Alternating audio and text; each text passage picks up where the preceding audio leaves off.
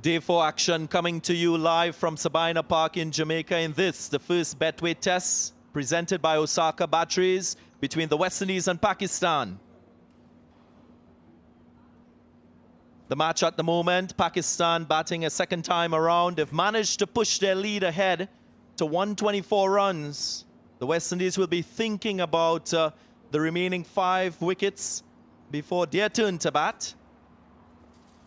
We welcome the sunshine here at Sabina Park. A terrific day for Test match cricket. And just a reminder, this first session will be an extended one. Half an hour extra, which is really a making up of time for time loss on day 3. Players out in the middle. The Pakistan pair of batsmen were out in the middle before the West Indian fielders. Again, showing the mindset, the eagerness for Babar Azam, Fahim Ashraf.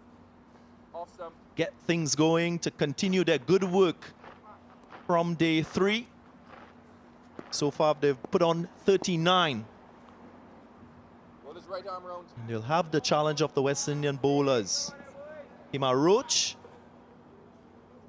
with 2 wickets so far in this innings. Jayden Seales, also brilliant with the ball, 2 wickets to him. And Holder with 1 wicket to his name. Good morning to you, Stacey Ann King, and good morning to everyone. Let's play. Good morning, Darren. And good morning to all our viewers, wherever you're viewing. Here we go, first ball of the day's play.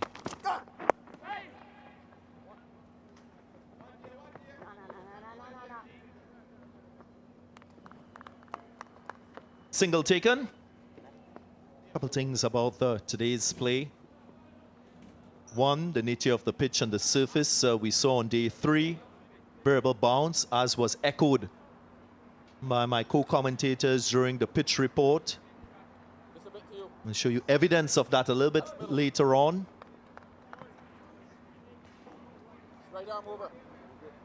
The other major point in this first session, the West Indies will have that second new ball due in just under 10 overs. What that will do is prompt Craig Brathwaite to manage his bowlers properly.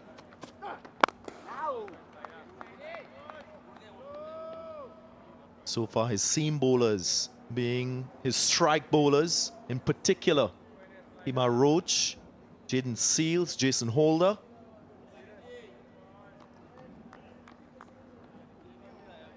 Kalmez, he's been very supportive of the lot. Mears with 1 wicket in that first innings. Wicketless so far.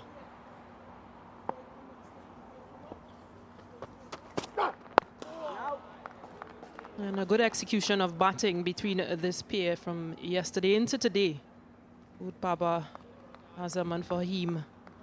They will need to dig in a bit deeper. I think it's all about playing this first session without giving any wickets. But again, they will have to work hard to score runs.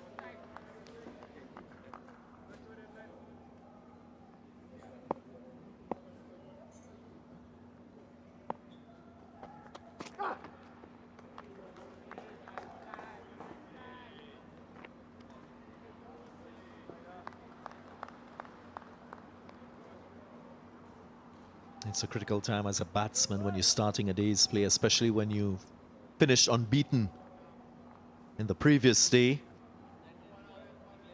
You have so much of information in your head about the conditions, the opposition bowlers. Let's find a way of structuring that, and as well appreciating the present conditions, how the pitch has changed overnight.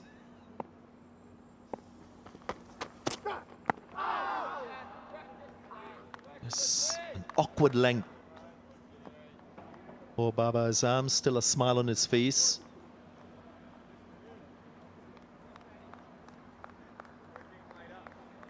They're always smiling, no matter what, Babar Azam. But this is the area that Kemar Roach will want to challenge. This pair.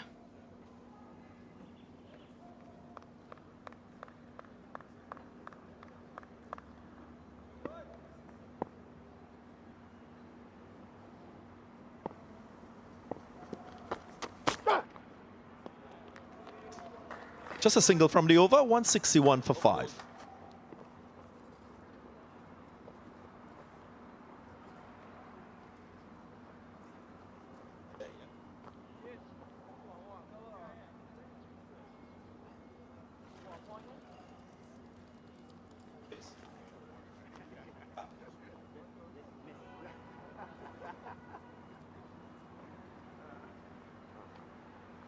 The first over will be Kemar Roach, will be working on Jet, as we say good morning, and welcome to Savannah Arts,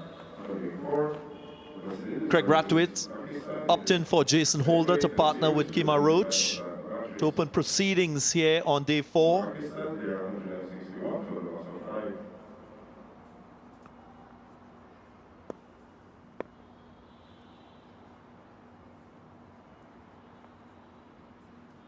Two slips and a gully, and a fielder in that short cover position.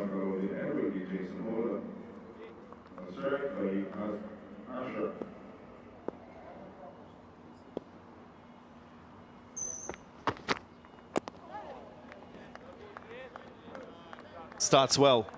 Now, I mentioned variable bounce. Been able to extract a few clips from day 3, just to show evidence of that variable bounce.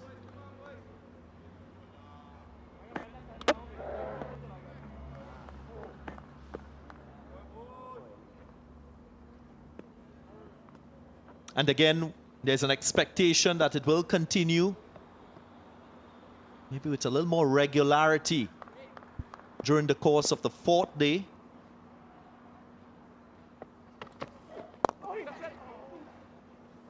Work through the onside.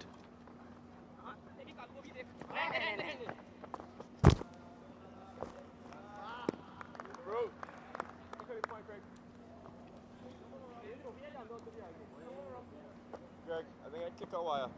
Tell them come and check it.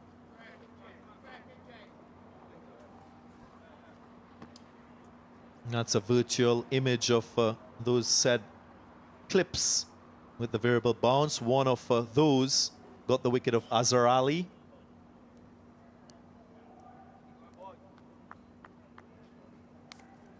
And look at the pitch today. Wear and tear with the foot marks. The tinge of green that we saw on day 1 just diminishing a bit. Few cracks opening up.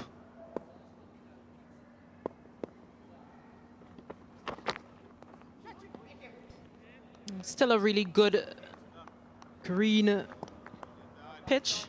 I think it will assist Seamers very well. Because once they continue to nag on that good line and length, that testing line and length, again, that variable pace will come into play.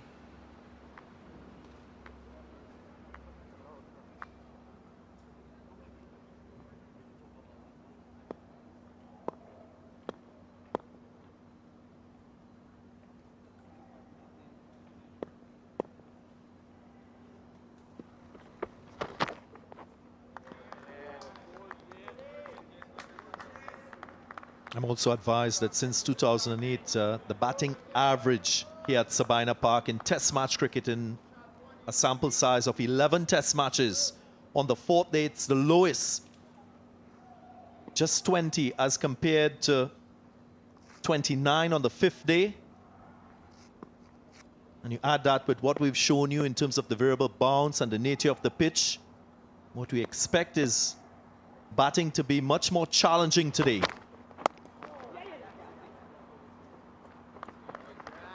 I guess that doesn't give an advantage to any one particular team.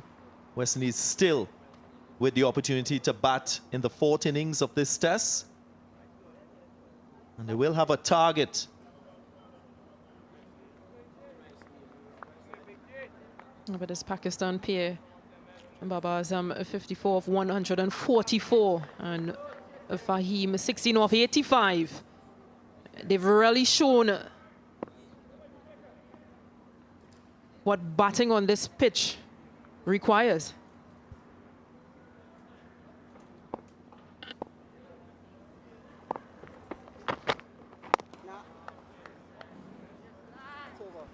.164 for 5.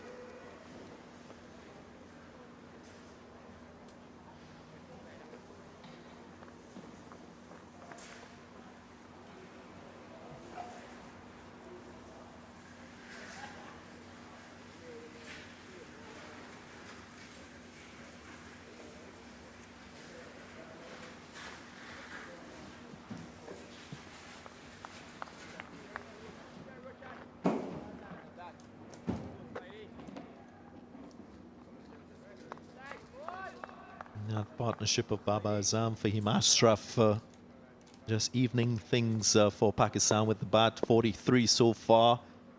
Roach and Holder with the ball at the moment. I did mention Craig Brathwaite having to manage his bowlers at the start of day 4. One of these two, in that of Holder and Roach, might just have to bowl the extended spell. We saw in this second innings, Kemar Roach be used for a maximum of 4 overs in his spells. Might just see the same, just to preserve him throughout the course of the day.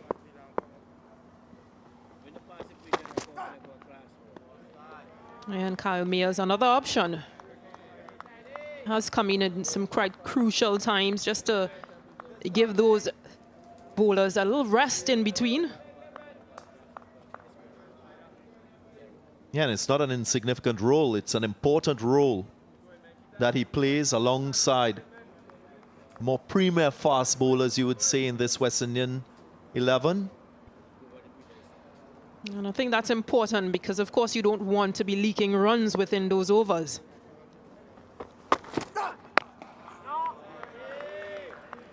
So again, just that understanding of roles.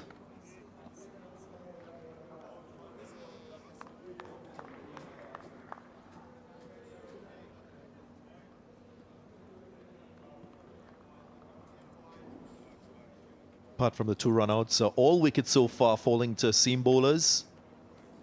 Again, putting more responsibility on the seamers. If you're a captain, you'll be thinking about getting wickets with that style of bowler.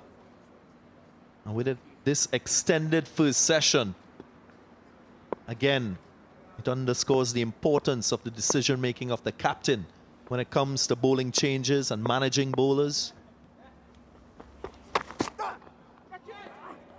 Play and a miss.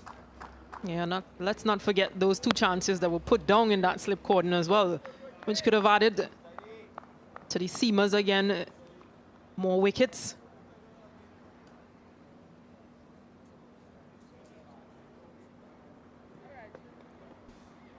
Yeah, about 27 or 28 more runs added to this partnership when Fahim Ashraf was put down by Jermaine Blackwood.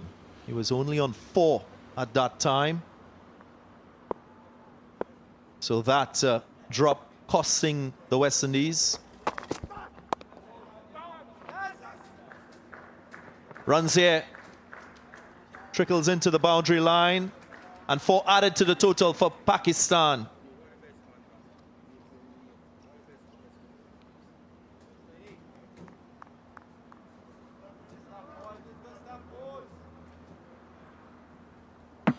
Yeah, just trying to take his bat away. Beating that slip cordon.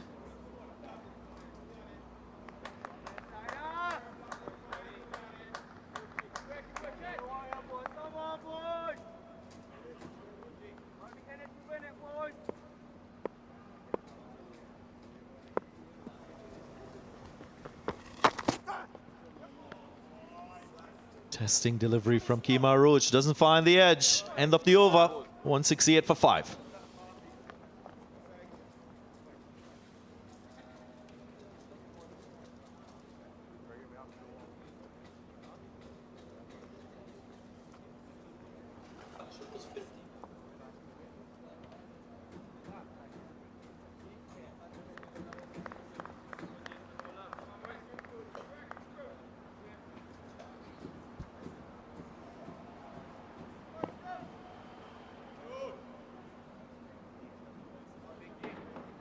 Blue sky in the background, just a few clouds.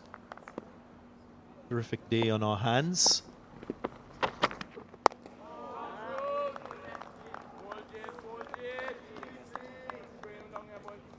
This was a moment when Fahim Ashraf was put down. And that was the previous delivery in the Kemar Roach over. We revisit that missed opportunity.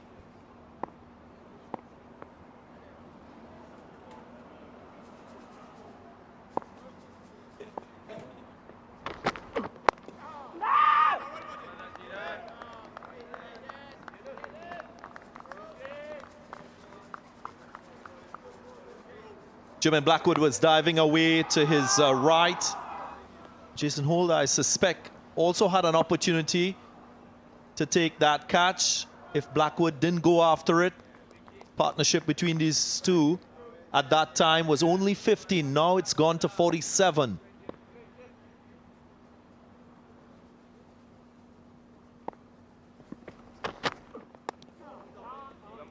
I mean, it also brings into question, as mentioned yesterday, the positioning of the slip fielders and the wicketkeeper.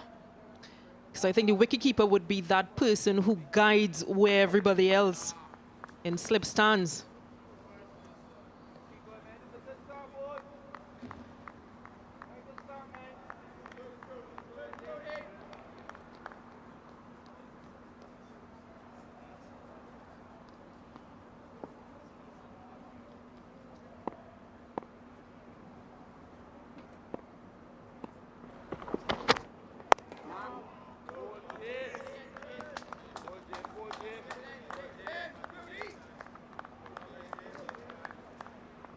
It's an interesting field that Jason Holder has. Not quite a gully, and Krumabana is in that fourth slip position. Usually you find teams very decisive with fielders in that slip cordon. It's floating just around fourth slip, not very square.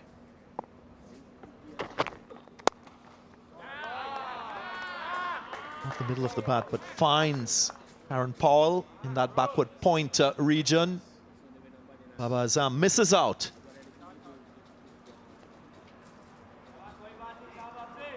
I just feel that position is really for the line that Jason Holder is bowling. He's not going to stray too wide. He's going to stay closer to that off-stump line.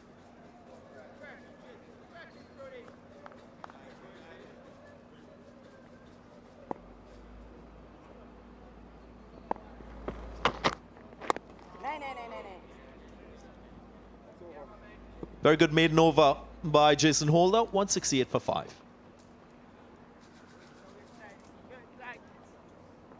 Don't put it down, these two, man.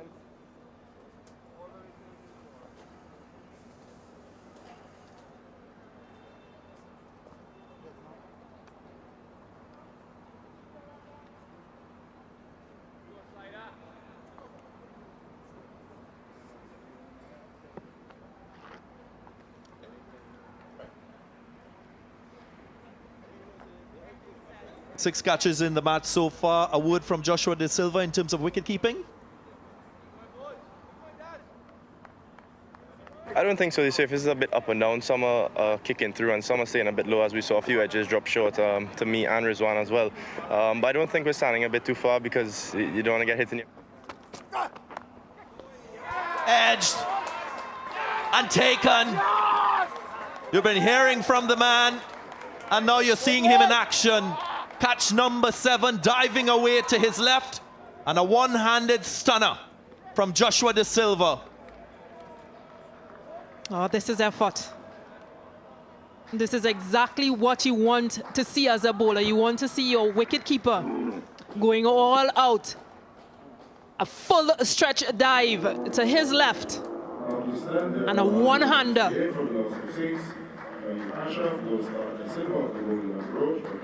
Great wickets come from great catches. Fahim Ashraf has to go for 20. Pakistan 168 for 6.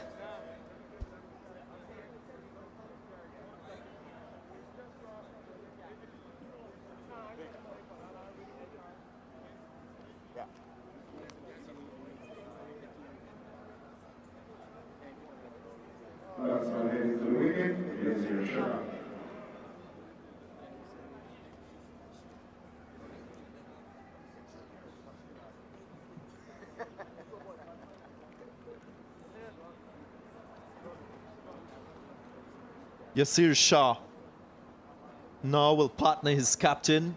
He will recognize the importance of his effort with the bat in this innings. Not only for himself, but for his team.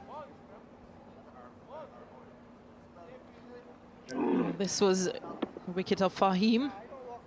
Just getting him to play at that ball, at that delivery. Kemar Roach. And how good was this catch? Great stuff, Joshua De Silva. Would have fallen short of the fielder in that first slip position, Kalmez. Hold his right arm over. 5 deliveries remaining. So it made it very important for Joshua De Silva to attempt that catch. Create an opportunity for the West Indies, which they did take.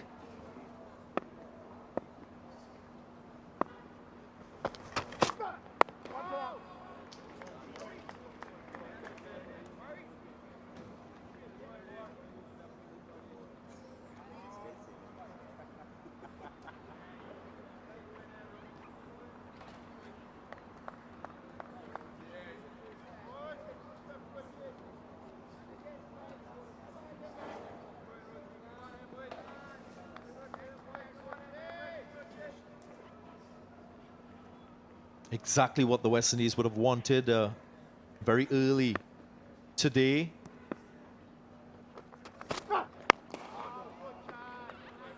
A wicket to break that substantial 6-wicket partnership between Babar Azam and Fahim Ashraf. And since 2018, that 6-wicket partnership has really put Pakistan in great stead in Test match cricket. The average 6-wicket partnership, 45. Higher than the 4th, 5th and 3rd wicket partnership on average. Another edge, just falling short of Kalmez again in that first slip position.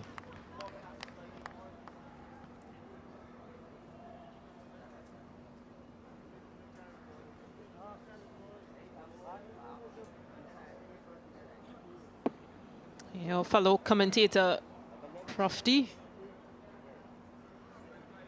mentioned yesterday about those slips feelers just getting a bit closer. But this one clearly dropped short.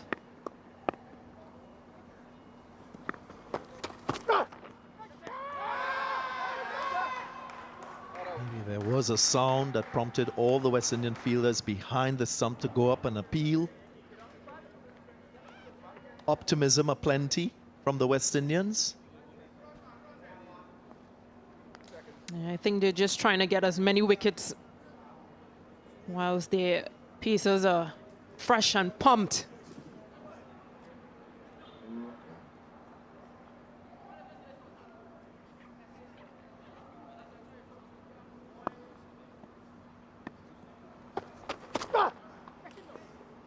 Wicket maiden for Kemar Roach, 168 for 6.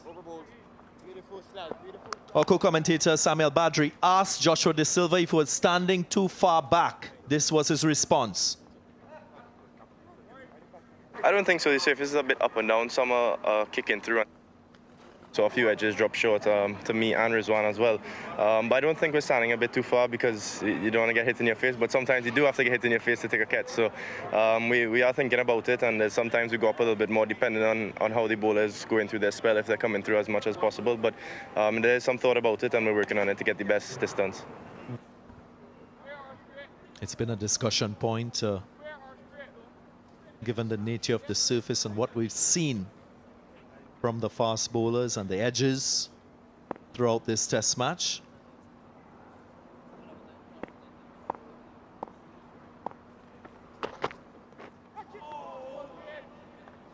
We've also seen him, Joshua De Silva, come up to the crease when Mayers is on strike, when Mayers is bowling, which is tough as a wicket keeper.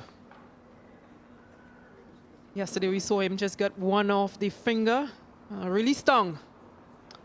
But he's been doing so well, Joshua De Silva, behind the stumps. And a young wicket keeper, good prospect. What is also tough to play is a delivery like what we saw previously.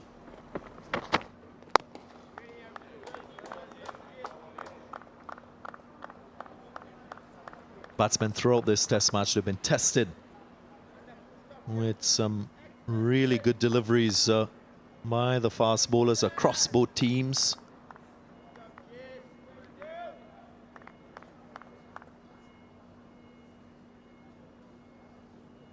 Yeah, but this man, Babar Azam, is still out there. And Yasir Shah.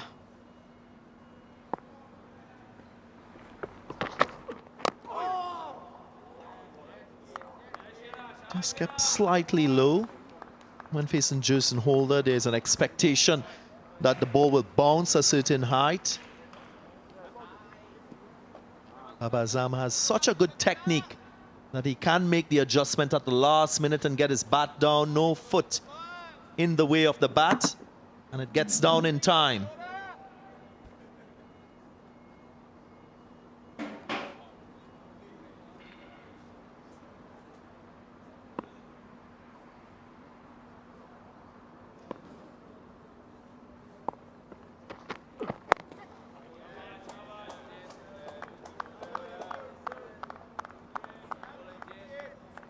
Stacey and King, what should be his approach now as captain, being set on 54, having had the chance of facing 6 deliveries, 6 overs, I beg your pardon, this morning. No ball signal by umpire Joel Wilson.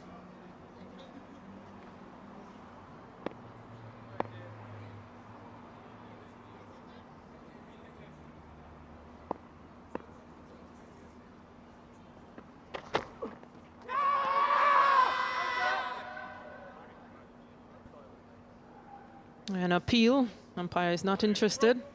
Yeah, I think Babar, he has done well so far.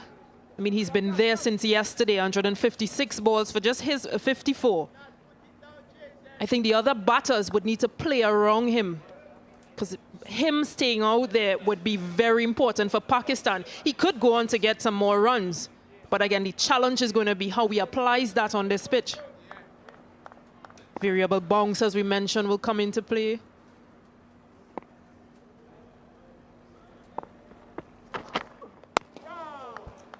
What he might be able to do is to eke out more responsibility when it comes to batting with the other members of his team. Hassan Ali, we know he's an aggressive type player. He likes to score quickly. Maybe putting structure to that will be in the best interests of Pakistan. And Babar Azam is the right man to create that structure out in the middle and not from the pavilion.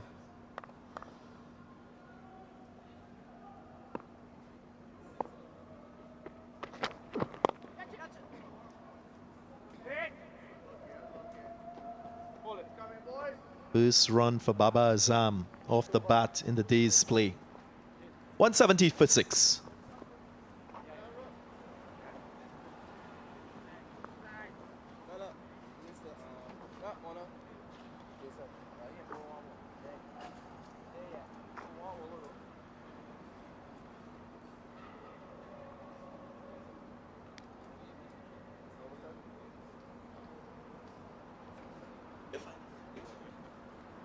Wickets.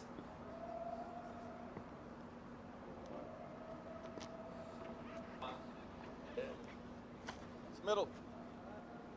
Middle. Change of bowler. Right arm over.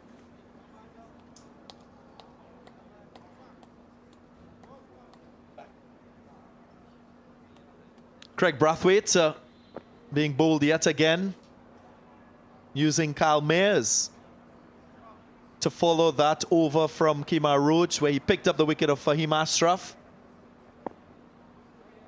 Some captains might have just invested in one more from Kemar Roach. We could understand what he's thinking. He's thinking about that second new ball, and Kemar Roach being fresh for it. In my estimation, that's a judgment call.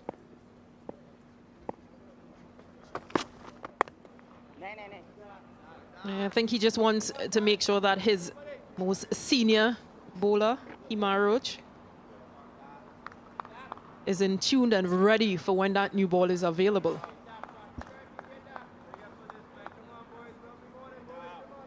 I could also understand the argument of a matchup.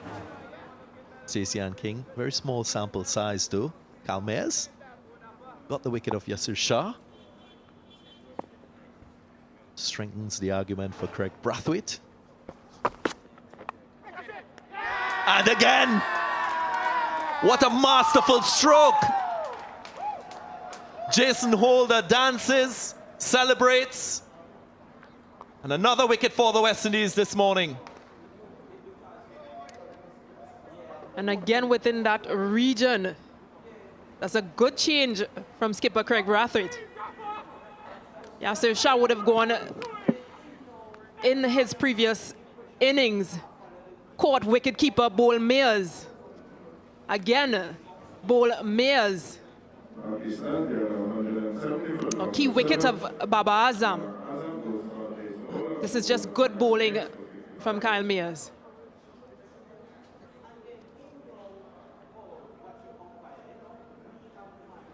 .170 for 7.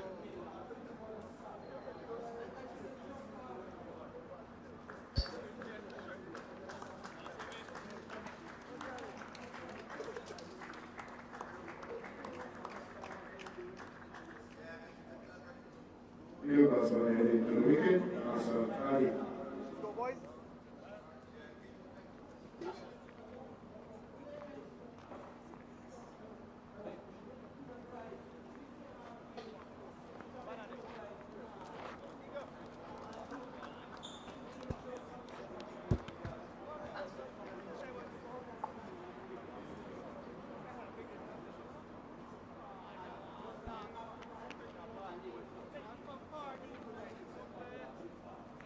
What a half an hour it's been for the West Indies on day 4. That's middle. Thank you. Brilliant bowling from Kyle Mayers. They get the big fish, Babar Azam. Off the shoulder of the bat, a simple enough catch in the slip cordon. Jason Holder will never make any mistake with that, and the celebrations all around for the West Indians, and smiles as well.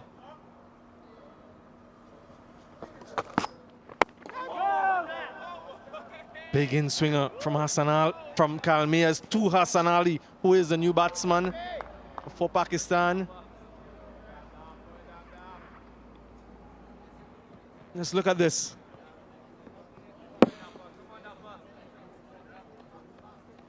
Continues to get assistance here at Sabina Park.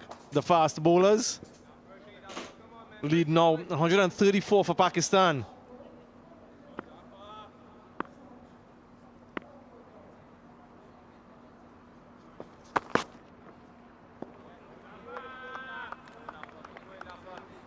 I'm sure when they started the morning, they were harboring hopes of 200 plus as a target for the West Indies. Even the West Indians were talking a little bit about just about 200.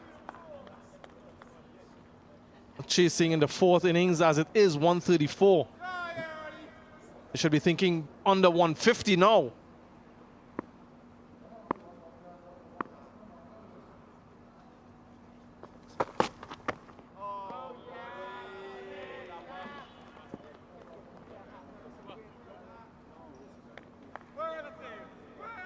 Brilliant start for the West Indies. Good morning, Ian Bishop. Morning, Samuel. Hello, everyone. Good for the bowlers so far. Hassan Ali may attempt to be more aggressive. No, no, no, no. 170 for 7. Overboard.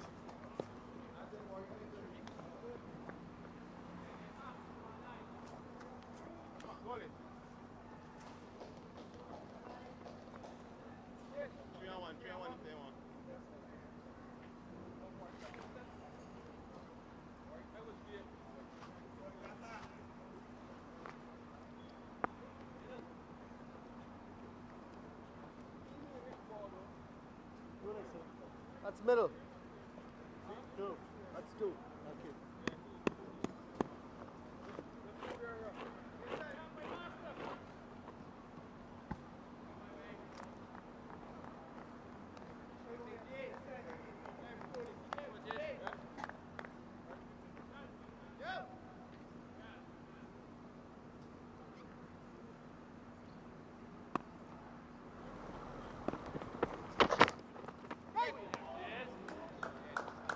It's not any easier to bat on the surface compared to previous days.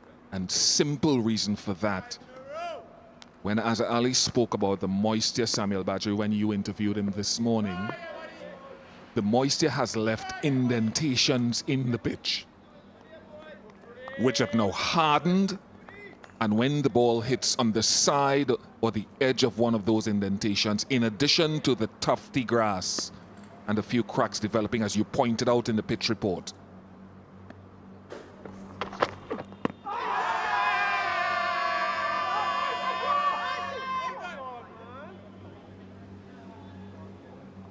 Holder says to go upstairs.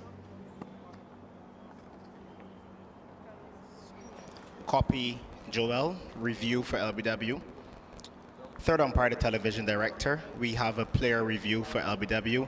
The original decision is not out. I've already checked and established it's a fair delivery. Can you move on to front on spin vision, please?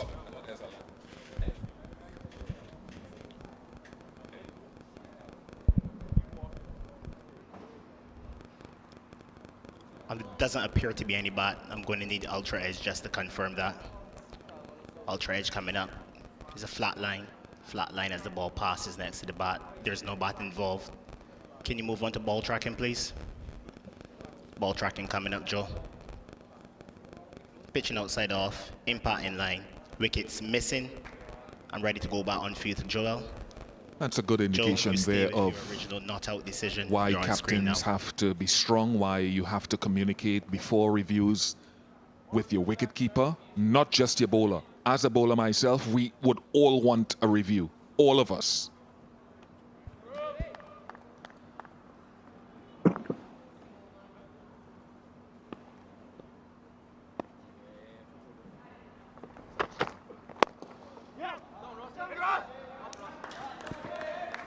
Important runs. No. Lead now 1-3-7. And it really underlies how important that first inning lead of 36 is for the West Indies. 173 for 7 at the moment, Pakistan. But when you take into consideration that 36-run deficit, 137 is actually where they are at, just the 3 wickets in hand. Change in field. 3/4 the way down. Jermaine Blackwood in that third man boundary, maybe for that uppercut from Hassan Ali. So 2 slips in a gully and a fly third man.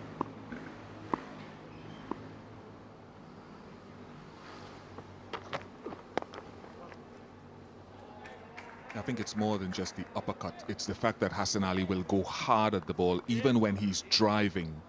And because of the amount of bounce off the surface, even the attempted drive down the ground, as we saw off Jayden Seales in the first innings, can fly over the slip halfway to the boundary.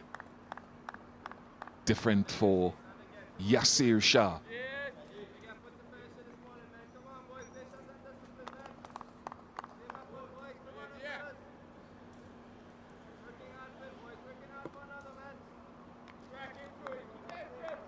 Talking about the situation of the pitch, that's why 150 or more will not be a cakewalk for the West Indies if Pakistan bowl anything like.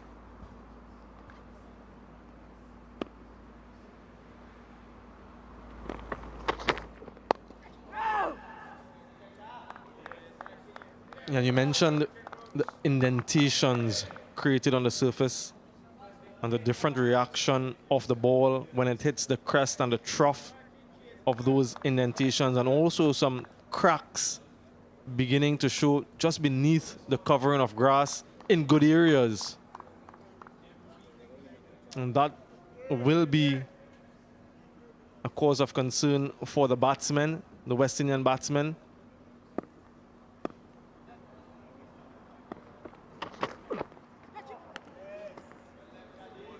Lot happening. 174 for 7. Beautiful.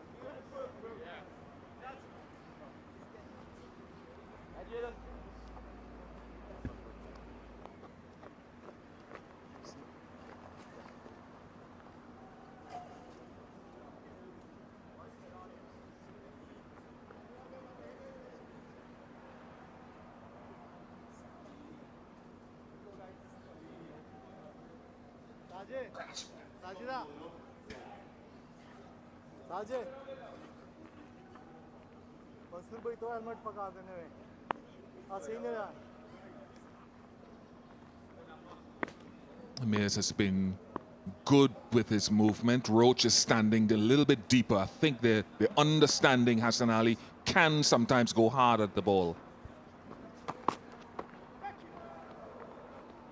I just wanted to show what I'm talking about with divots.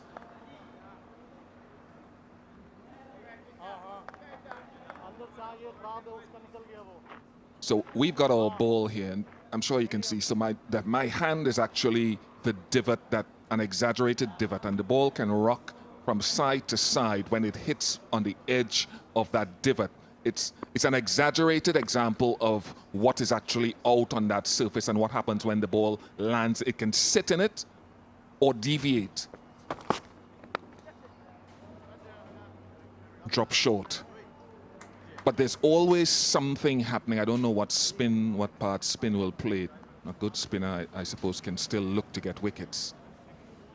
But difficult to know how far back to stand, how close to stand, because of the nature of the surface, as you heard from Joshua Da Silva. Continuing to create problems, Mears. Still extracting something from the surface. And Bish, with what we're seeing here from Mears, the wicket of Babar Azam, a few edges here and there, would that delay the taking of that second new ball, in your estimation? I'm just going to explain why I'm saying what my opinion would be. Kyle doesn't give you much time, so I'll come back to it.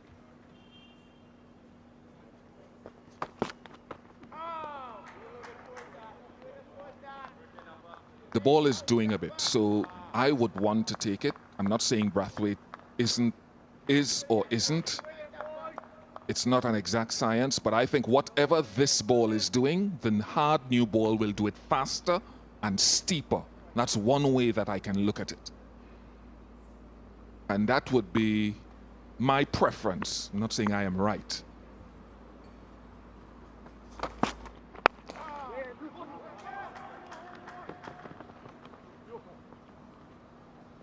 Some may say, well, the new ball, on the other hand, could fly off the bat a little bit faster, but I would want to back myself. I should stop talking about me, because I don't want to say that I'm any better or less good than the bowlers bowling there. Could fly off the bat faster, but against these two, I take my chances. Yeah, I think that has to be part of the consideration.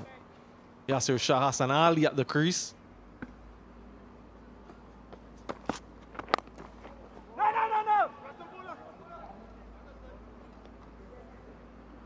176 for 7.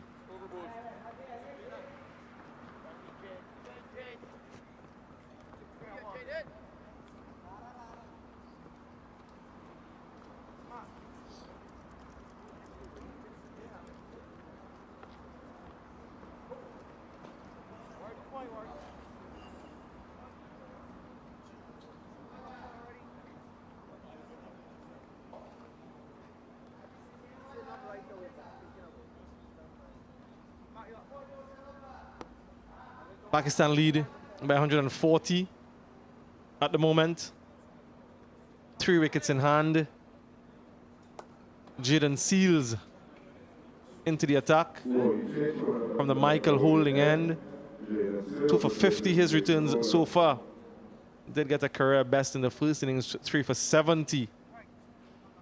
And continues to be quite impressive in the infancy of his test career. Kemar Roach spoke in glowing terms of Jayden Seales, quite impressive and laudable. But the focus is on the surface, on the pitch. And what we've been seeing, Mears has been able to get some of that variable bounce that we keep talking about to Babar Azam. First one, good length, well played. The second one, fuller.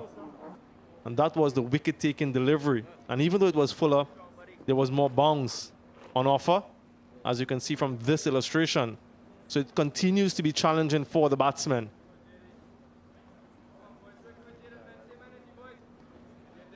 Short leg in for Yasir Shah.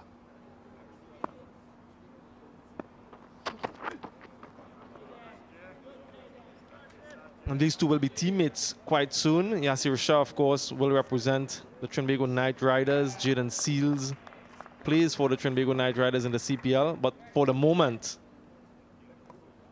we'll be trying to get him dismissed quite quickly. Yasir Shah will be trying to resist that effort and get some runs, some more runs for Pakistan.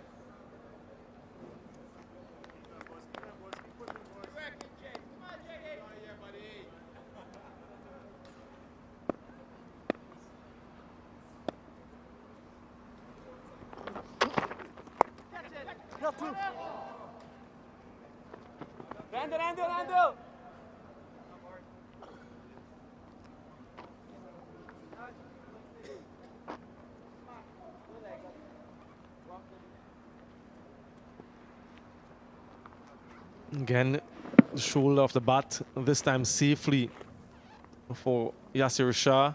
Babar Azam wasn't as fortunate. Not in control of that one, and the spear for Jayden Seales. The new ball will be available at the end of this over.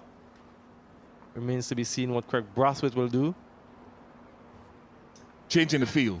They're going back to the same field that got rid of Hassan Ali in the first innings, with the man at leg slip who caught him, but there was a deep square leg for the short ball.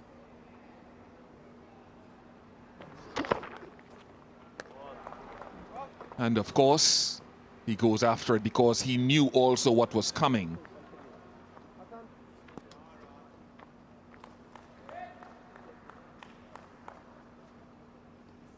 So Hassan Ali seems like an instinctive lower order batsman.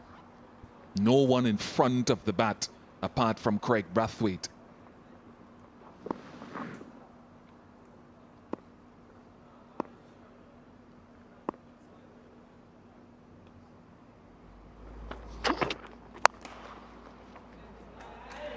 And so he knew it was coming. And he's prepared to be aggressive and take his chances. 3 vital runs. 144 the lead. Yeah, there was an exchange of words at the end of that dismissal in the first innings as well. So Hassan Ali will remember that. Jayden Seales as well.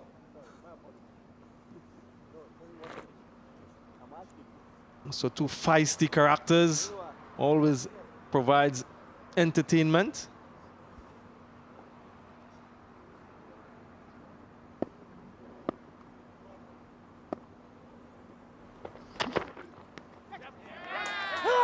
Got his man. Jayden Seales strikes an improvement on his test best figures as it stands right now. And that length, once again, the length that Kemar Roach spoke about from Jayden Seales does just enough to get the outside edge, and another catch for Joshua Da Silva, his 8th in the match so far. Yasir Shah goes for 4, 180 for 8, and it will be the Blue Waters drinks break.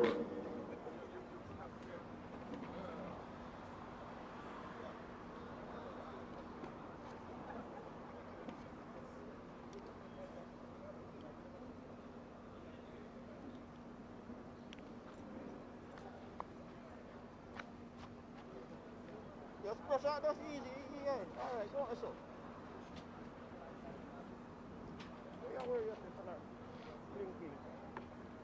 Take up this meanwhile, I push you. Hey, yo, my youth, you go like an idiot. Put the stick in front, Peter. Yeah, it don't matter. I just say you have to come, you don't have to come from your man.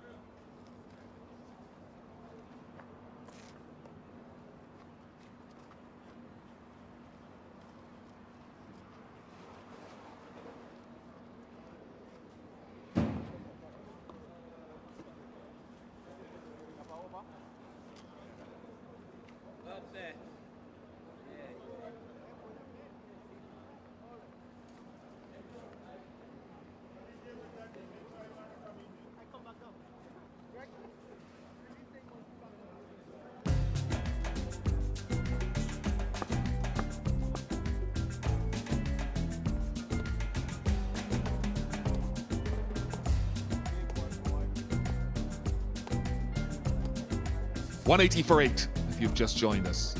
Pakistan have lost 3 wickets this morning.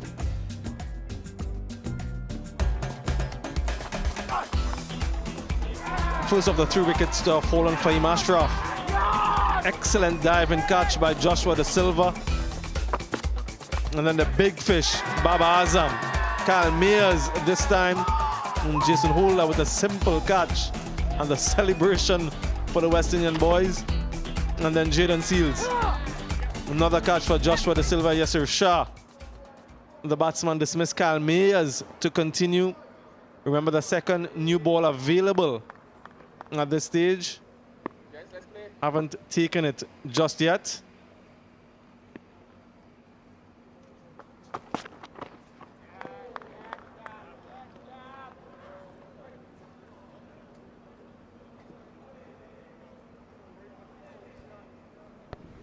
It's just a simple length, and our ball tracking guys have been talking about what is the most successful length on this surface, which I tried to show last night after the game was finished. Deep mid-wicket, long on, long off in place, but still it's an in-out field with slips and gully catching. Fine leg or long leg in place.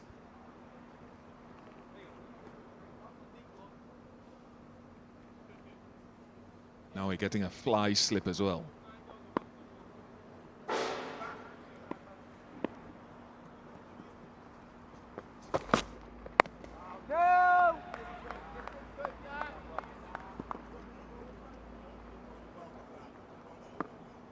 I'm sure the West Indian fielders will be reminding Hassan Ali about the availability of the new ball and the additional bounce that comes with it. And there's only one approach that you'd expect from Hassan Ali at this stage, batting with Yasir Shah. And just Mohammad Abbas to come. Runs needed by Pakistan. That should go for 6. It really is a good strike by Hassan Ali. 150 the lead. Just advances down the pitch to Kyle Mayers and deposits him back over his head. A massive blow here at Sabina Park. The second 6 of the innings, the second 6 of the match. Both to Pakistan. And that has prompted Joshua De Silva to come up to the stumps just to keep him. And by him, I mean Hassan Ali in his crease, keep him honest. The point goes to cover point as well, so a first slip, maybe a third slip, fly slip, cover point, long on long off deep mid wicket, fine leg on the boundary.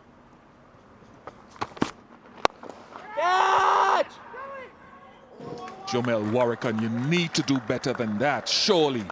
It's gone to his favored hand, but they're important runs for Pakistan and Hassan Ali. And this might just prompt the taking of that second new ball. Smashes this one. Just to the left of Warrican, who, like you mentioned, should have done much better with that, but useful runs.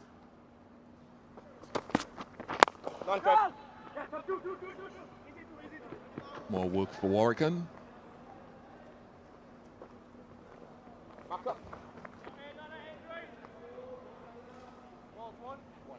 The last 3 balls have resulted in 12 runs. 156 now, the lead for Pakistan.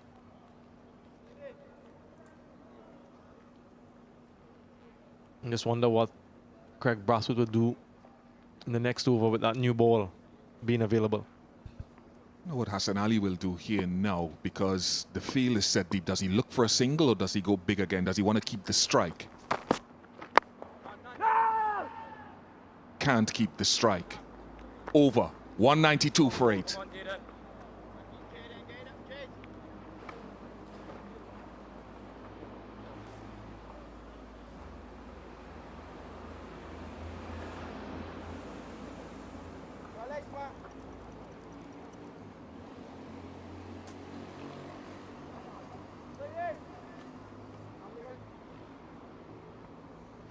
Come back a little. Middle.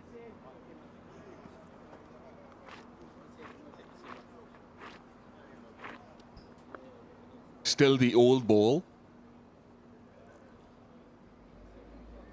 And the reason that Kemar Roach was pulled out of the attack early was to, in one vein, allow him to get a little break before the second new ball was taken. I think it was the right decision.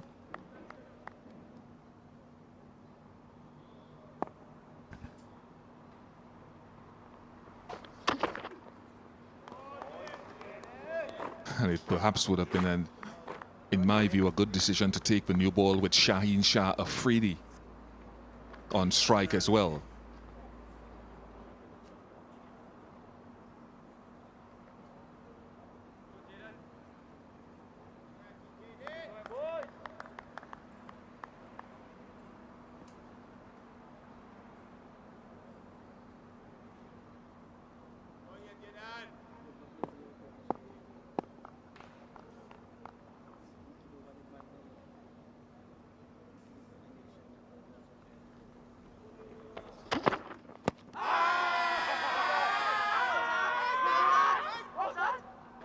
Careful, Jayden Seales, careful. Has it pitched on? That's one of the questions. They've convinced Brathwaite again, Craig. Third umpire, the television director. We have a player review for LBW. The original decision is not out. I've already checked the front foot and established it's a fair delivery. Can you move on to front on spin vision, please?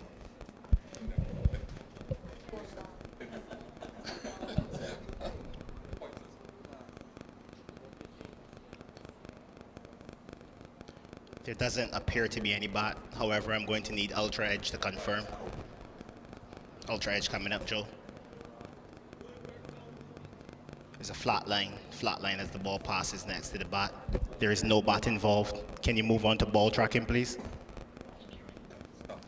Just waiting on ball tracking, building.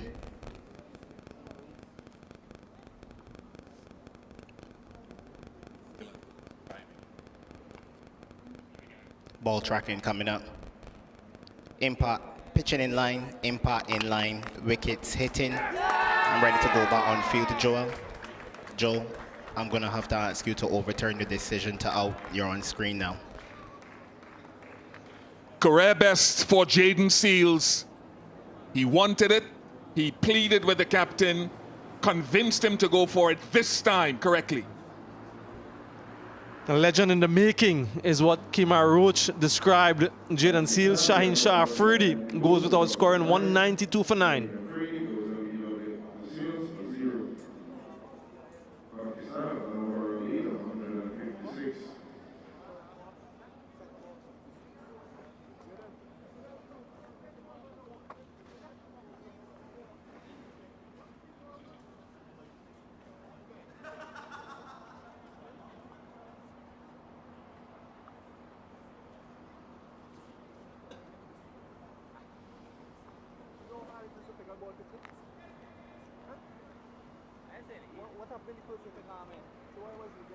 Mohammad Abbas, who will look forward to bowling on this surface later on, is the last man to come in.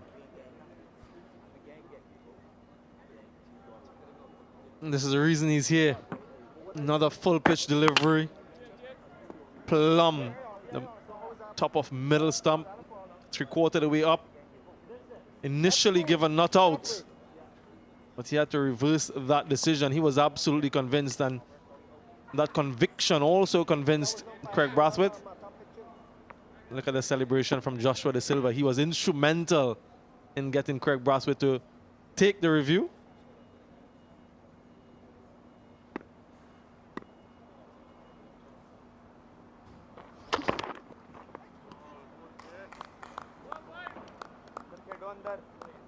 Opportunity for a maiden 5-wicket haul for Jayden Seales. 3 deliveries left in this over. 3 slips in a gully. Short leg in position. Perfect opportunity for the young man to get a well-deserved 5-wicket haul. Been impressive throughout this test match. Can he do it?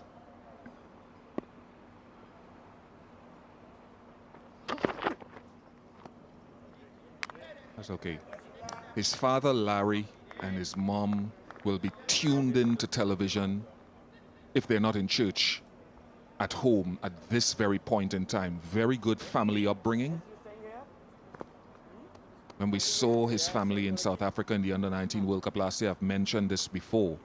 His family traveled with him. They talked about the value they place with Jayden on test match cricket. Educated young man, good school upbringing.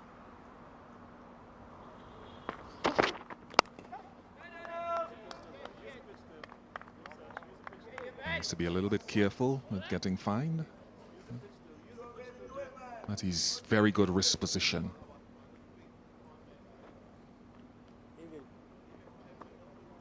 This is what he's produced in the second innings. A good cluster of deliveries.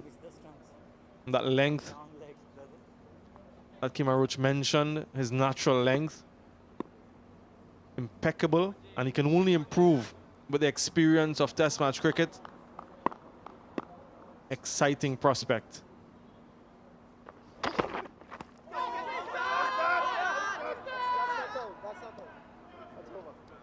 That's not out, says the umpire. 192 for 9.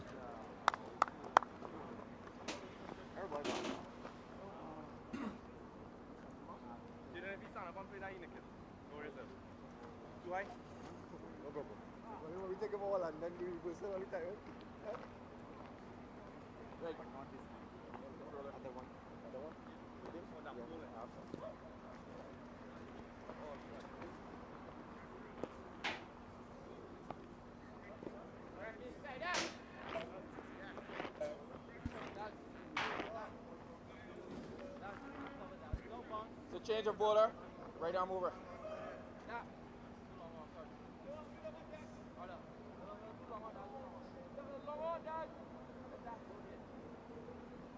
Wicket stumbling. West Indies in the ascendancy with the ball. They would have spoken a lot about taking the remaining 5 wickets. Pakistan at the start of the day's play with 160. It was spoken a lot about batting to lunch. Well, things are unfolding in a different sequence. Just 1 wicket remaining in this Pakistan's innings. The lead 156. Morning to you, Colin Croft. Well, good morning. It's been an excellent morning for the West Indies.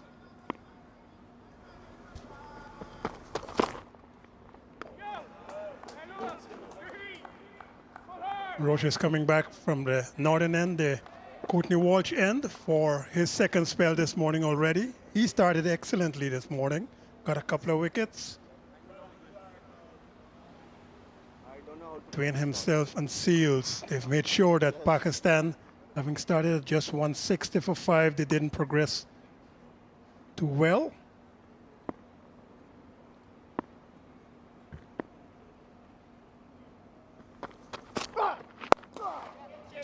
Goes down the ground. And all the way for 6. A clean strike from Hassan Ali. Well, this is what he does. And these are very, very useful runs. It's still the old ball. So I think Kemar Roach will have a quick word with his captain about getting a new ball. An attempted slow ball. Didn't hit it the way he would have liked. Hit the top of the bat, but a lot of power back over the bowler's head. And 6. So he's got 24. Already 2 6s. Kept out by Hassan Ali. Well, many of you in Pakistan will remember his innings in that final of the Babar Azam Trophy when playing for the Central Punjabs. He scored a 58-ball 100 in that final. And that is in Pakistan's first-class competition. That match ended in a tie, Colin Croft. The boundary riders must have been busy, because he gives me the right attitude. Let it go. Long handle.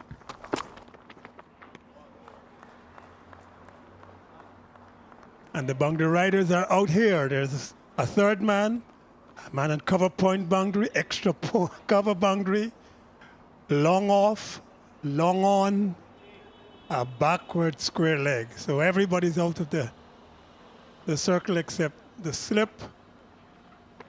An orthodox mid-off, everybody else out.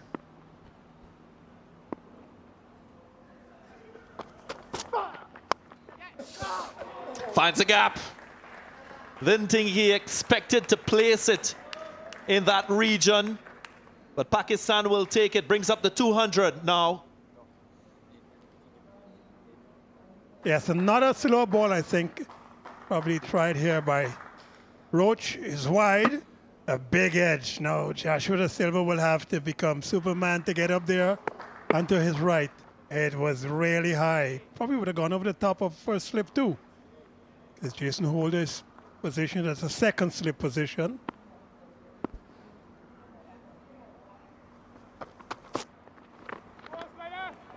Good take by Joshua De Silva. Some pace on that one from Kemar Roach.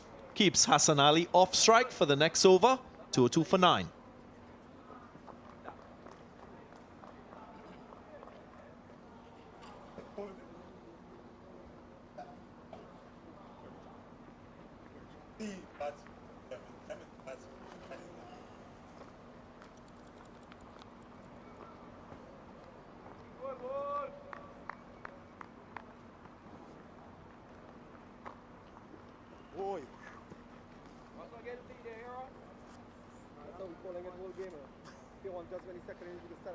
Lead now 166. Craig Brathwaite opting not to take that second new ball, using the first new ball, which is now 83 overs old, as we start the 84th.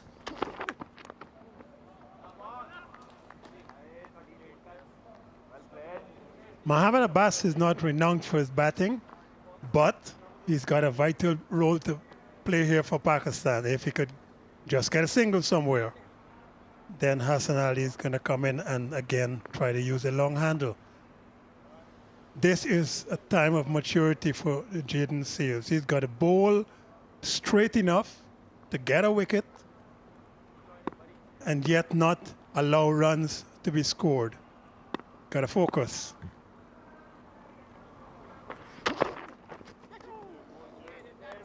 Beautiful. Terrific bowling again by the right-handed fast bowler, Jayden Seales. Always building his reputation as a fast bowler in Test match cricket. Yes, the ball is just coming with a little bit of movement in the air, and then once it hits the ground, you could see the seam pointing to the slip. The other thing I noticed with him is that his follow-through is being extended a little bit. He's now warming up into being a fast bowler. Quick single. Hassan Ali gets there. Craig Brathwaite was aiming for the non-striker's end. Mohamed Abbas not intentionally getting into the way.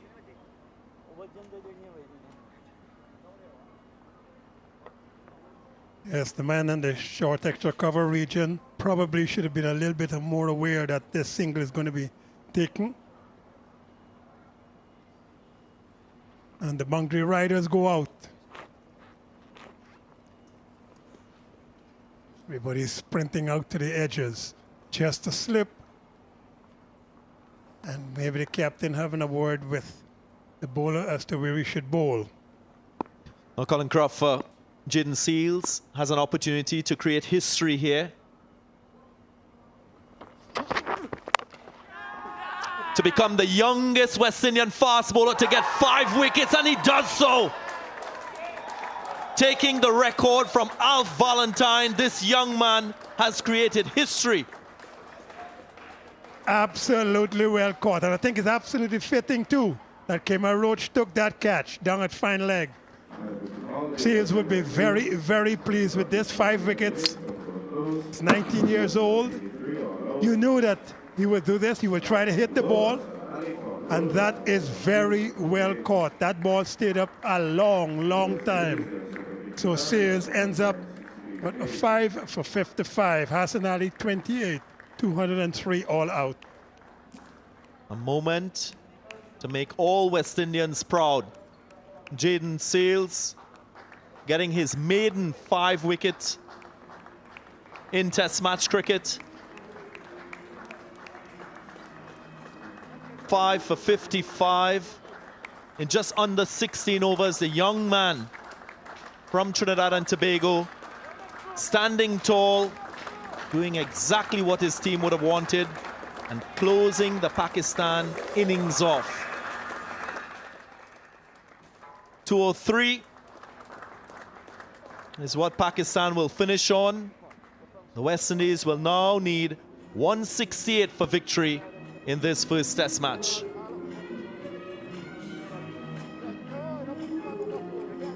Absolutely excellent conditions this morning. Nice breeze blowing. This is Pakistan's second innings.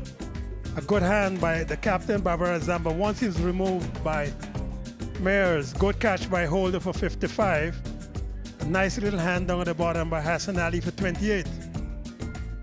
203 all out. Kemar Roach 3 for 30. Excellent bowling by Jayden Seales. His first 5-wicket haul in Test cricket.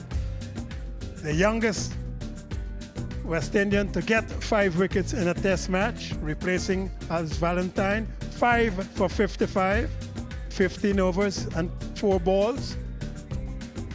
And that's the West Indies need just 168. I say just, not quite sure that it's going to take some getting. And that's the state of the game. We'll take a short break and be back with the run chase.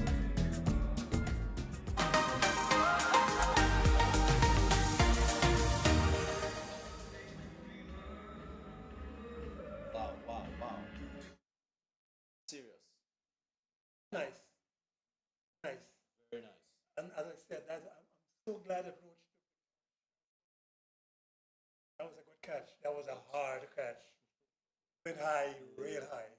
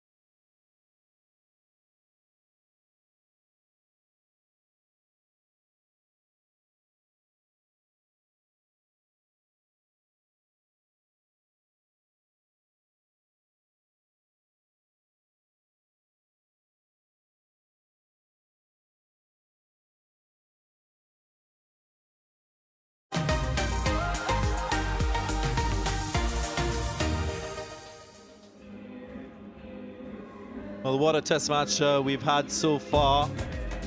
The West Indies starting the day needing 5 wickets. Well, they've accomplished that, bowling Pakistan out for 203, and what that does sets the West Indies batting in the 4th innings, a target of 168 to go on to win this test match.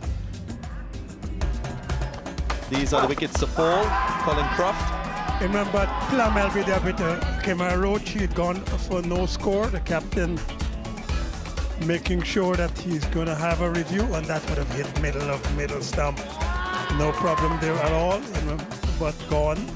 No score. It was 1 for 1. Roach made the initial breakthrough, and then just before that break, Azhar Ali is coming across a little bit too much to the offside and allowing that leg stump to be exposed and tickled. He had been bowled by Roach there for 23. That was 56 for 2.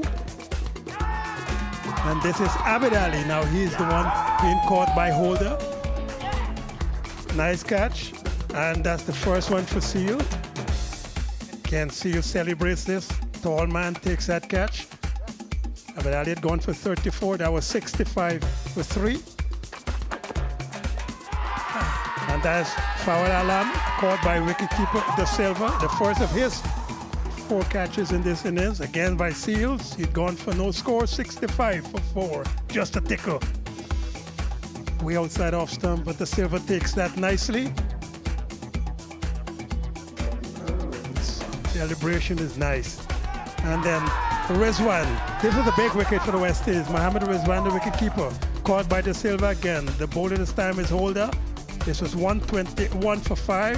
Rizwan had gone for 30. Just a tickle. Yes, he is pumped. The former captain. And then this morning we had Fahim. He was caught very nicely caught by the wicketkeeper. De Silva just going down low off the bowling of Roach. That is a very good effort. Roach also celebrates. He'd gone for 20. That was 168 for 6. This was a massive wicket. The captain had made this change, and he then allowed the Babar Azam to be caught by Jason Holder. Mayers, yes, this change was questioned, but it worked because Mayers came in and immediately got the wicket. The big wicket of Babar, he got 55, 170 for 7. And then Yasir, a relatively easy catch for De Silva by his standards, but this was not a wicket for Seales. Nice edge. Wicketkeepers like those. Seales celebrating again. This is 4, 180 for 8. And Yasir Shah, Afridi. There was a little bit of a question mark here because he was not given out. But that shows again they would have hit maybe the middle stump. After the review, LBW Plum for no score, 192 for 9. This was Seales' last, actually 4th wicket. Again, he knew he had it. The umpire didn't give it, but the review did.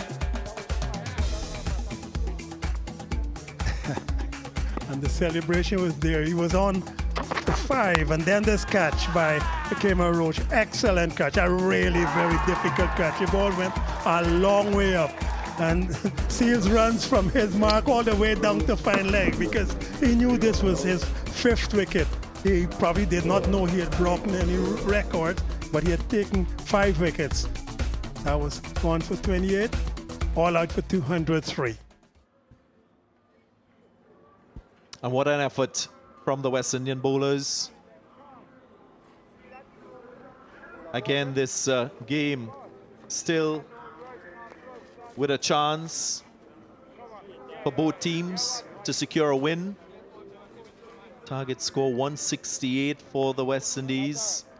They'll need to bat well to get that target. On the other hand, it's been a pitch that has assisted the fast bowlers, and Pakistan will think with their bowling lineup, they also have a chance of getting 10 wickets.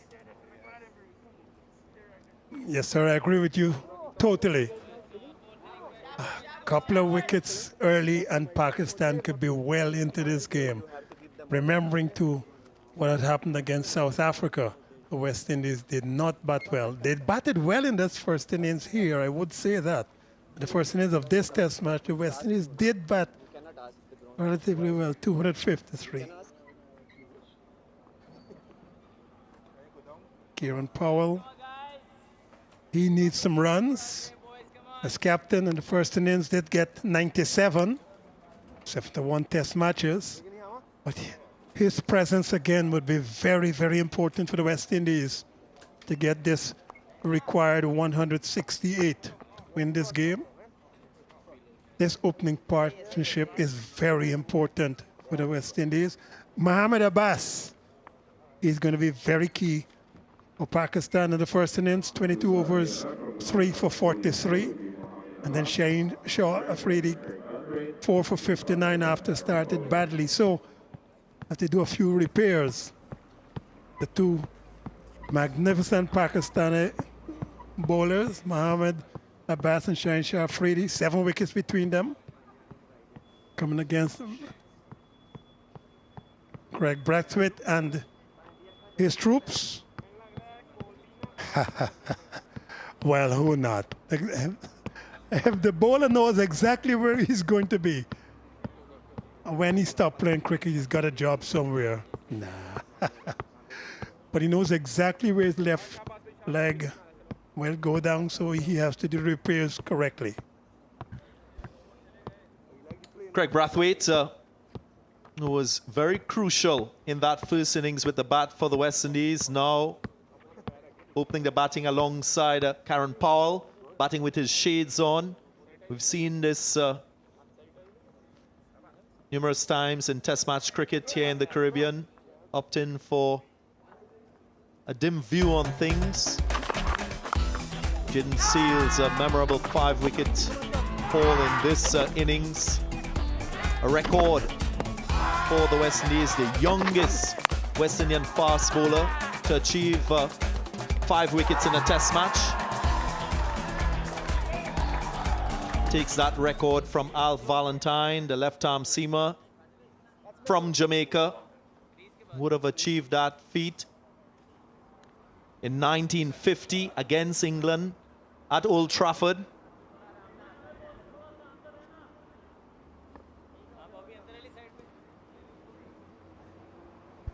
Sonny Ramadan and Al Valentine, the West Indies spin twins of the 1950s, bamboozled England.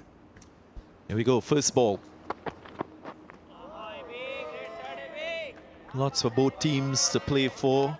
Again, it's the start of a new World Test Championship cycle, so every win in Test match cricket for both teams will accrue points.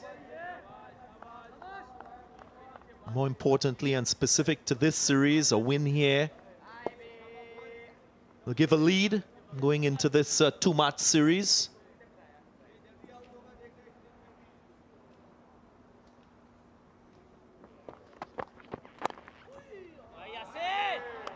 Once more the outside edge found. Brathwaite keeping it down with his soft hands.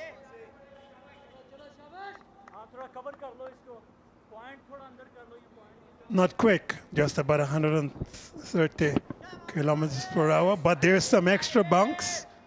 Samuel Badri, Stacey and King this morning did talk about this pitch having divots and still green. It's been a good pitch if you're a bowler. Just to contextualize this innings a bit, we did mention that the first session today will be an extended one. Play started at 9:30 a.m. local time. Just over an hour remaining for lunch. And that break that will be so important for everyone to get a chance to assess where things are at and plan ahead.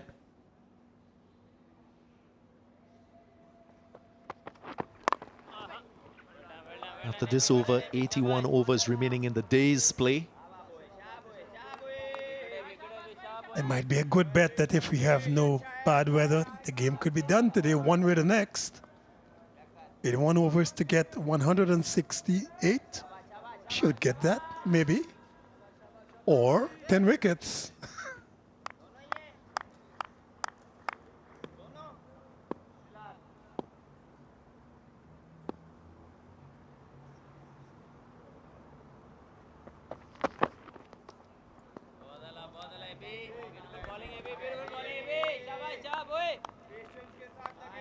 Yes, not great pace, but what I like from Muhammad Abbas is that he pitches the ball just about off stump almost always. He's got 3 slips, a gully, a man at cover point. Very orthodox, and a man at mid-on. A short backward leg, and a orthodox mid-wicket. He's got a fine leg. He is coming in with the breeze from the southern end. Maiden over to start from Mohammad Abbas. None for none.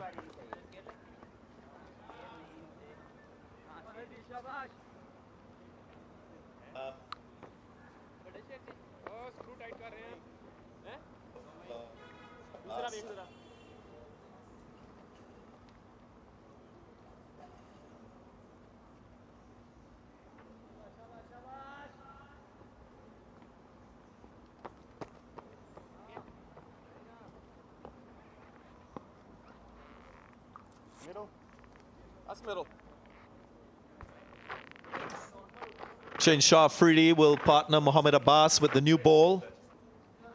We saw how effective Jayden Shah Afridi was to close things off for Pakistan in that first innings. Now, we saw this before the start of the innings. Mohammad Abbas just hammering the pitch. For your information, before playing cricket, he worked in a leather factory and was working there.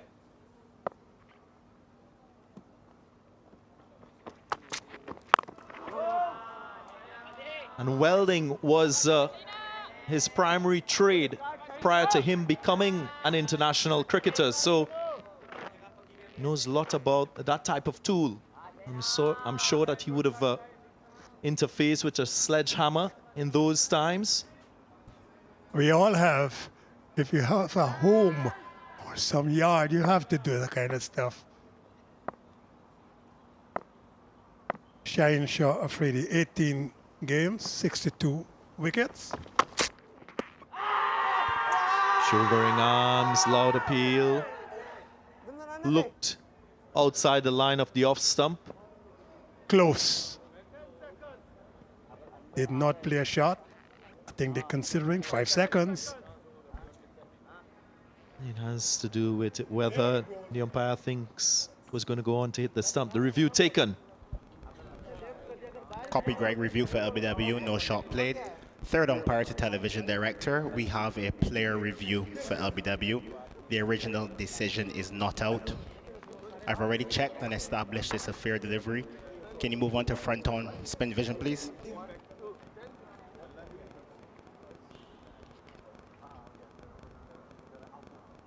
Okay, no shot played. Can you move on to ball tracking, please?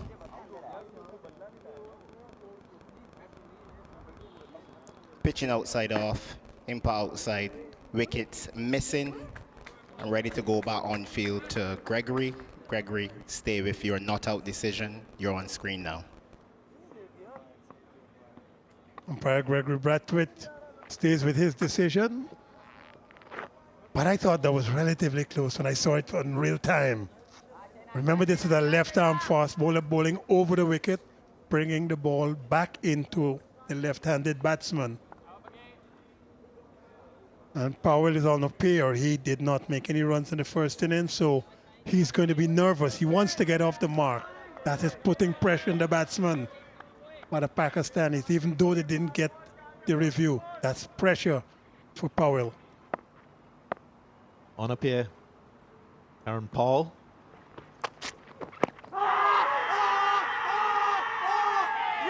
This time, Gregory Brathwaite raises the dreaded finger, and immediately Powell reviews. W, the original decision is out. I've already checked the front foot and established it's a fair delivery. Can you move on to front on spin vision, please?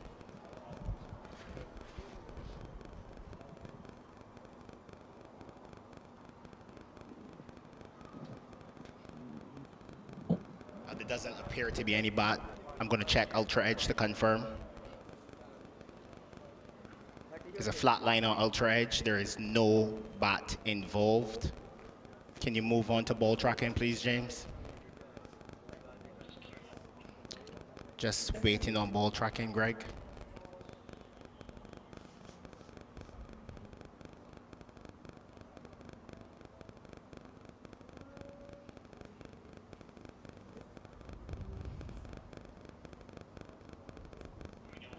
Ball tracking coming up.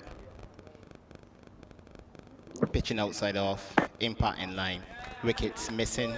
Can you go back on field to Greg? Greg, I'm going to ask you to overturn your decision to not out. You're on screen now.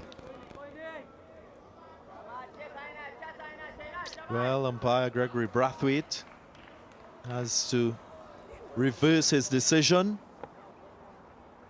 Height being called into question.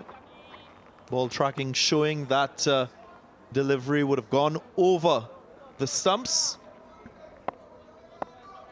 Umpiring is not an easy job. I gave that out too. But remember, I'm a bowler. Was that off the leading edge? Runs for Karen Powell. He'll be relieved. He was on a pair. Gets 4 for the West Indies.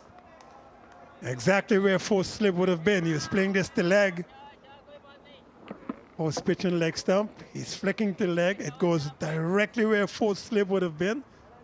And Shah Freddie actually probably had asked his captain to have that fourth slip. At least Powell is off the mark. And the West Indies are off the mark.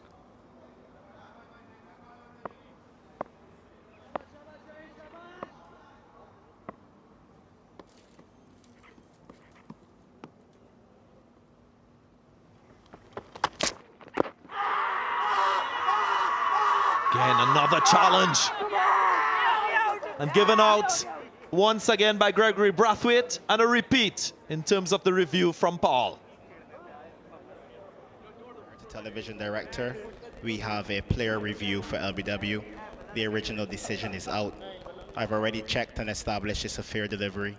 Can you move on to front on spin vision, please?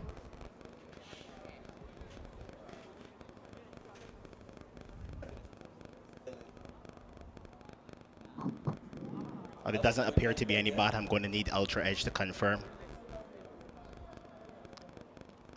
Ultra edge coming up. There's a flat line and a gap between bat and ball.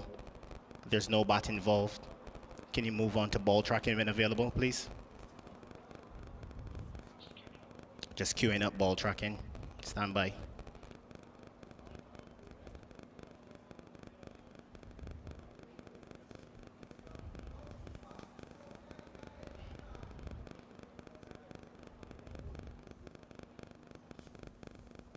Ball tracking still building. Already giving it out, Shah Freddie.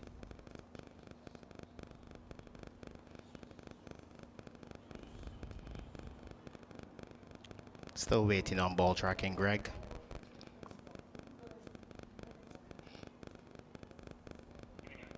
Here comes the ball tracking.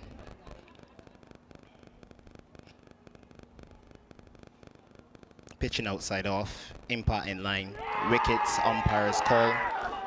I'm ready to go back on field to Greg. Greg, stay with your out decision. You're on screen now. Clipping by a whisker. It stays with the umpire's call. And it is a dreaded decision for Karen Powell, who has to depart. Gone for 4. First wicket for Pakistan. 4 for 1.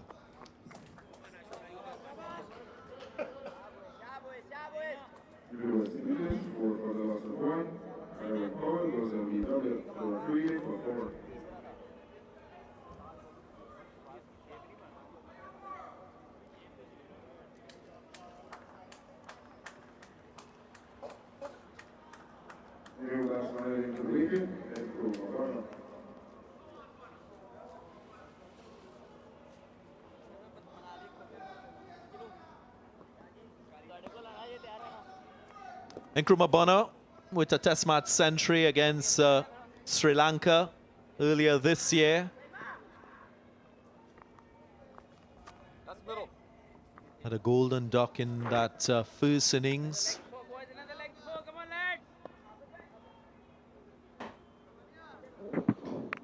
The only difference with this delivery is that it was pitched up a little bit more by Yasir Shah. Freddie, always bellowing that appeal because he's sure this time.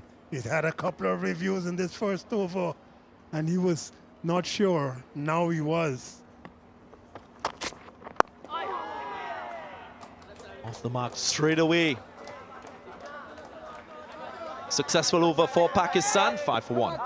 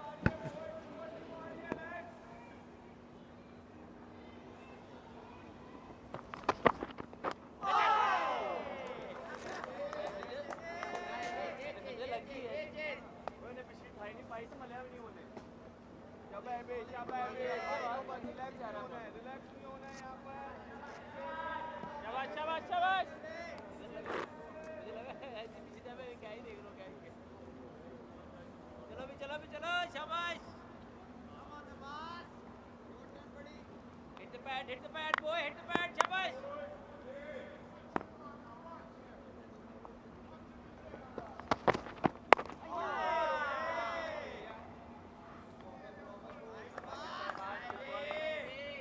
80 overs left today, including the ongoing over.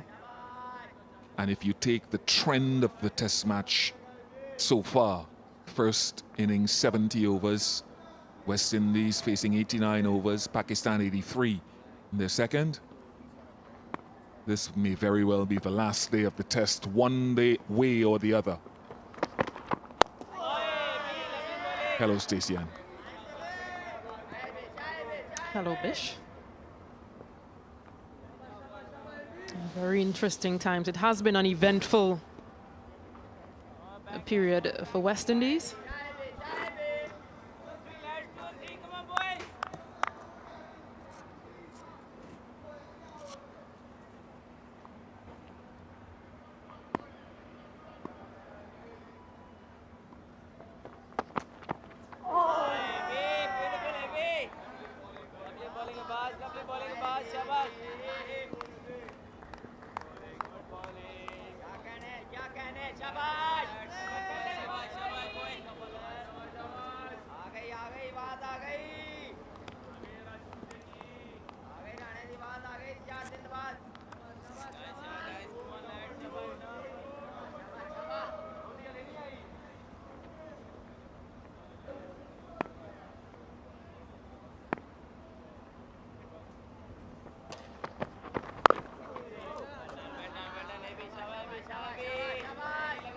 He didn't score in his last innings on Kunubona. She went LBW to Mohamed Abbas, who's bowling to him. But he would know the importance of this innings. Again, the target for West Indies is just 168. We might say just, but with what we've seen from bowling and from the seamers so far, that could become a challenge. Yes, both teams will feel that they can win this test match. 5 for 1. Very well done, lad.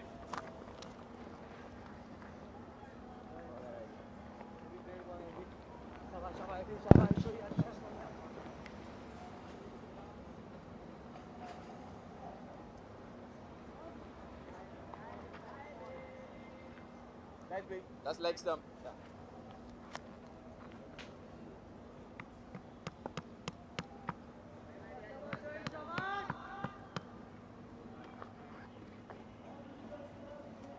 If you just joined us, Pakistan lost 5 for 35 this morning. In the first innings, they lost their last 5 for 31. But it's about batting for the West Indies.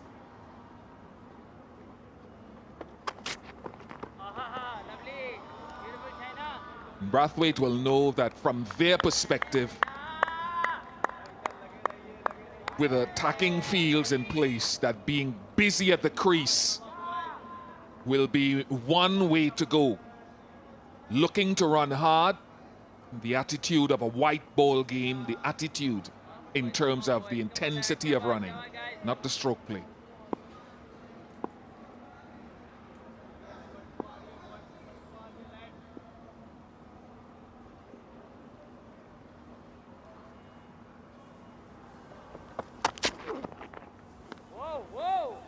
He showed a great fortitude and concentration, Brathwaite, during his first innings.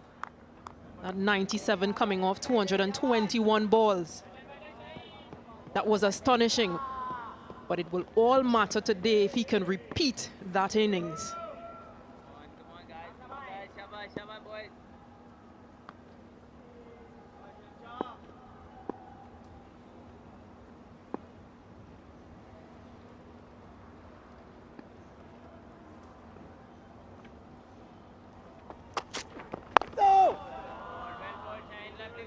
As Darren Ganger talked about, the sunglasses was absent in the first innings when he played well. His driving, something that pleased the man himself. His balance also, from my perspective, was as good as I've ever seen it, meaning the head didn't fall over towards the offside.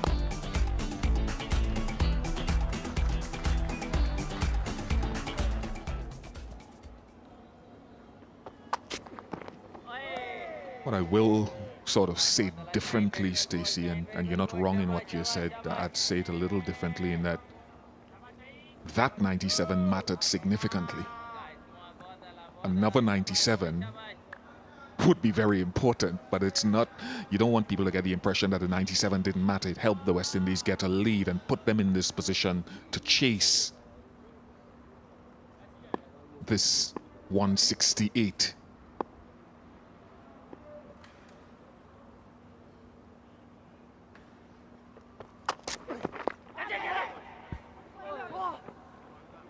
Good pace, good hustle, good energy from Yasir Shah. Leg buys.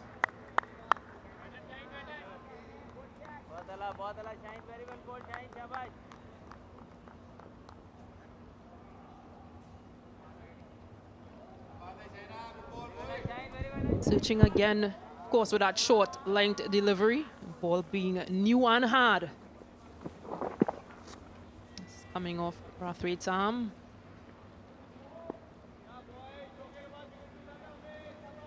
He has such a fierce full pitch delivery as well, Shaheen, that he has options to follow. There's the full pitch delivery. Very good thinking. Well played, Brathwaite. 9 for 1.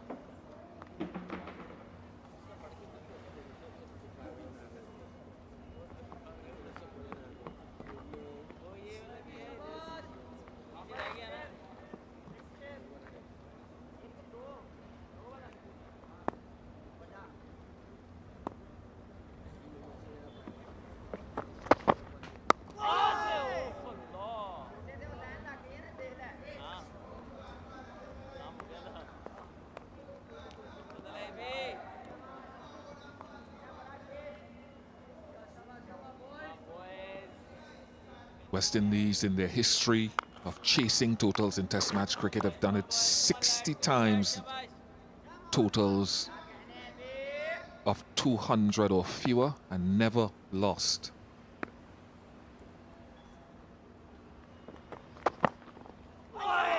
Yet you couldn't play that in a month of Sundays. Even if you knew that was coming, you couldn't play it.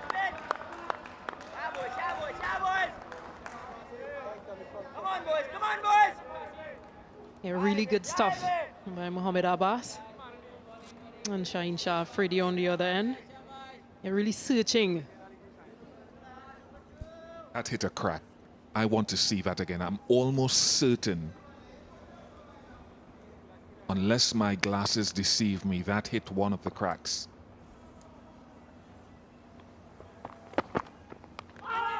Now it goes the other way. It's a lottery. And this is where Abbas is so good. Hitting that good length area. The front edge of it. Over and over.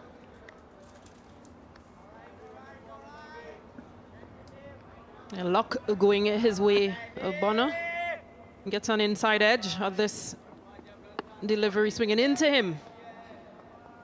And with no fine leg, he gets 4. 2 balls ago, that hit a crack. The grass, where you see those little areas of green grass, might come back to it if nothing happens, which is asking a lot.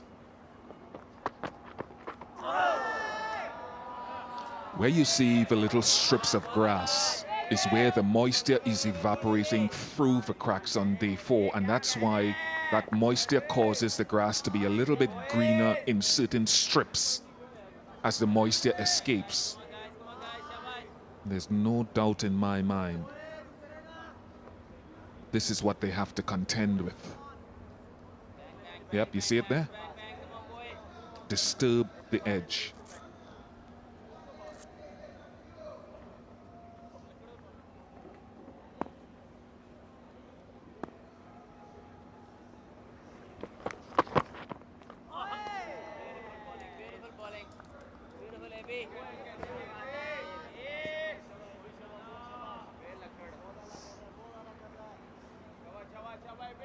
I think in a sense, Stacey, this is where Babar Azam, for example, was so good, because he was beaten on the outside edge a number of times, but as the good players will do, as Brathwaite showed, you have to have short memories, forget about what has happened not that long ago and play the next one as it merits.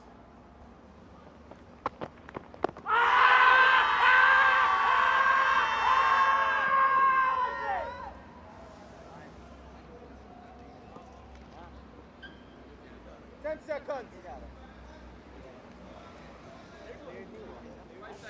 5 seconds. 2 seconds. Nope. As theatrical appeal as you would ever have seen. 13 for 1.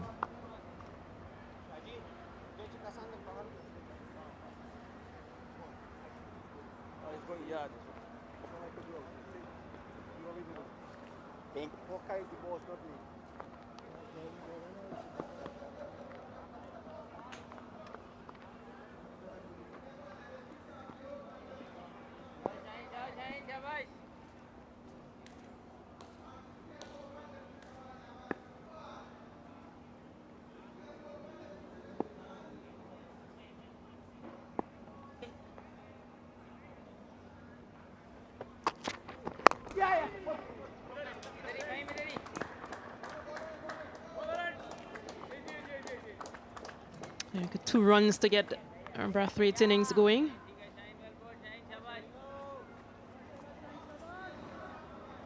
This was the last delivery of the previous over.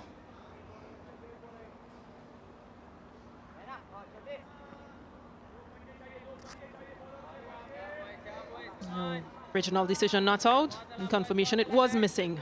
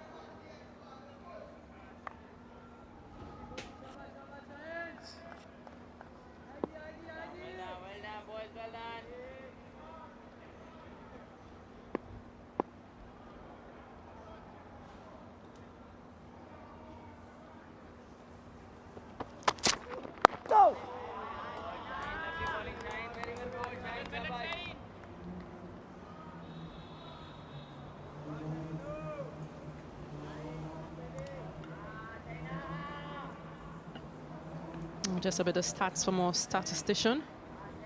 On 50 occasions, Pakistan have attempted to defend 200 or less, but they've only succeeded 4 times.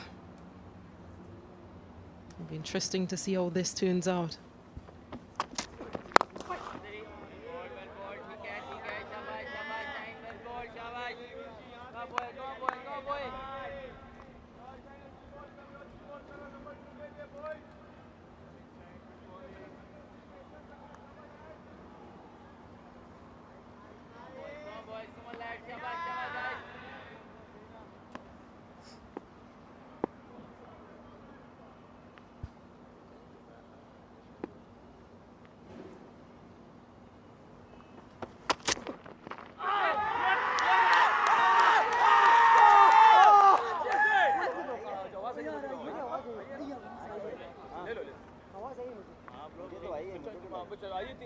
They go for it.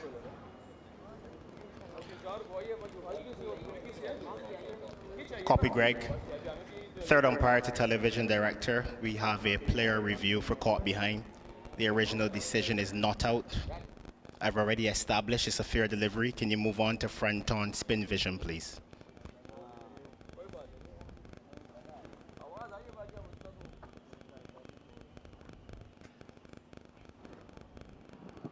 Yeah, the ball appears very close to the bat. I'll need ultra edge to confirm if there's an edge.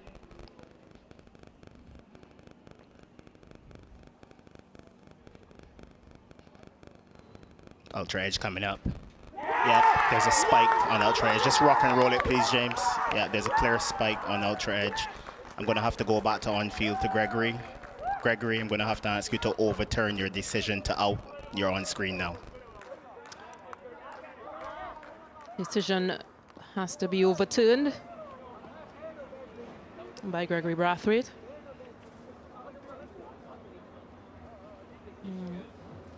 Craig Brathwaite has to go for 2.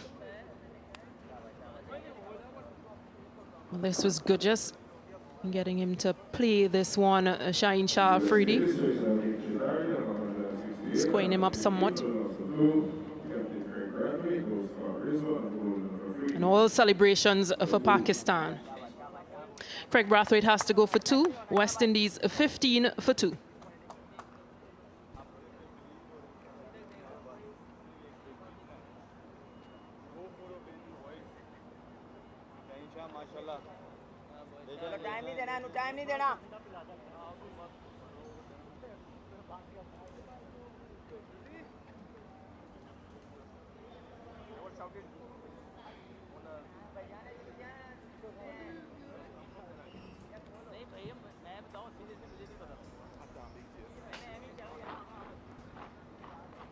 Roston Chase replaces Craig Brathwaite. Someone else will have to stand up for the West Indies if they are to successfully chase. 6 wickets in the match for Yasir Shah Afridi so far.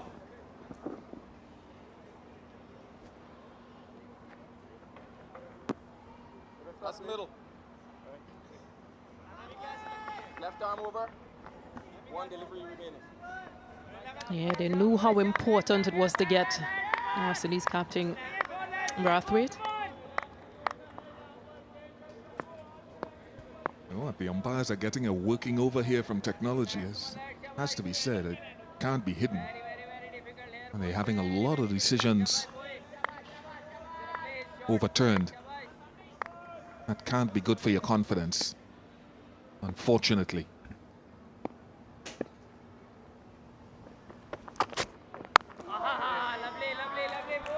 The impressive Afridi, 15 for 2.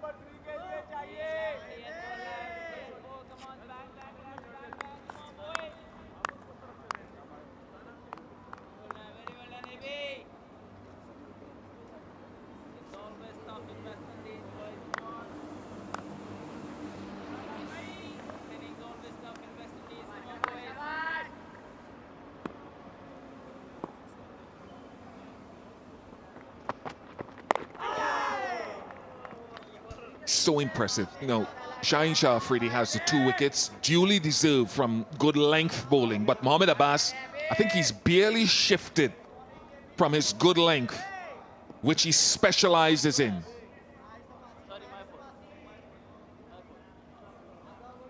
And he'll continue to do that throughout the test match for as long as it goes.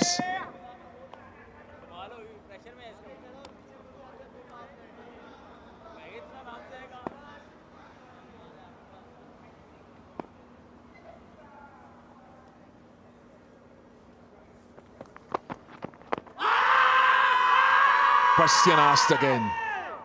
Umpires are earning their pay today.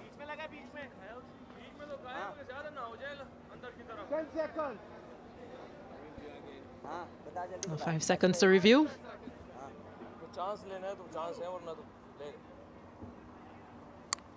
Just. Copy, Joe. Third umpire, television director. We have a player review for LBW. The original decision is not out. I've already checked and established it's a fair delivery. Can you move on to front on spin vision, please?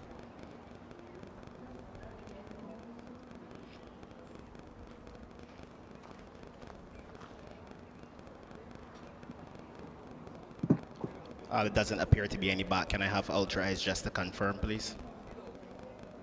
Ultra Edge coming out, the bat hits the pad, there's a flat line, no bat involved. Can you move on to ball tracking when available, please, James? Ball tracking coming up, Joel. Pitching in line, impact in line, wickets missing. I'm ready to go back on field to Joe. Joe, stay with your original not out decision. You're on screen. And Stacey, we must now give him credit when he gets it right for balance. It most definitely has been a challenge. But I think this is the perfect start for Pakistan. Wanting to defend that total. Afridi has been fiery from one end, picking up wickets. And Abbas has been asking a lot of questions.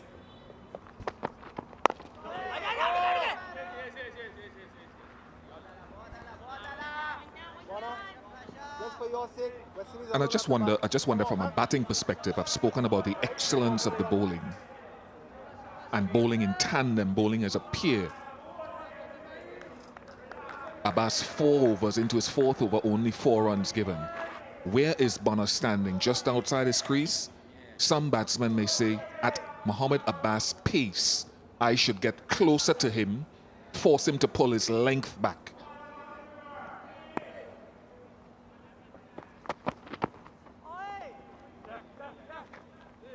Tough for the keepers as well to know where to stand to consistently gather the ball. It's an interesting point, Abish, because I myself would have, within my career, batted just outside that crease, just to try and cut down that spin, that turn, or that angle in which bowler is bowling into me. So it's a good strategy by Nkuna Bonner.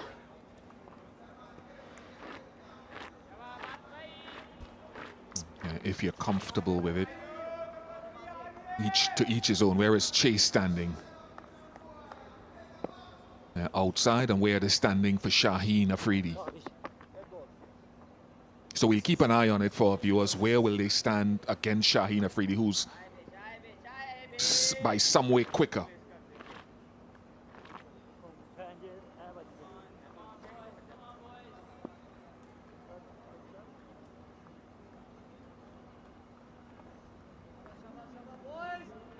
It's a thing of beauty, isn't it? 63% in the good length. On this surface, that's all you need to do, if you choose to.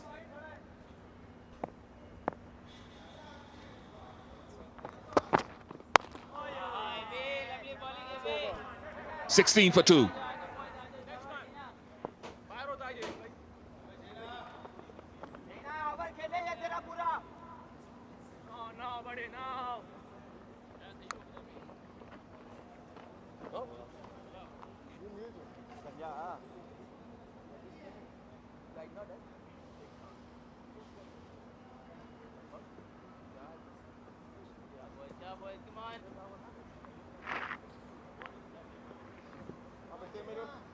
That's middle.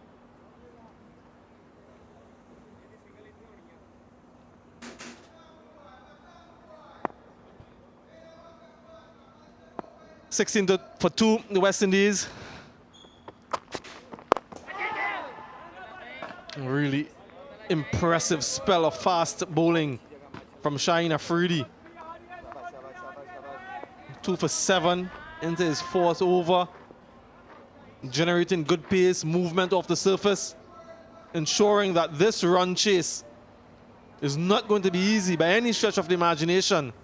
Still 152 more required for the West Indies. 8 wickets for Pakistan. We're going to get a result one way or the other in this first test match. Impressive start, Colin Croft, by the Pakistani fast bowlers.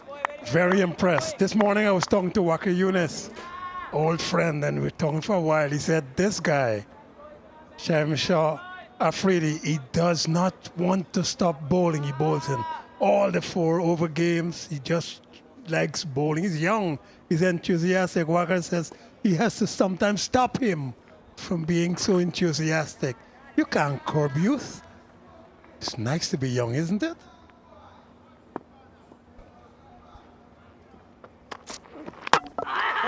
Clean them up. Talking about youth, the exuberance of youth once again. As our illustrious colleague Ian Bishop described him, a diamond in the rough. Fahim Shah Afridi strikes again. And this one was pitched up a little bit more.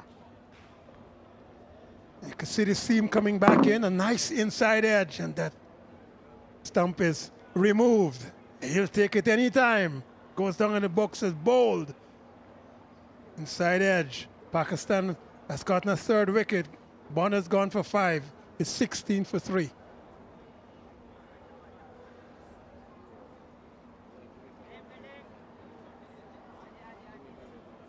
The West Indies are now 16 for the loss of 3, and Kemar Roach was bowled by Jayden Seales for 5.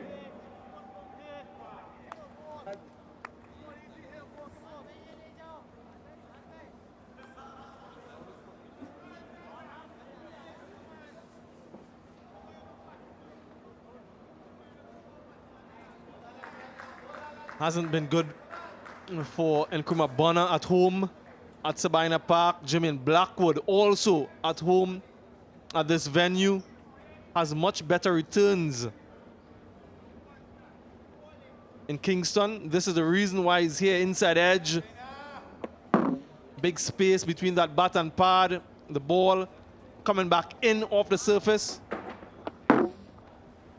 Leg pole goes for a walk in the midst of a brilliant spell. Exactly what Pakistan needed, early wickets. And Fahim Shah Afridi delivering when it's needed the most. The speeds have been consistent, and this over 139, 138, 139. Oh, he's bowling just about the right speed. He's getting the ball to shift back into the right-handed batsman. Then maybe one sliding towards the slip. But you gotta like his enthusiasm. He's just rushing in. It must be difficult to be a batsman facing off a left-handed fast bowler bowling this well. Yeah, lots to do for the West Indian vice-captain, along with Ruston Chase, who himself has an exceptional record against Pakistan. West Indies have never lost chasing less than 200 in the 4th innings. Are we about to see that record being broken today, or can West Indies hang in there? A lot will depend on these two in particular.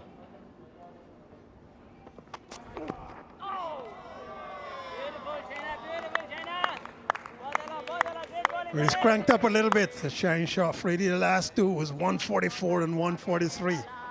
Didn't swing as much, just outside off. Maybe just testing Jermaine Blackwood.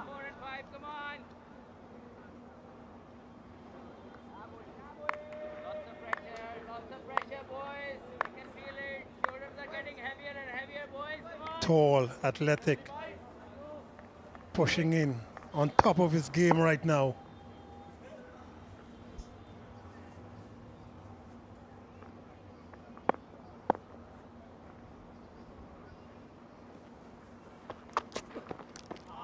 China, 16 for 3.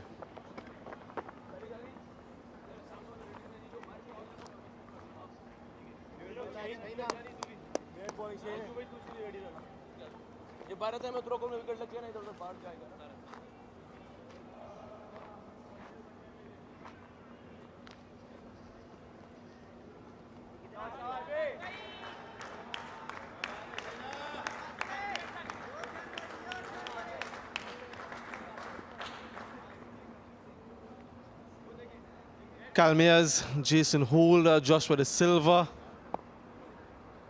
Lots of work to be done by this West Indian batting lineup.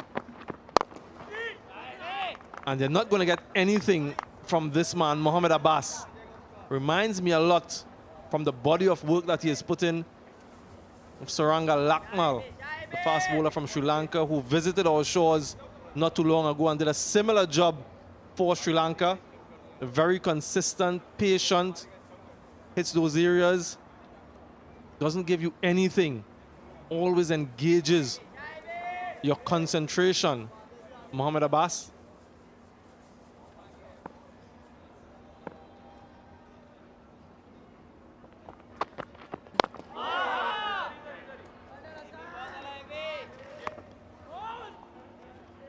Haven't seen this pitch get any easier for the duration of this test match. A little bit surprising, Colin Croft. You might have thought that maybe day 3, day 4 settled down a bit more. Yes, you would expect at least the third day it would get a little bit easier for batting. But maybe it could be that the bowlers have bowled so well.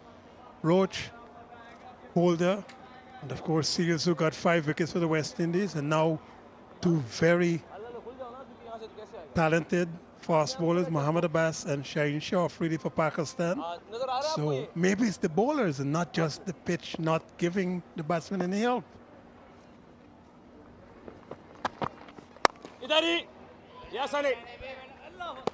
Mohammad Rizwan is up to the wickets. Interesting, because 126. Mohammad Abbas, that's not that slow, but these guys know their wicket-keeping skills. Joshua De Silva had 8 catches in this test.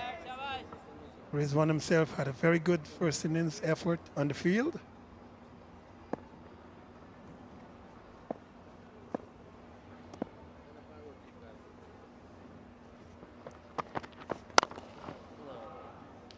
Excellent timing from Ruston Chase, presenting the full face of the bat even from the crease, and gets a boundary. A little bit of a pitch by Mohammad Abbas. And Chase just lent into this. I didn't think he had to move that much. And made off his straight. Extra cover is the cover point. It's very, very square. So there was a big space in front of the batsman. Once he got through, there's 4. Nicely played. Didn't try to hit it too hard. Just allowed it to come to him and caressed it through that extra cover region.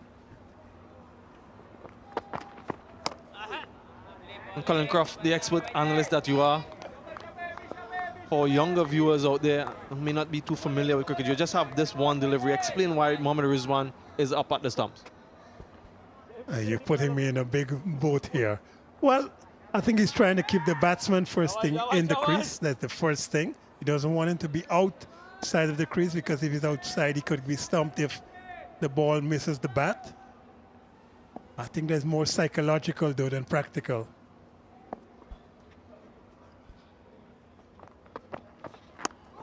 Yeah, if he stays out of his crease, he'll negate any movement. 20 for 3.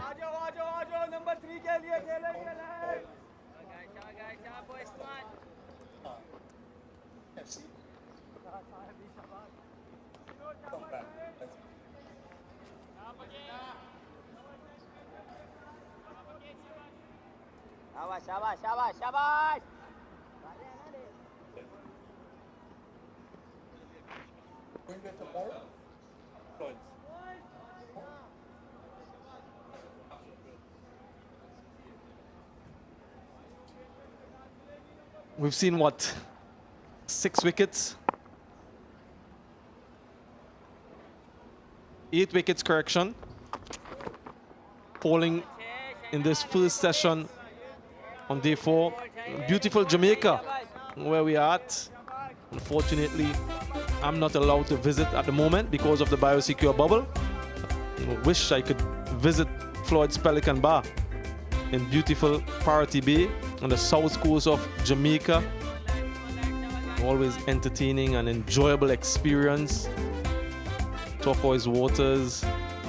If you are into your aquatic activities, head down to Floyd's Pelican Bar in Parity Bay. And also take some souvenirs along with you. This is an exquisite shot from Jermaine Blackwood. Just clips that one nicely into the vacant area. And his first boundary gets off the mark. Interesting shot for it to come off the mark here for Blackwood. It was pitched about middle stump. Expansive movement over mid-wicket. He gets it away, but I don't think he got it away the way he would have wanted. A little bit of the inner part of the bat, but he got 4. And that's all that matters for him. Off the mark, that would give him a lot of better feeling.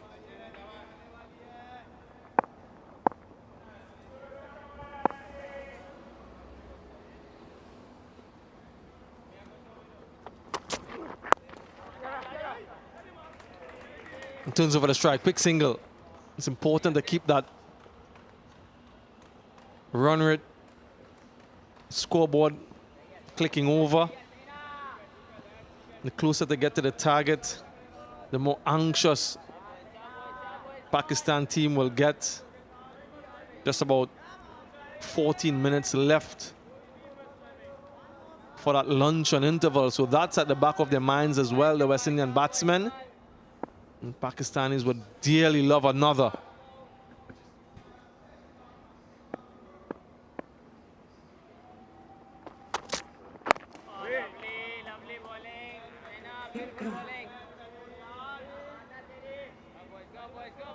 Yasir Shah freely is getting the ball to slide across the right-hander.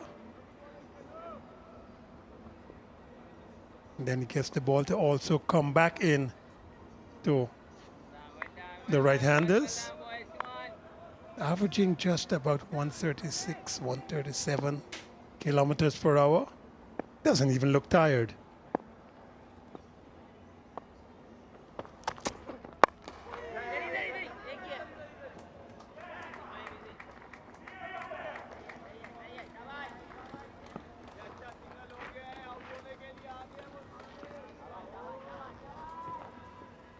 Yasir Shah, good returns in the first innings. Excellent so far in the second. 4 for 59 in the first innings. Just cranking it up in this spell.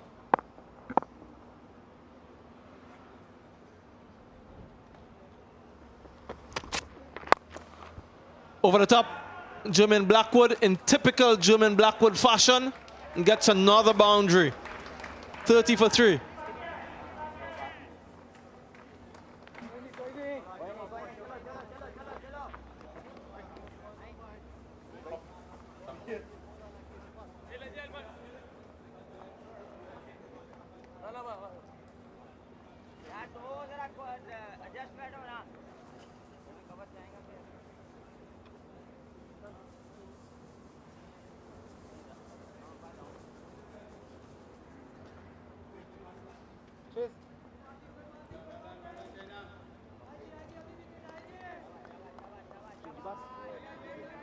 Last ball of the previous over, full, goes through the line, deliberately tries to go over the top.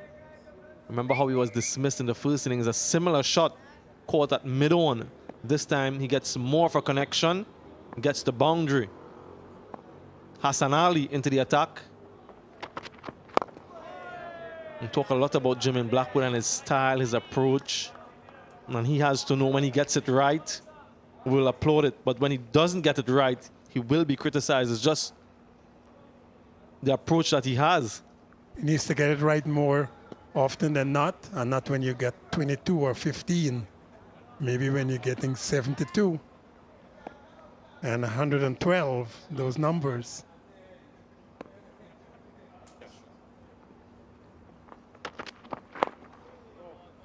And when you're playing against quality fast bowling, you have to be very sure in your conviction. Not much time to make those assessments. That was Nkrumah Bonner in the first innings, just that first ball. Didn't have much time. It was late on the first day.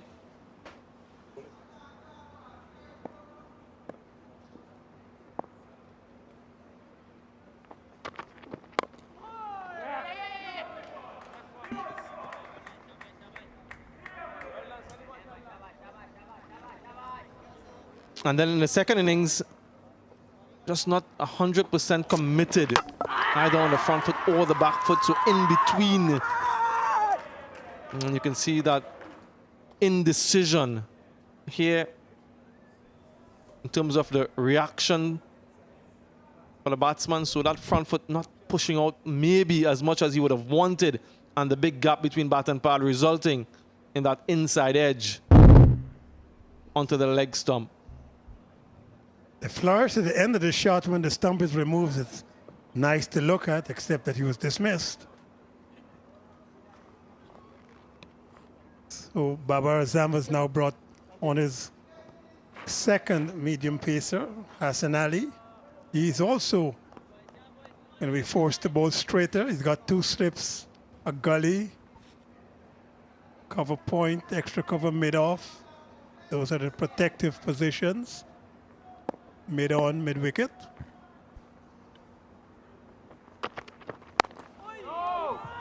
It's funny you mentioned that flourish at the end of that stroke looking good.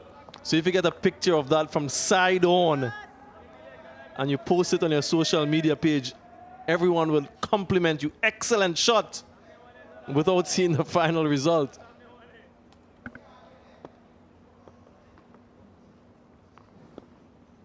Big job here for German Blackwood and Ruston Chase. They've got to see the West Indies to this first break on this 4th day.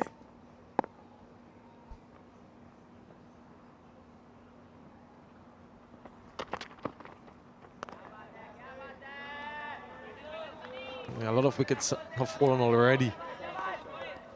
8 wickets in total. Pakistan lost their last 5 wickets. For 35 runs. And they would have harbored hopes of much more than that. It's been a wicket-taking sort of a morning.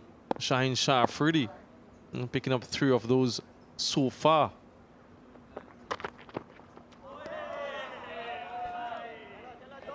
$31 for 3.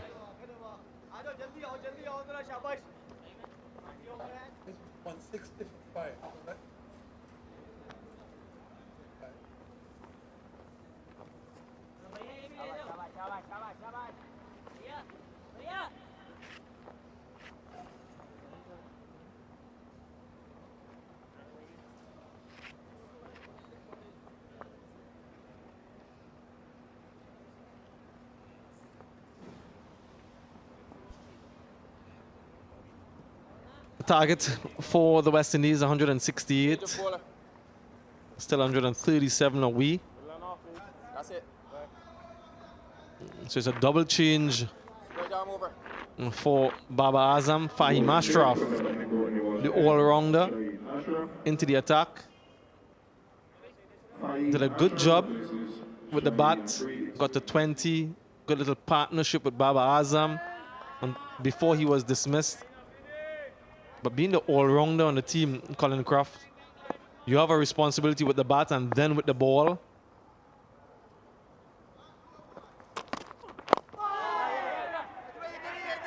Similar to Jason Holder from the West Indies, and that can be likened to a midfield player in football. When the team is attacking, you support the attack, and then in defense, you support the defenders. So when you're fielding, you contribute with the ball, and then when you're batting, you have to score runs. That's why they call all-rounders. In his first innings efforts, Fahim Ashraf, 14 overs, 6 maidens, 1 for 37. Economy rate 2.64.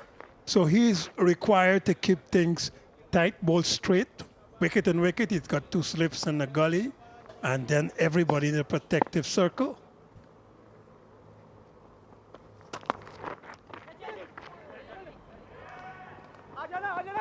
Very quick between the wicket and Jim and Blackwood, but no chance of 2 there. Like by the result.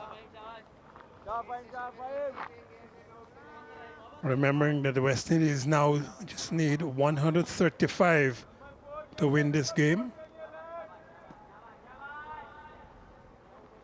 Suppose they'd be thinking, get that down to less than 100 without losing another wicket. Then we might be just turning onto the final fling.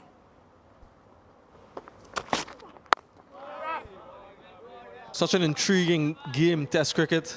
The ebbs and flows. Just a few minutes ago, Jayden Seales was celebrating his first 5-wicket haul, and that 71-year-old record being broken as the youngest bowler in the history of West Indies cricket to take a 5-wicket haul.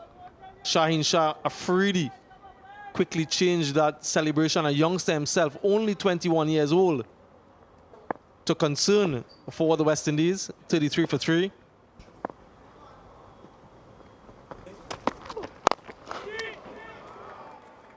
Brilliant. Absolutely delightful from Ruston Chase. Languid, full face of the bat, high elbows, and another boundary. He'd be very pleased with this. The ball was straight, scrambled seam, and he looked at that hitting the middle of the bat. Timing, once it's past, the bowler does 4. That is the kind of shot that gives a lot of confidence to batsmen.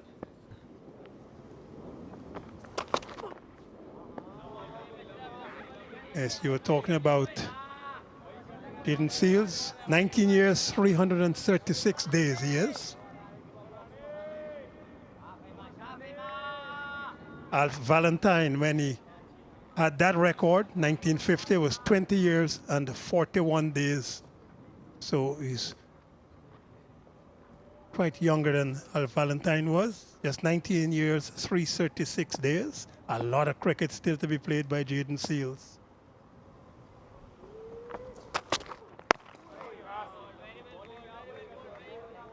$37 for 3 to West Indies.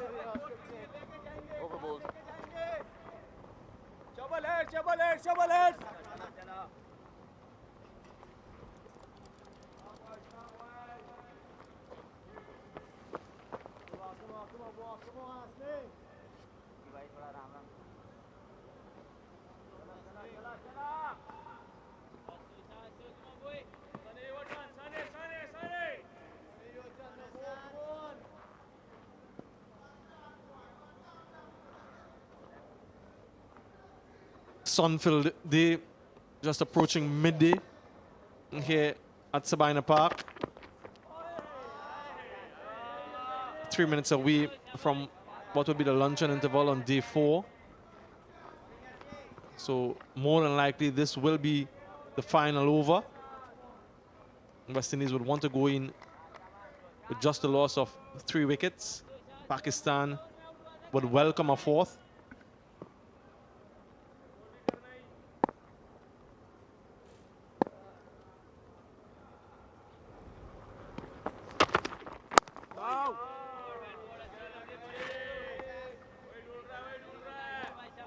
Maybe Babar Azam might even want to gamble, put a man a silly point, and ask his bowler to pitch the ball up a little bit. Hassan Ali is bowling just short of a length. So maybe he might gamble and put the man at extra cover a little bit closer to the batsman.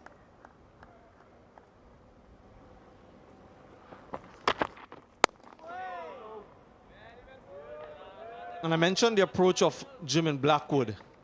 And if I can liken it to umpire's call in the LBW, Colin Croft, sometimes we see the same ball being given out and the same ball being given not out by just clipping. And I mentioned that to say that with Jayden Blackwood, a particular shot can bring him lots of credit if he gets it, but that same shot, if he doesn't get it, can bring him a lot of criticism. It's a game about margins, fine margin, gets a quick single, gets off strike.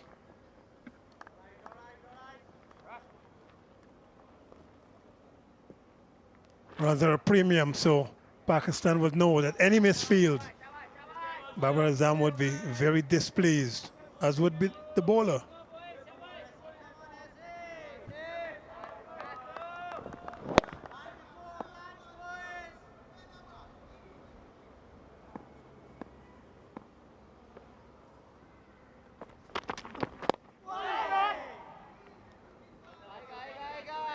Seen quite a few deliveries taking that outer portion of the bat. A couple of dismissals. Babar Azam himself was dismissed playing a similar shot, just closing the face of the bat fractionally early. Getting the shoulder of the bat and going through the Jason Holder and slip. So maybe playing a little bit later, keeping that full face of the bat longer. Final delivery before lunch. Babar's moved himself from extra cover to the third slip position.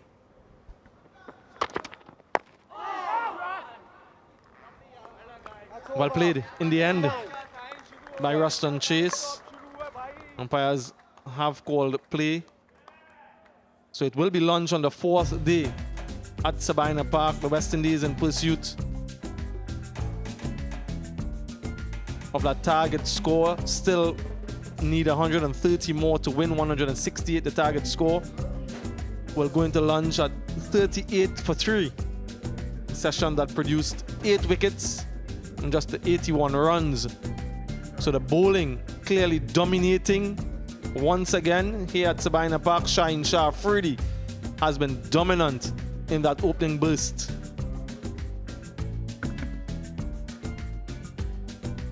Pakistan started at 160 for 5 with a lot of hopes on Babar Azam.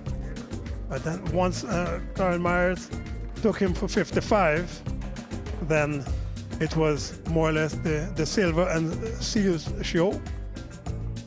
Hassan Ali did club a couple of boundaries in his 28.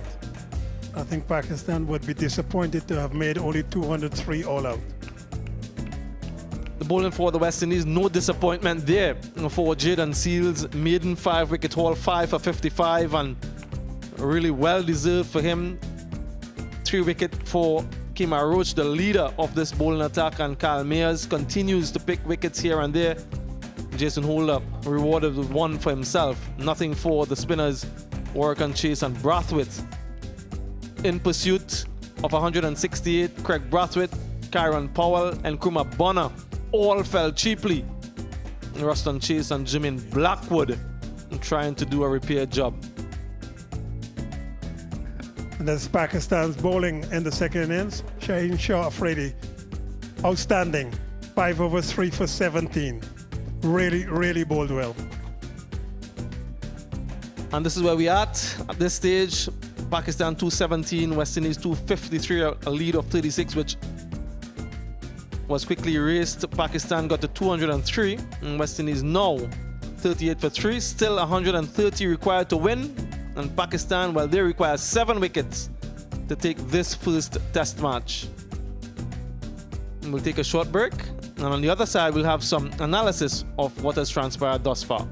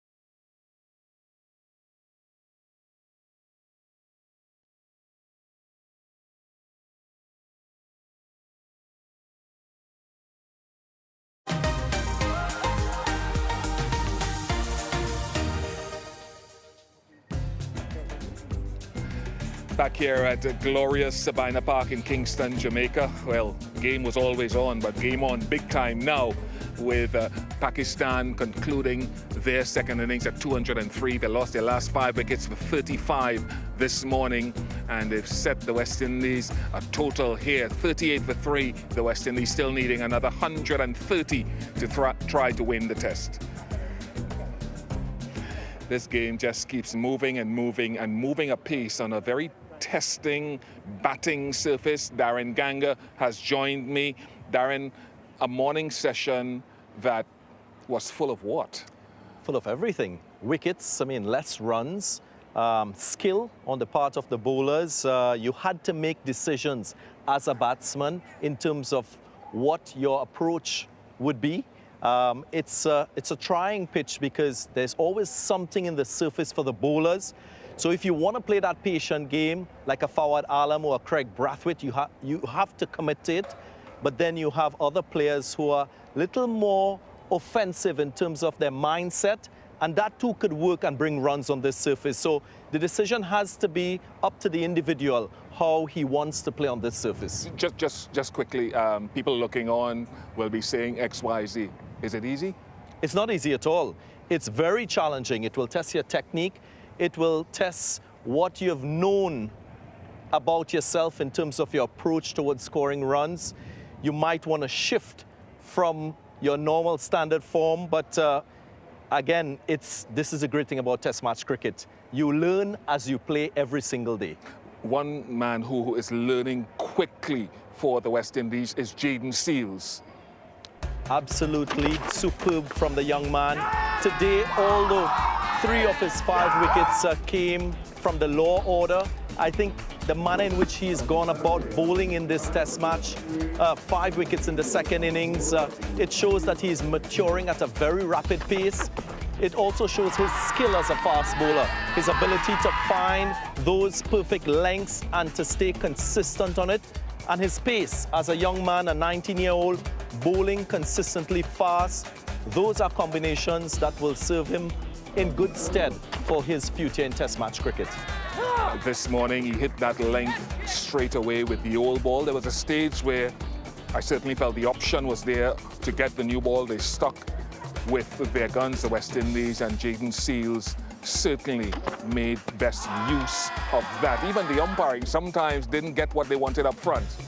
Yep, of course the umpires were a little bit unsure in terms of the lateral movement of deliveries, and you can understand why, because we've seen that throughout this test match. These umpires, they don't have an easy job in this game, especially with a pitch that is offering so much for the bowlers, and that was the moment when history was created. The celebrations, Kemar Roach completing the catch and giving 5 wickets to Jayden Seales. And that's quite appropriate because Kemar Roach stood with us at the end of play on day 3, and he said, in the words of Roach, this is a special one. This is one that could be a great bowler for the West Indies in years to come. So I thought that was quite appropriate. He'll have a lot of people to thank, but look at where Jayden Seales stands now. He stands at the top, and for a young man to achieve that, and you look at the list of names and what they've gone on to do for West Indian cricket, you can project that he too will follow in a similar path. Alf Valentine, left-arm slow bowler, Dwayne Bravo, who's gone on to build a name for himself across formats and more so in T20 cricket. Jermaine Lawson, who played a pivotal role for the West Indies in a few very memorable wins, that 418 that was chased in that test match against Australia. And Roach right up there in excess of 200 test match wickets alongside Sonny Ramadan. Absolutely brilliant for the young man, Jayden Seales. Just a song, Ramadan and Valentine, that's for another time. When we look at the wickets that fell now in the West Indies run chase, it epitomizes what you said about the surface. Indeed, and you can't really fault the batsmen. They were tested. The lengths by Yasir Shah Afridi. We saw him swing the ball in the first innings. This was more seam off the surface. The angle, being a left-hander, is always a difficult one for right-handed batsman Craig Brathwaite. He was trying to be resilient, trying to get a start to his innings. This one just nibbled across him. So you can't really fault the batsmen because at the back of their minds, they would have been thinking runs too. So that balance in terms of protecting your wicket and also thinking about the target score is a difficult one to carry throughout an innings on this surface. And Kumabana was the man to fall there. Last of the West Indian wickets in that morning session. Tough test match for him. And so often we talk about bowling in partnerships, bowling in tandem, and two bowlers operating slightly differently. Shaheen will throw the odd delivery or pitch the odd delivery up, whereas Abbas different. Yeah, and pace as well, the variation in pace. Shaheen a lot quicker, he gets to that 140 marker, which hurries you as a batsman. Mohamed Abbas gives you a little more time, so you might find yourself when you're facing Shaheen Shah Afridi, getting your routine into a quicker sort of pace, and then you have to make the adjustment in terms of Mohamed Abbas a little bit slower. So the angle, left hand, right hand, just prompts a batsman to change technique, open a little bit, stay side on. You can be distorted when you have that type of combination coming at you with a brand new Duke's ball. Chase and Blackwood, two batsmen who in the first innings didn't, I suppose, by their own admission, acquire a lot of credit, now have a chance of redemption. Well, I think they played good innings. They got into the 20s. They forged really useful partnerships in that first inning. So I just suspect the mindset will be more on run scoring as against self-preservation. And that's the right way to approach it. Now it will take their experience.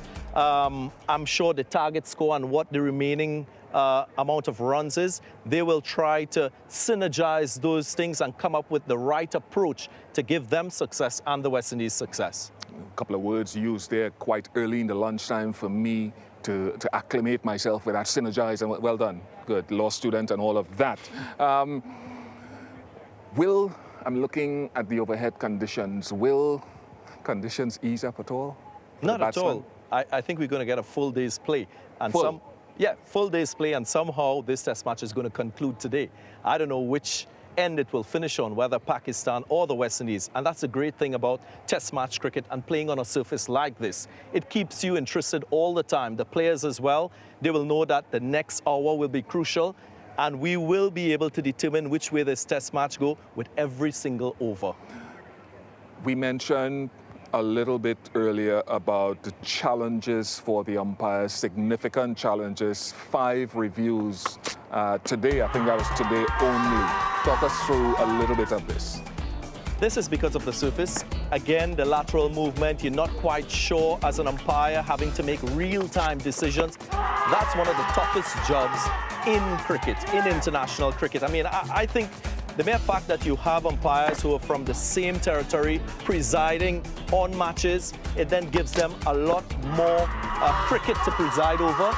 Maybe the ICC and the umpiring arm of the ICC could look at probably the 4th umpire's role in this sort of environment and use that 4th umpire as an additional option to the 2 presiding umpires, and maybe have a rotational sort of approach towards umpiring just to give some time off for one of these 2 presiding umpires during such an intense time. We're living in biosecure bubbles.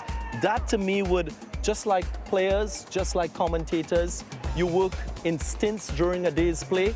It just might freshen up umpires and make them better prepared for decision-making in international cricket. Yeah, I might be able to add to that in the sense that it was something that was discussed many years ago at ICC level. What the umpires said was that it is hard for them to come in for a session, stay with the flow of the game, go out for another session, lose that flow, in their own words, and then come back again. So that has been something that has been brought up many times before. But again, we stress the difficult job, decisions are not favoring one or the other.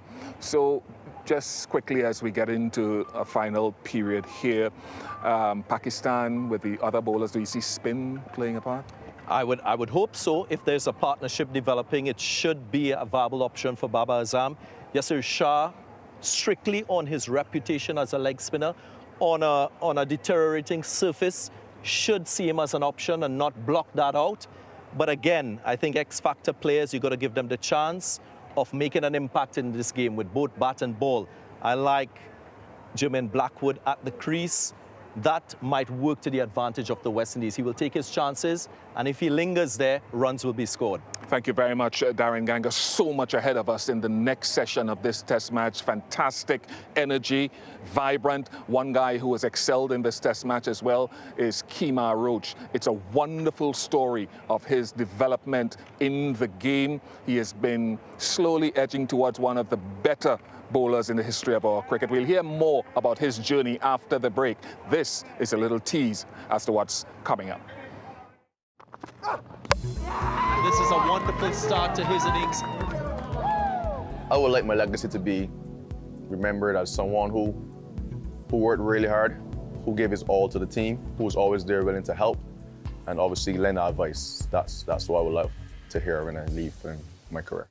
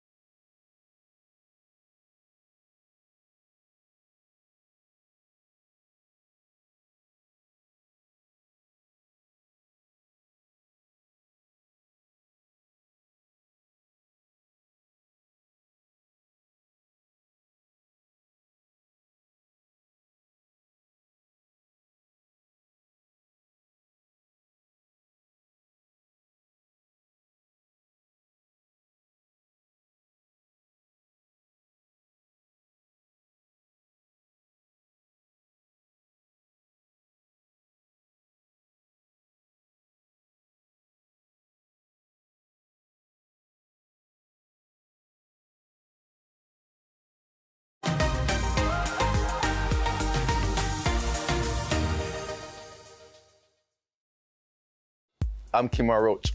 This is my story, and this is who I am. This is a wonderful start to his innings. Who is Kemar Roach? Private, very quiet, but I do tend to get out and have some fun. I love to laugh around people that, I grew up with, people that I trust. So I express myself in different ways, determined of the environment. But other than that, I'm just a normal guy. Success for Kemar Roach here once again. My earliest memory of cricket is obviously growing up in the north of the island in Barbados, running around, on the field, pretty close to home, just chasing balls and returning them to the guys that were bowling and batting. So I wasn't really a part of it, but I helped out in any way I could. So that is probably my earliest memories of cricket. Clean them up.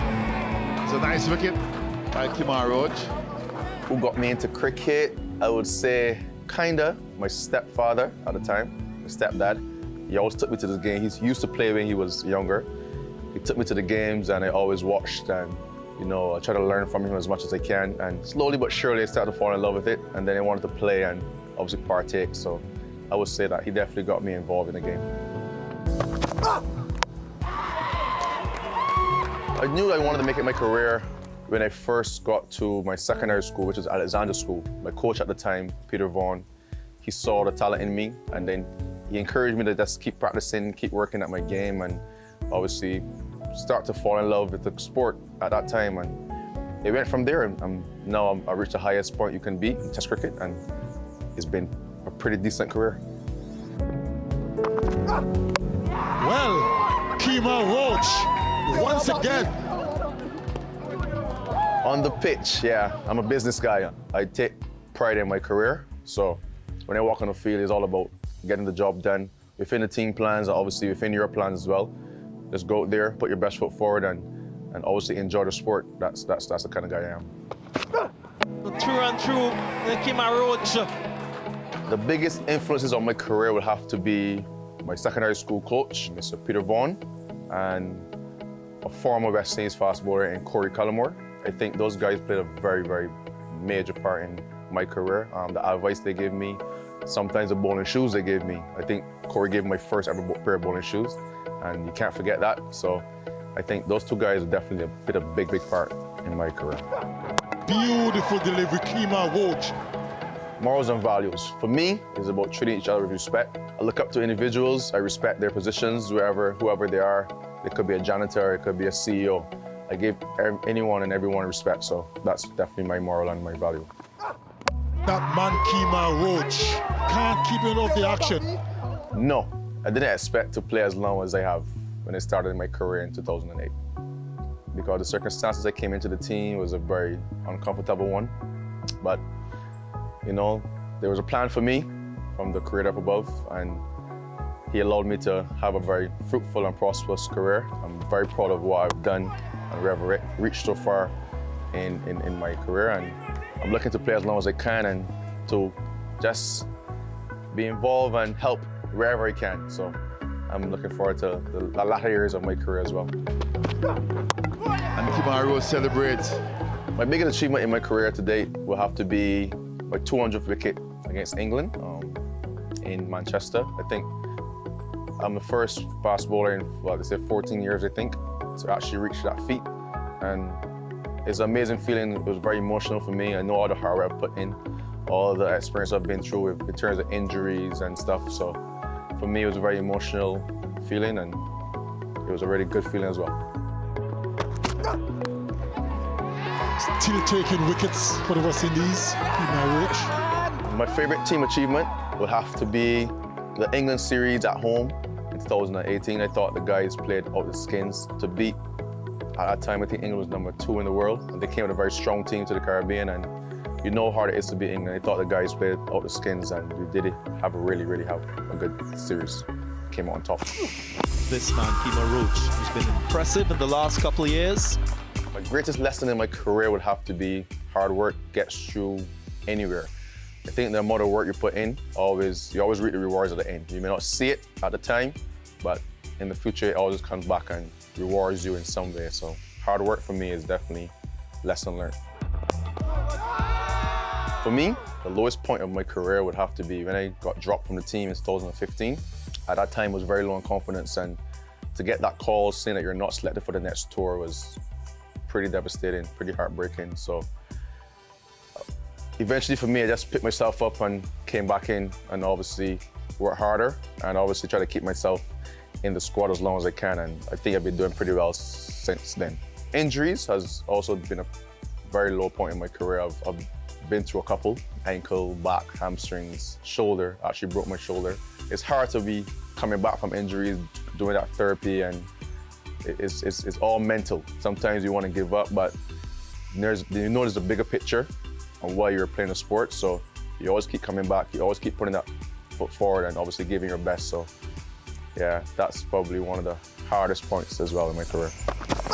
Kemar Roach, very experienced. My advice to any young person coming into West Indies cricket is believe in yourself first. Be prepared to work hard, because without hard work, you can't achieve anything great. And give it your best, give it your all, give it your 100%. Enjoy the sport, but when you walk on that field for the West Indies, it's all about serious business. And that man, Kemar Roach, the leader of this West Indies fast bowling attack.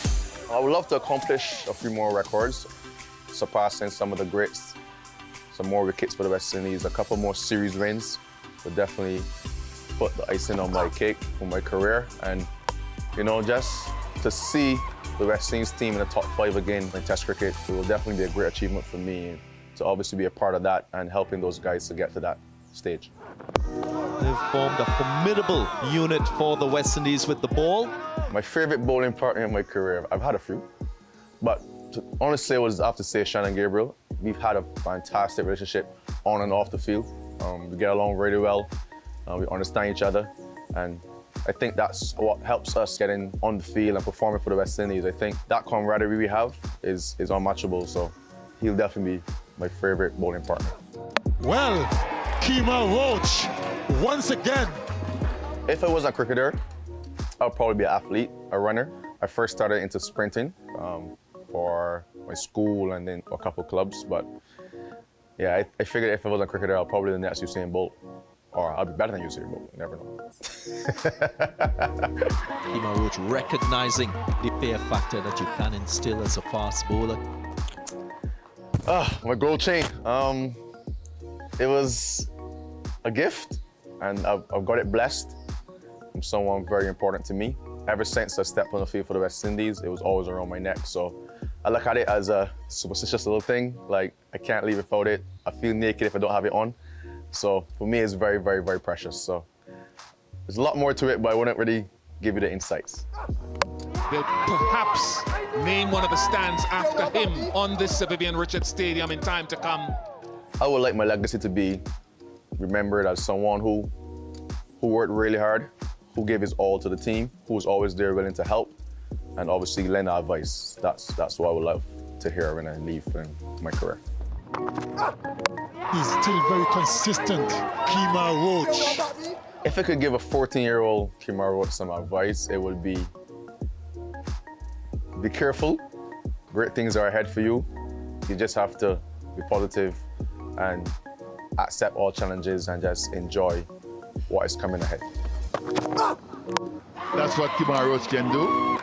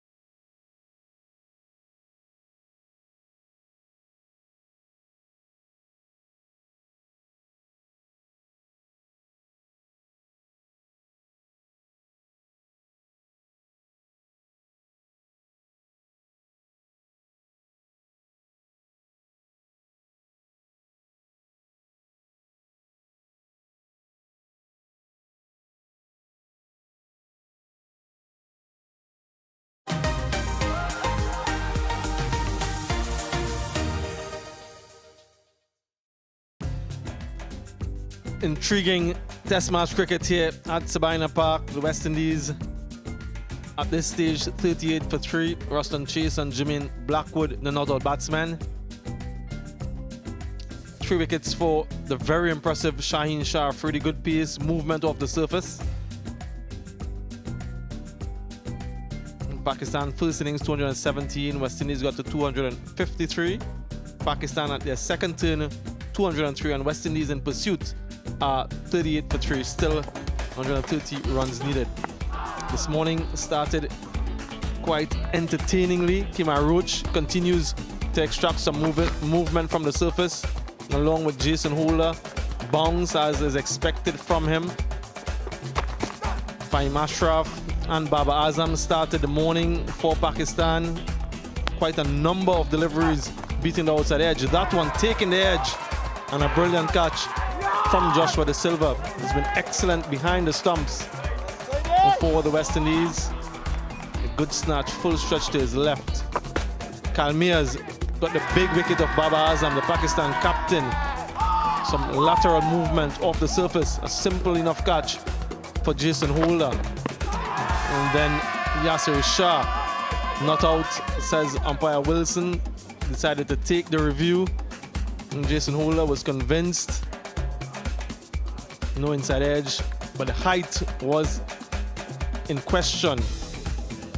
Comfortably going over the stumps. Yasir Shah survives.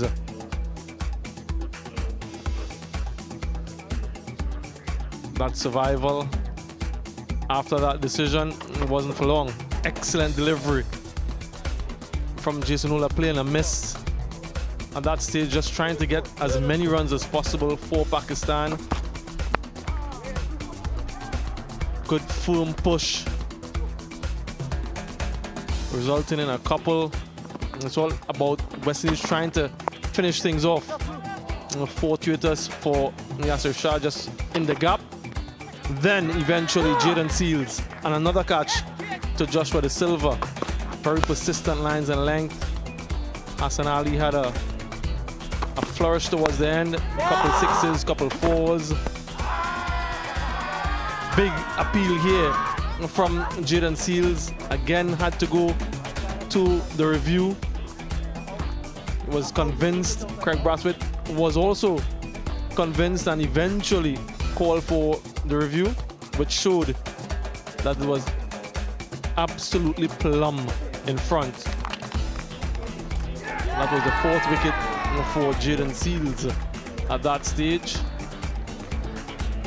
Another decision overturned in this test match. We've seen quite a few of that, haven't we? Hassan Ali decided to go hell for leather. Continued to swing his bat, made a couple connections, some fortuitous. And then there's a 5-wicket haul, the final wicket of the innings, going to Jayden Seales.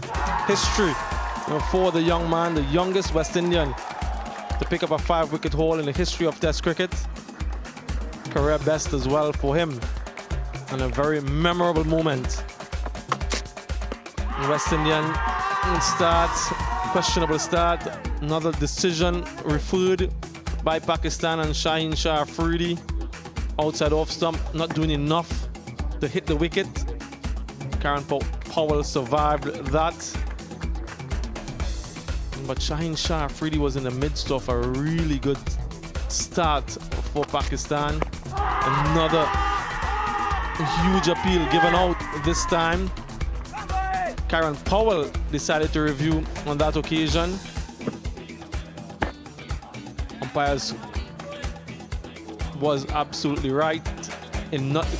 Karen Powell was absolutely right to review that, but this time he was given out, and once again he decided to review it, but this time umpires call and he had to go. So eventful initial burst by Shaheen Shah Afridi. Some leg byes for Craig Brathwaite. This one a feather through to wicketkeeper Rizwan. Had to be reviewed. So many of these going towards the review, and just a faint edge.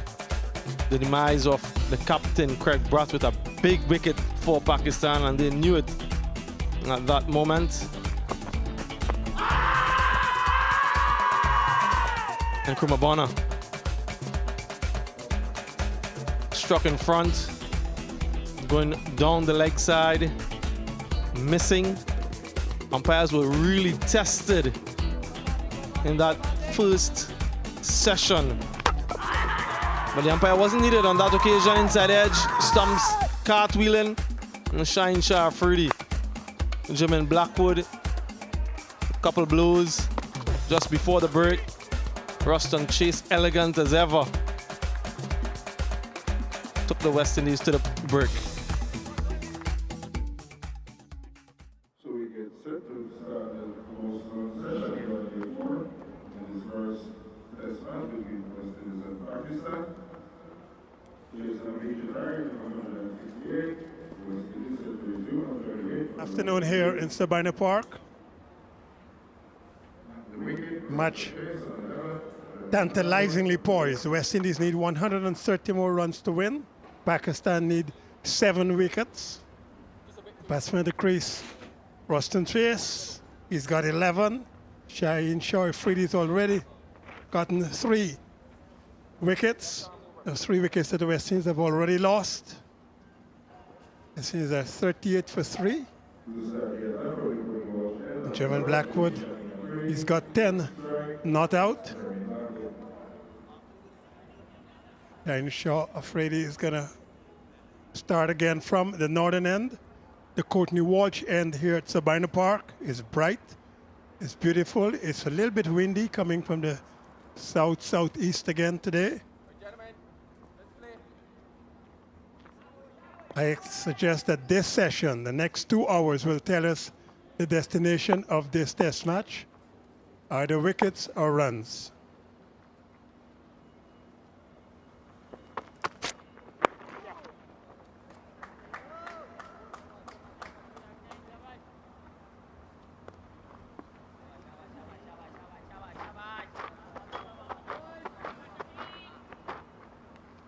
Well, good afternoon, Mr. Ian Bishop. Your thoughts on this session's planned activities? Good afternoon, Mr. Colin Croft. Well, it's going to be a 2-hour session. We already had a protracted session this morning by half an hour. Started half an hour early. As exciting a session as we've seen from a bowler's perspective.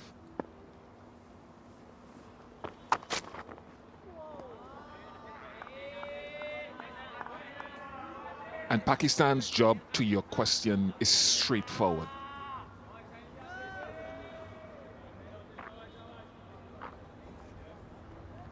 Continue looking to get wickets. Captain maneuvering his bowlers, whether that is primarily the seamers or whether the slow bowling can make a contribution.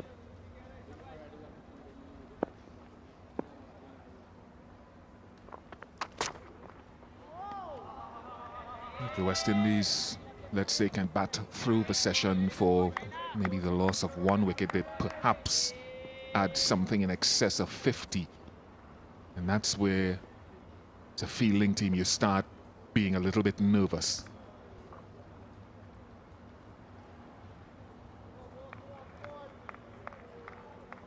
Pakistan will want to take all of the catches offered, if any were offered to them.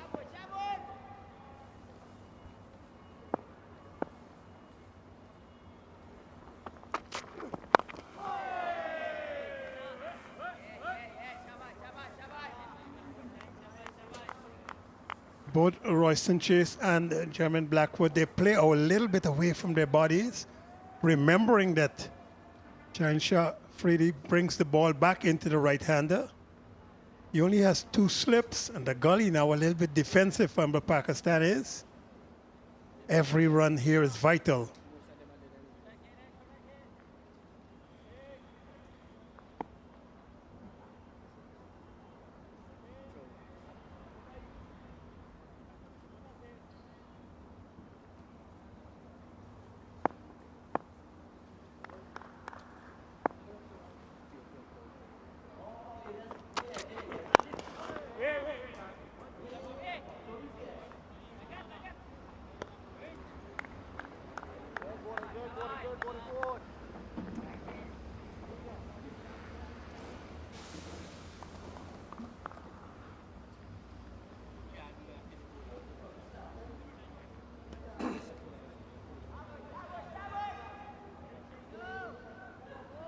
It is a nice freshening breeze, so fast bowler would be enjoying this.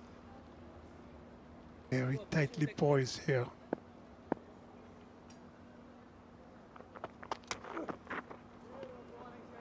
$39 for 3.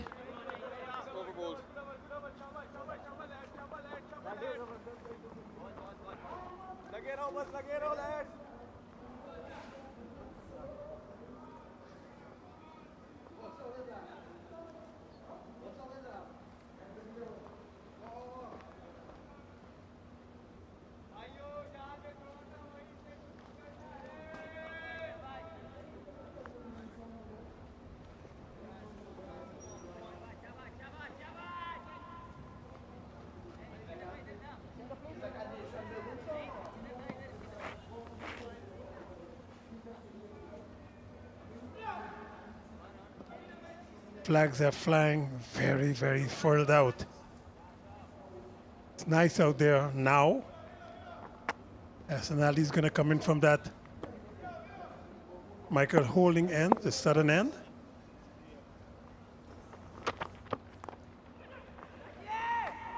Just short of Yasir Shah.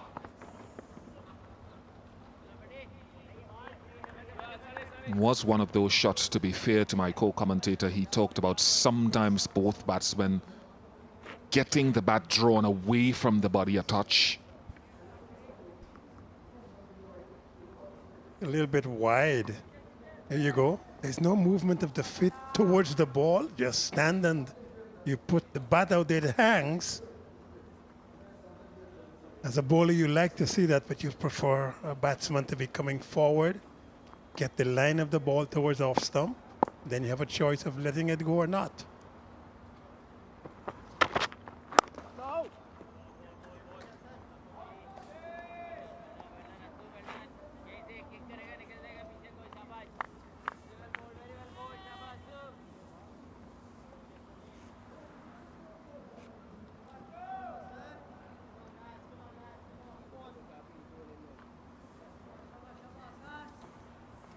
Mentioned if Pakistan will probably use their spinner, Yasir Shah.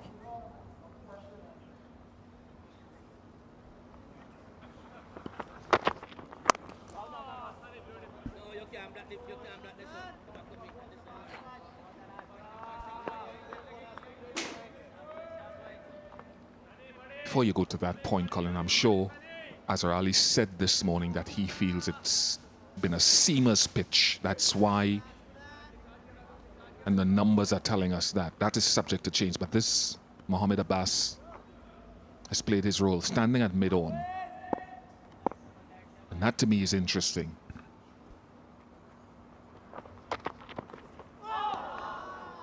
And that's why it's interesting.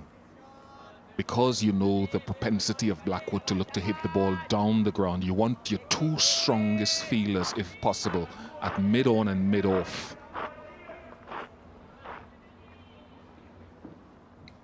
I think it's a common sense thing and attention to detail. The purists will ask you, what shot is that exactly? It has no future. If it edge it, it might go over the slip, it might go into the slip.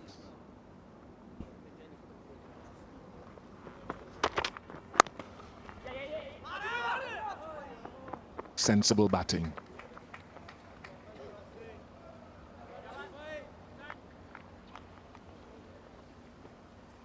And I say sensible because you know that Babar Azam pushed himself a little deeper at mid-off, so it gave you the opportunity, because they're trying to defend that shot with soft hands, to turn the strike over.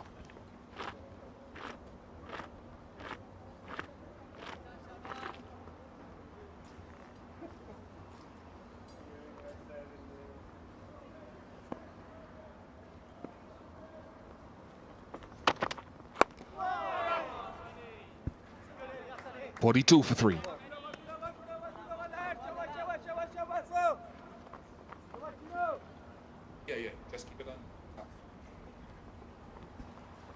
Lovely conditions here at Sabina Park. And the wind is up as well, so very pleasant.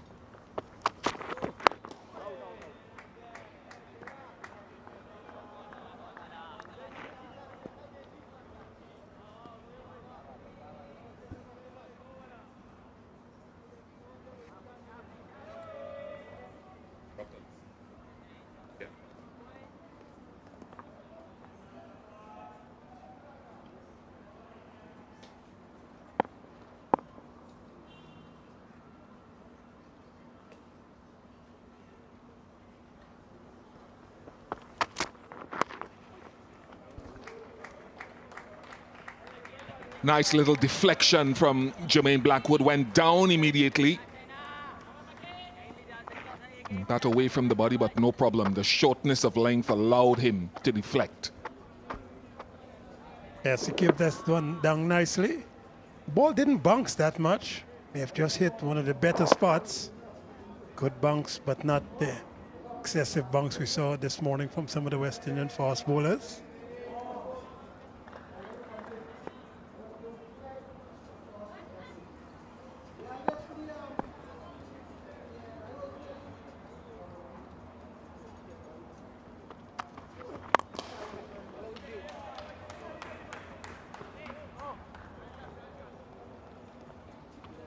Yeah, and I just talking about attention to detail for Pakistan viewers, for West Indian viewers. We talked about Blackwood getting out like that in times past, so you know it's a go-to shot for him, and that's what he feels is his strength. So right at mid-on, you want, and no disrespect to Mohammad Abbas, but if it's a wicket-taking position, you think you want one of your best there to grab any half chance.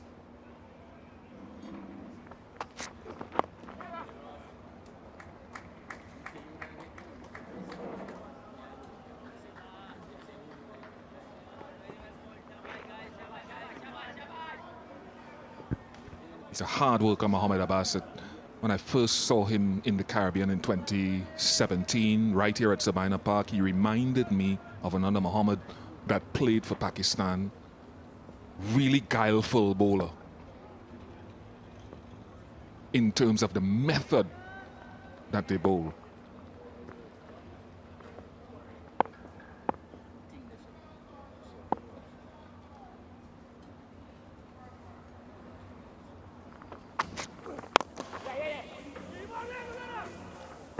That's good cricket again, even though he had to go around Shaheen Shah Afridi. But that's what I'm talking about, Colin Crofton, for viewers at home. That's intellectual batting. Because Babar Azam is sitting back, because of that shot, second time Blackwood has taken that single in the last 2 overs. We suggest that he is focusing on his batting for this innings. Big innings for him, in my mind, I think. And rotating the strike always helps your partner.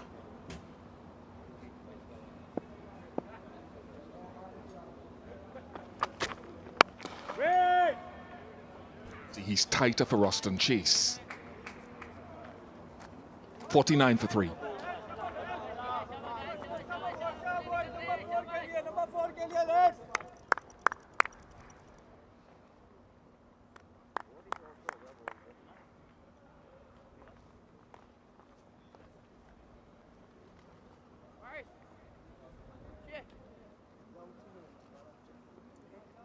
Bat and a glove. And a glove. Yeah, bat and a glove, please. Yeah, and a bat.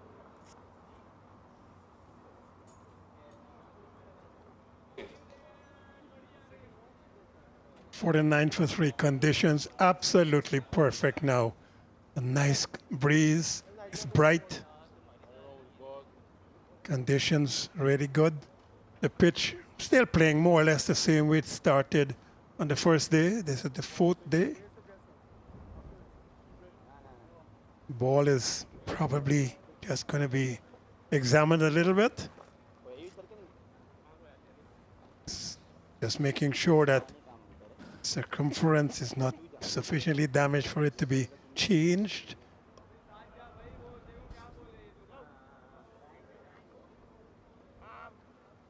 Sorry. With this palm, I see a brown tape, yeah?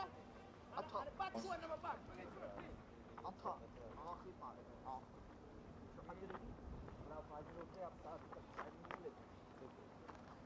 Just looking at Jermaine Blackwood while the umpires look after the ball. Blackwood has changed his bat, but he's still not happy. So I'm sorry for causing consternation with our director and cameramen trying to focus everywhere. It's the rubber on the bat. He's not happy with the previous bat. He's got a replacement and still not happy with the rubber. That's okay.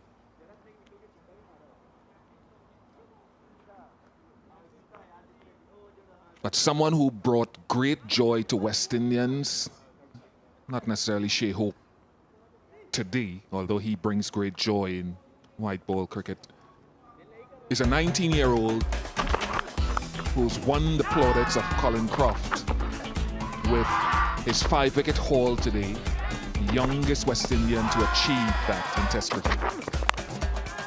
Bowled really well today, and I was very, very pleased that he's only showing that ball off, but he did go up to Kemar Roach and say thank you very much for the congratulations for the catch, but more I think about saying thanks for all the help you've given me in this innings. Really was nicely done at the end. Well, I thought it's quite appropriate that Roach took the catch to help Jayden Seales be situated on the top of this list. First teenager to do it. Because last night, when we spoke to Kemar before the transformer blew the lights out down the far end,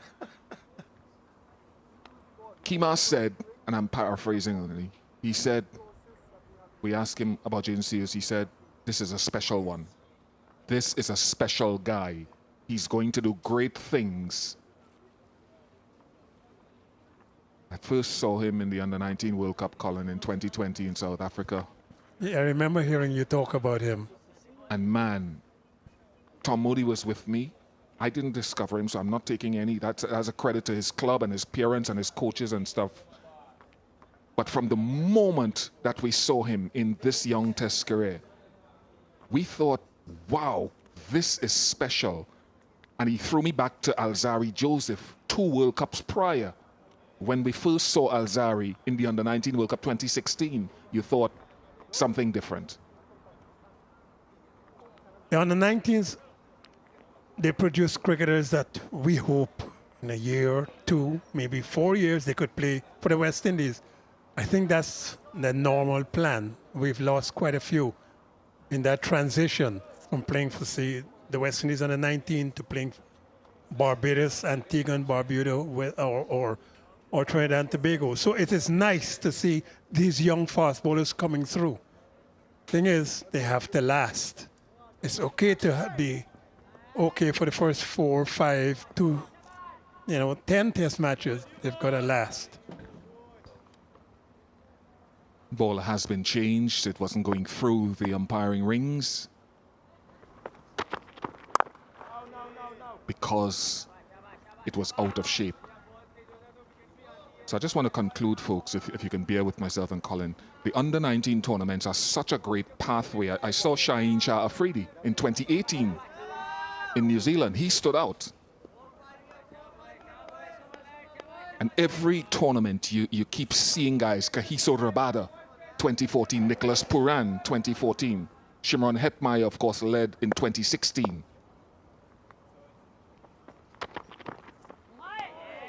Not a great shot. And of course, right now, Colin, West Indies are preparing another group of young men in Antigua in the Rising Stars camp.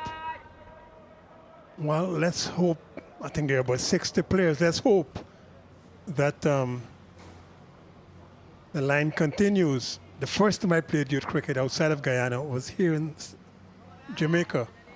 Michael Holding played there. And everybody knew he would play for the West Indies from the time he started running up. That was the end of that. I think he opened the bowling with a guy called Seymour Newman, who was probably quicker than Holding, a little bit more aesthetic, if you want, could be, but he transitioned into athletics, and I think he won a bronze medal, either the Commonwealth Games or the Olympics. Seymour Newman, very quick. Holding and Newman were the opening bowlers for Jamaica on the 1971. Don't force the issue. That's my thing. I understand. Look, I'll be totally honest. I don't want Jermaine Blackwood. Let me lay my cards on the table. I have supported Blackwood in the early parts of his career where I felt he was dropped too many times early, at least 2 or 3 times in his first 5 Test matches. I think it had a debilitating effect on him at times. But I don't want him to force the issue with that shot. Wait until it is in the zone. That's okay. I don't want you to stop being the player you are, but be selective.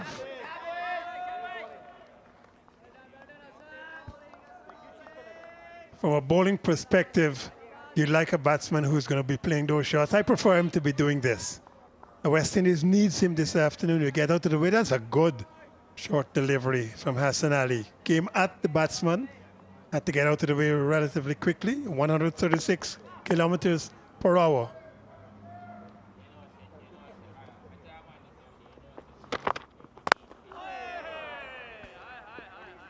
Maiden over, well bowled, well played in the end. 49 for 3.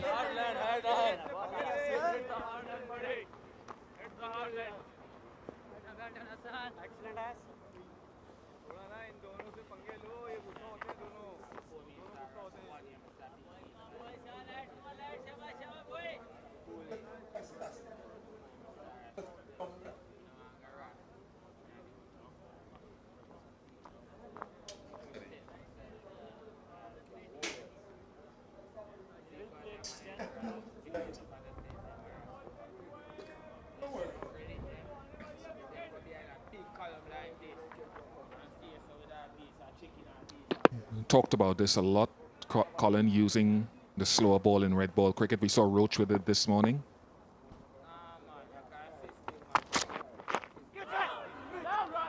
Just short.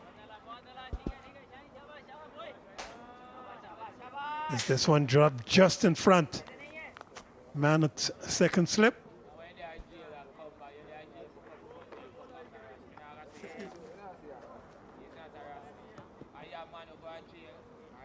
Yeah, that's one not as much bounce as Shah Afridi expected. Abad Ali, the man at second slip, just in front.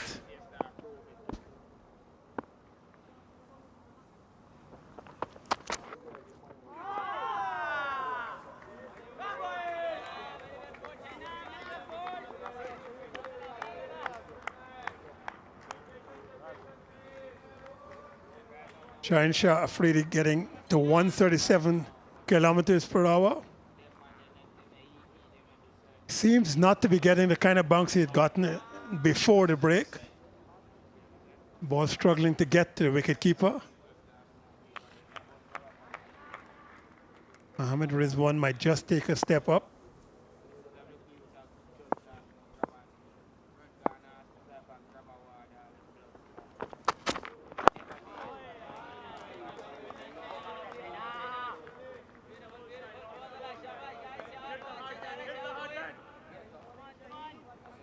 Ahmed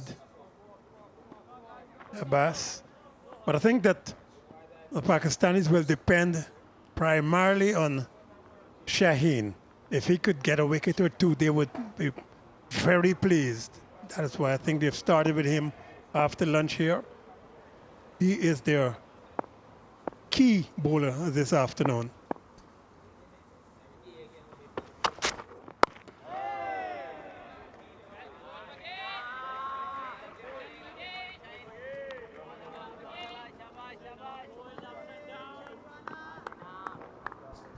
Partnership good for the West Indies, 33 so far. Ruston Chase batting at number 4. And Blackwood, I think, needs a score. Half a century here.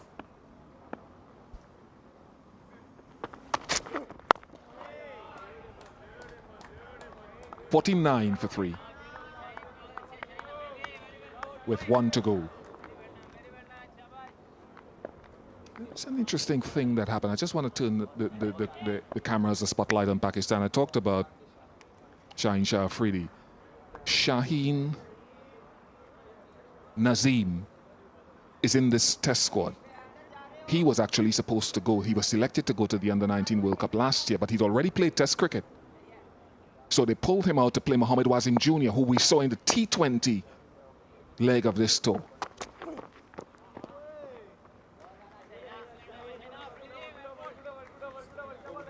$49 for 3.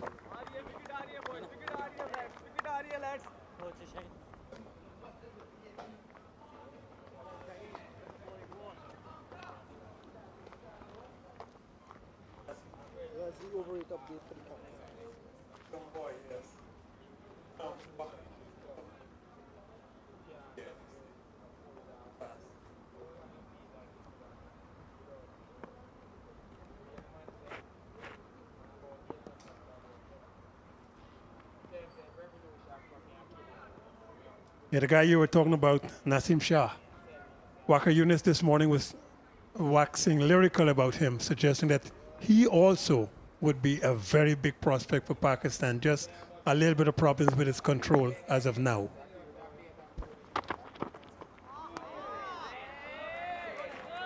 And that's why I keep saying Pakistan have so much raw material to work with.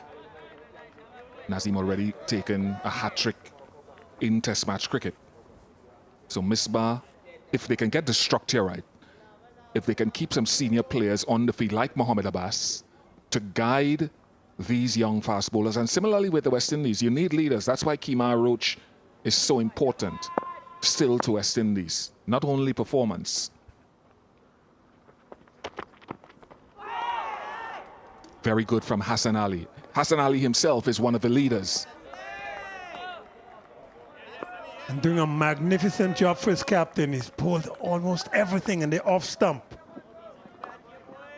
Batsman again just nibbling outside off stump. There's no movement of the feet. Look how far away the bat is from the ball and from his pad.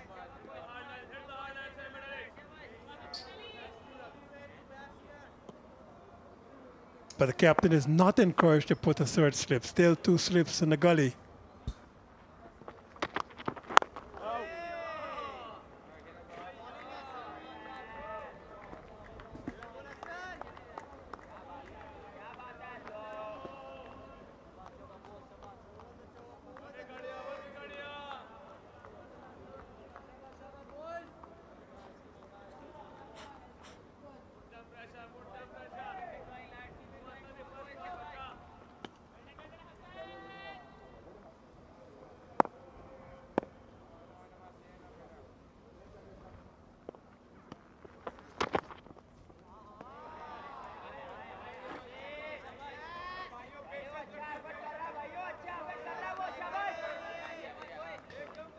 Test cricket is really tough. You last 3, 4, 5 days and you got to focus your mind continually.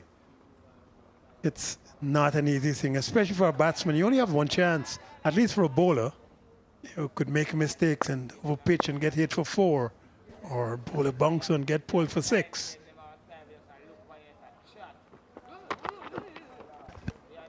As Ali might beg to differ on the one chance theory. He's lovely, Azza. You see him in the hotel and he's always willing to say hello. And all of us are staying in the same bubble. Crew, cameramen, engineers, commentators, players, same hotel. Travel on the same flight sometimes. There's Azza. Very, very pleasant guy.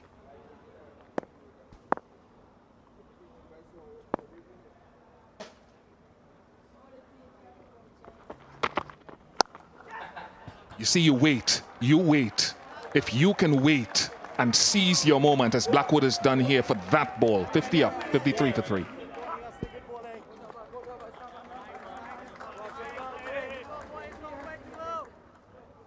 The US Windies facing a victory target of 168 and now 53 for 103. 50 coming up of 114 balls in 88 innings.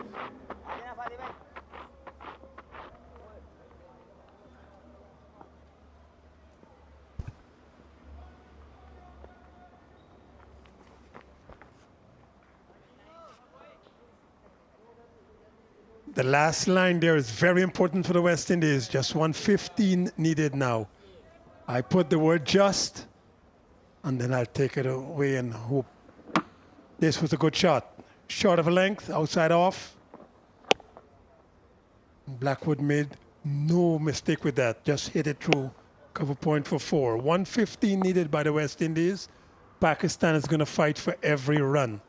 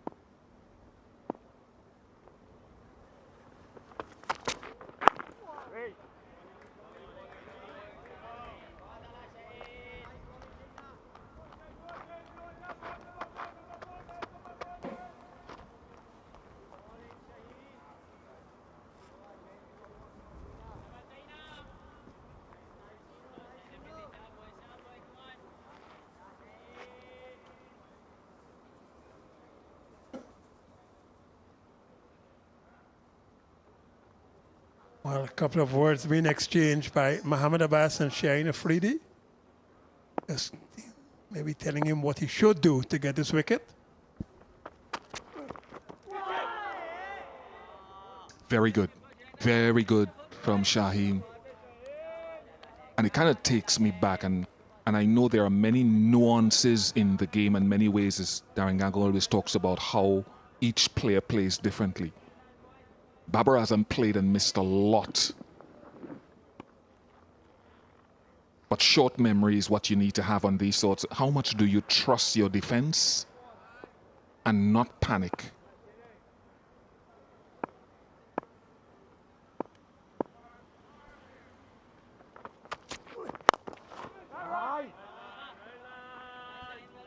The difference I find for the West Indian batsmen and even the Pakistanis, as when you compare them to, say, an Australian. Australians would play the length. And so once you bowl at a certain length, they will not play, especially if the conditions of the pitch are good, when you know you could trust the pitches. And the Australians would play the length. They don't care about what you bowl, if it's straight or wide. But on pitches like this, I'm not so sure. Because of the inconsistent bounce. But if you can survive and play a match-winning innings here for the team and win, then this replica gear, the playing uniform, the practice uniform, will become so much more sought after. The caster.com/collections/West Indies.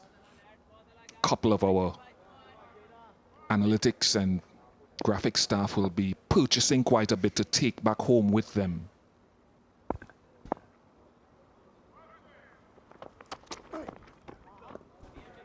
Chase showing great patience, as is Blackwood. 53 for 3, maiden over.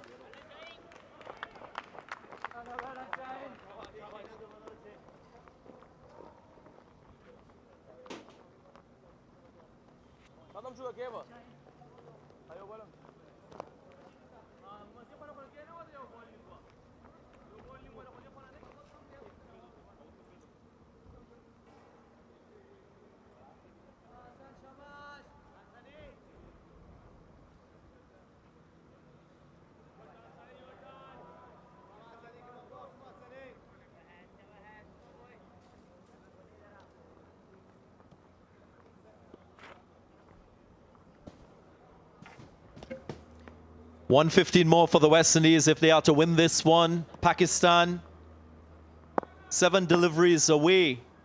7 wicket-taking deliveries away from a victory. Beautiful, terrific shot by Jermaine Blackwood. He's been tested a lot outside the line of the off-stump. This time he conquers. Just edging away from that 115 target you mentioned. But I just like the application, waiting a bit longer, Blackwood. And playing once he has that width, and it's in that area that he's comfortable in. And beautifully driven.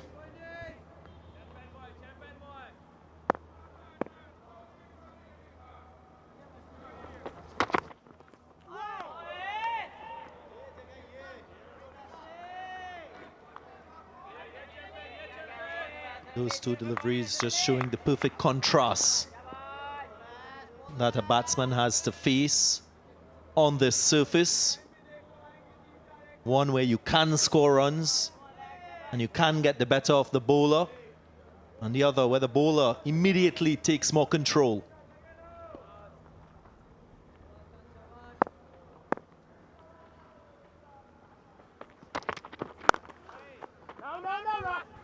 Yeah, we've seen so much of that variable bounce in this test so far. And of course, there's going to be some more. Mohammad Abbas, Yasir Shah, Afridi, Hassan Ali, and Fahim Ashraf. Mohammad Abbas getting warm.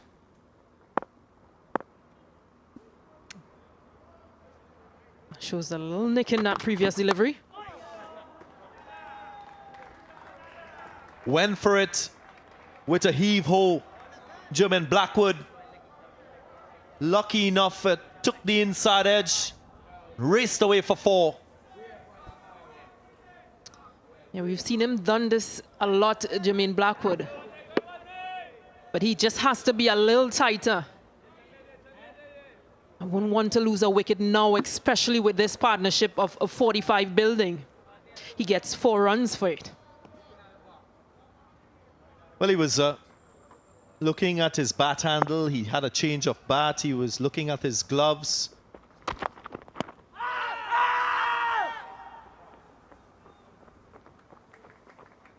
That last boundary, when he finished the execution of the stroke, the top hand again, just slipping off the bat handle. That was 2 balls or 3 balls ago, where Hawkeye shows there was an outside edge.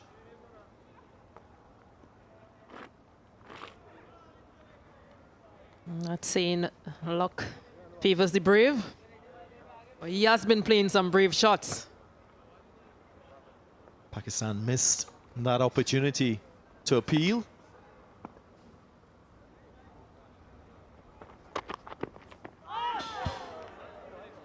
What a beauty to end the over. 62 for 3.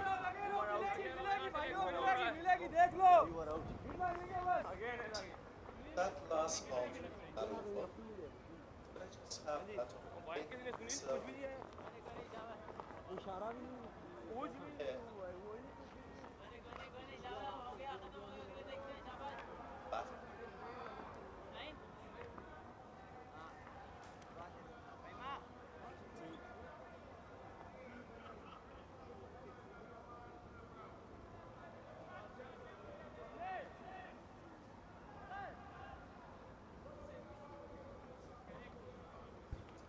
I mentioned Jermaine Blackwood having an issue with his bat, the rubber. Recently got a call from Desmond Haynes, a former West Indian opening batsman, who was quick to point out possibly the wetness of his glove is causing that top hand to slip off the handle. Maybe not as firm a grip as Blackwood would like when he gets into his swing. Yeah, because initially you would think that he tried to play that through cover, but again, the bat face turning, that moisture, and of course that bat rubber that he's been having challenges with. Yeah, sometimes you don't really look at what is considered the insignificant parts of the game. A wet glove prevents you from having a firm grip. And we all know as a batsman, it's usually advisable to ensure that the top hand grips the bat a little bit firmer than the bottom.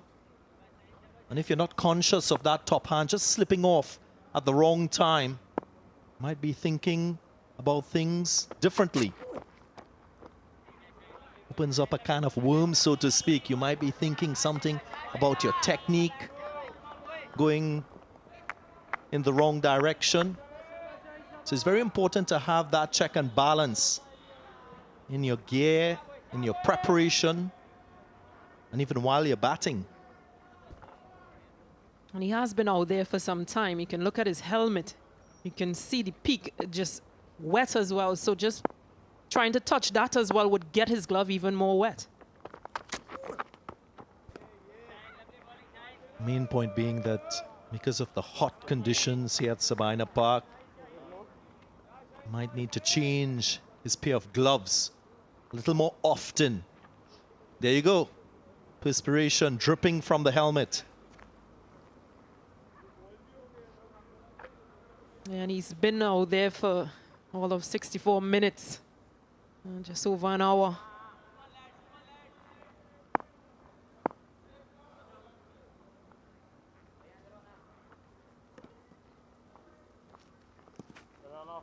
Change in heart for Yasir Shah Afridi, opting to go round the wicket now.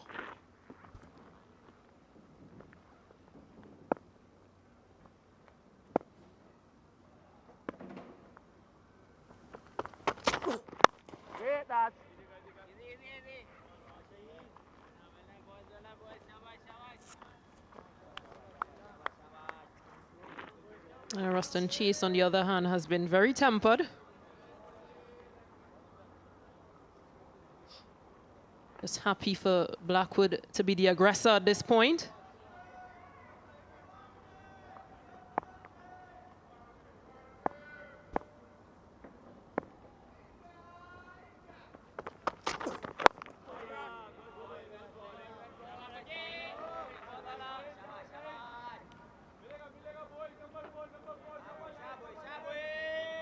Ruston Chase, he's been very solid in defense.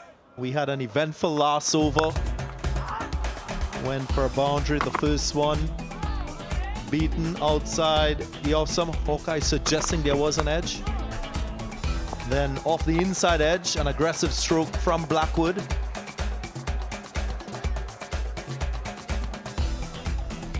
Back live.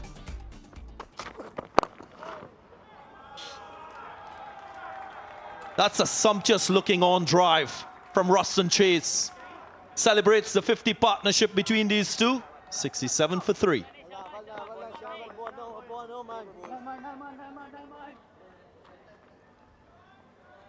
Fifth partnership coming up between Ruston Chase and Jayden Blackwood of 87 balls in 59 minutes. The West Indies 67 for the loss of 3, chasing 168.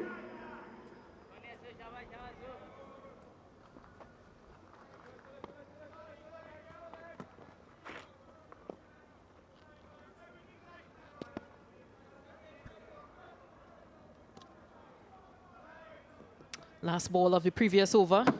Oh, how good was this? Head position, bat position. Not very much of a stride, but connection was on point from Ruston Chase. And gets him 4 runs. Kept his shape all through that shot.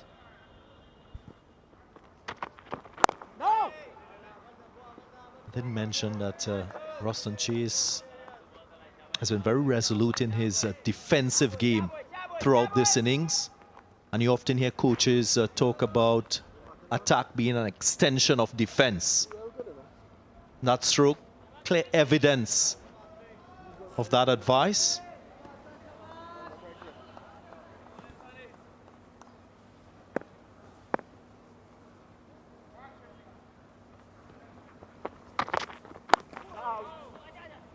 In his first innings, he would have lost his shape and got nicked off into that slip region area.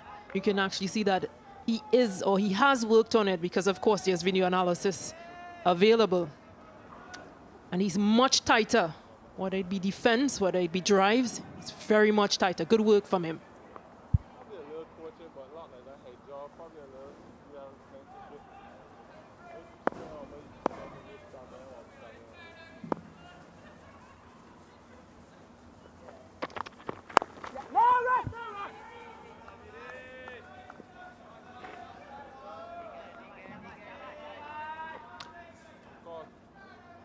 Earlier, Ian Bishop spoke about Jayden Blackwood and what he expects from the young man.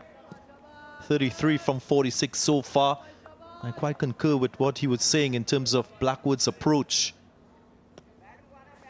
Being more calculated than what we've seen from him in recent times in Test match cricket.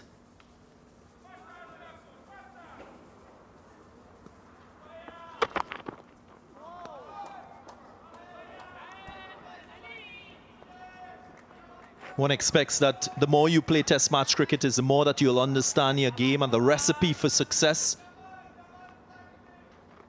And that is what a lot of the West Indians expect from a player like Jayden Blackwood.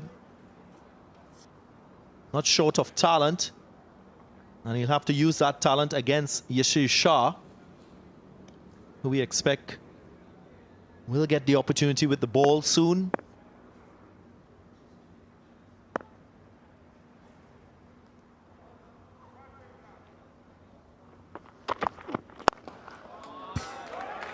Terrific shot. Now that delivery was there for the stroke and the execution was perfect. I was about to say that being the vice captain as well, there's an added responsibility. But this is just good stuff from Blackwood. Not trying to overhit this one. Goes through the line of it. And he gets 4 more runs. Takes that partnership 55 and take West Indies that target now into the 90s, 97 required. Indeed, less than 100. Psychologically, a little advantage for the West Indies in this run chase.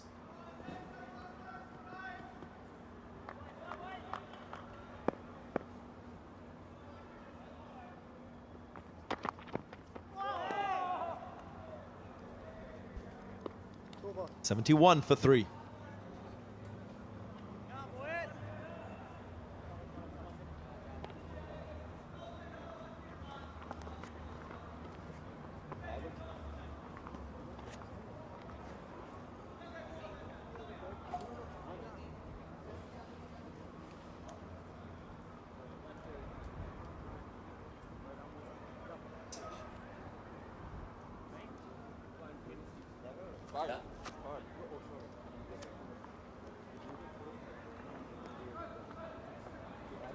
Confirmation that 97 more runs will be required if the West Indies are to win this one.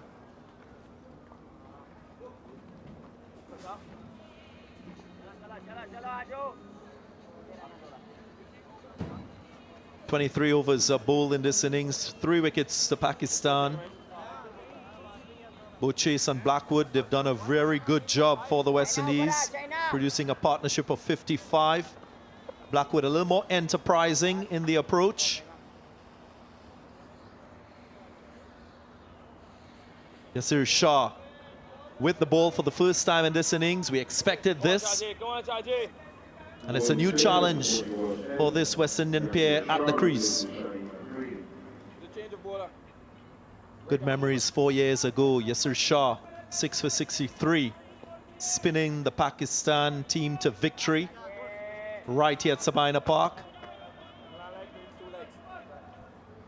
Lots of Pakistanis will be hoping for a repeat.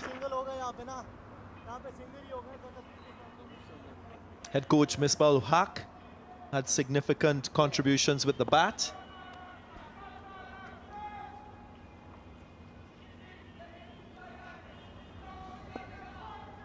Slip and play and a short leg.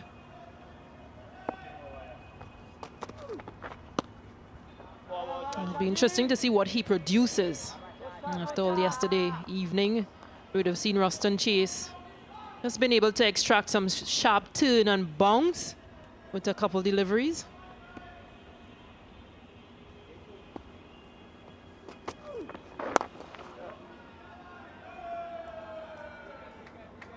Haven't seen a lot of turn from Yasir Shah beyond the first day of this test, this and second day.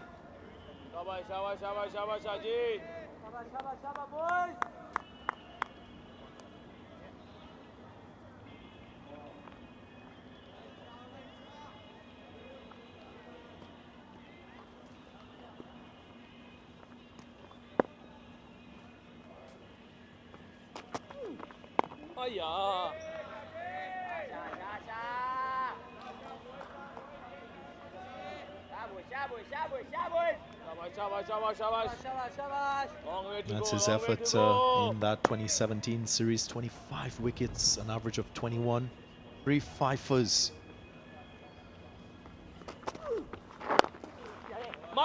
Smart. Very smart from German Blackwood. Sneaking a single, appreciating the feel and where the gap was.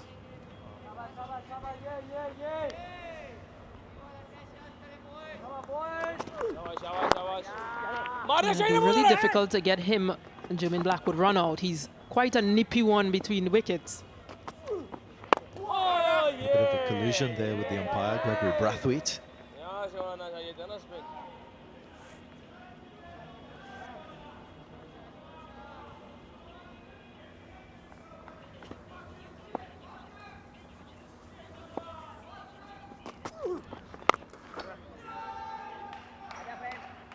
Neatly driven for a single. 3 runs from the over. 74 for 3.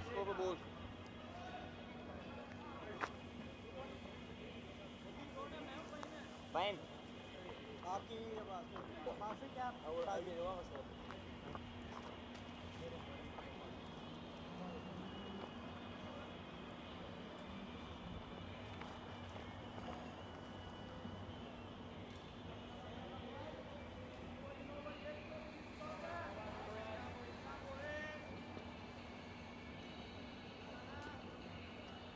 West Indian captain Craig Brathwaite looking quite relaxed alongside Roddy Eswick. Shima Holder as well to the right of screen.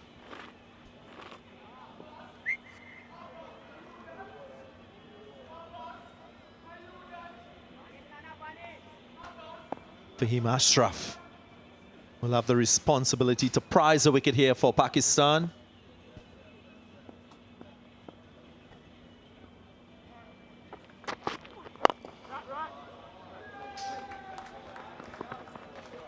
And going to the boundary. They will get 3, and comfortably so.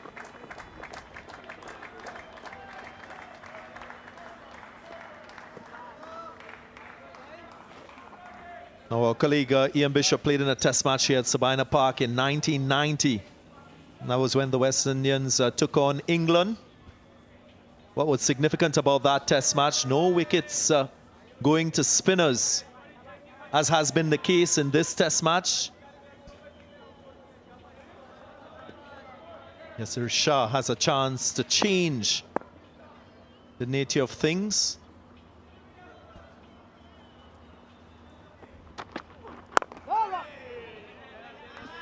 It's really been tough days for the spinners. Warrican, Chase, and Yasir Shah.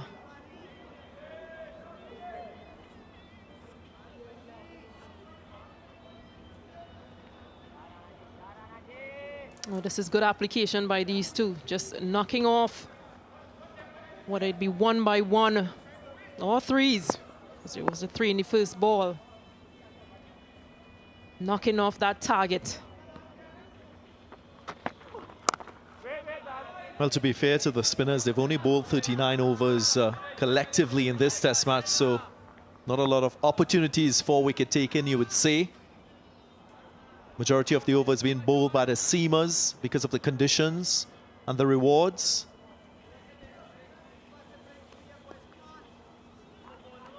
Spinners as well, they've considered a little bit more than the seamers. Over 3 runs per over.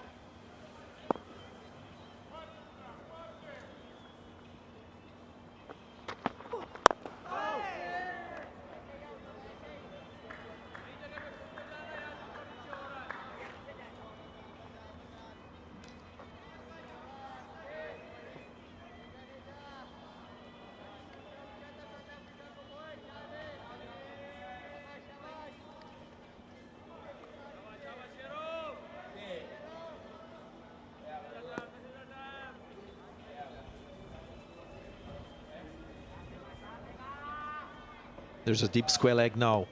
Just one change in the field, as if to indicate the short delivery is going to come.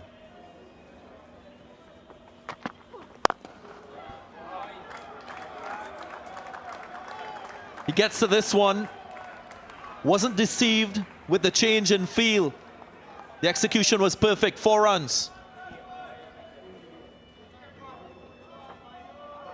Continues to be in that good form.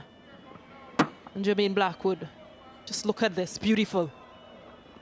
Getting that front foot forward, full face, driven to cover.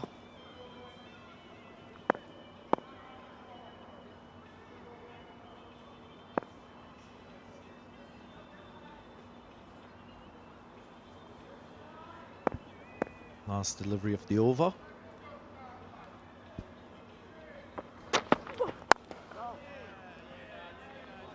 Even a better stroke for no run. 81 for 3.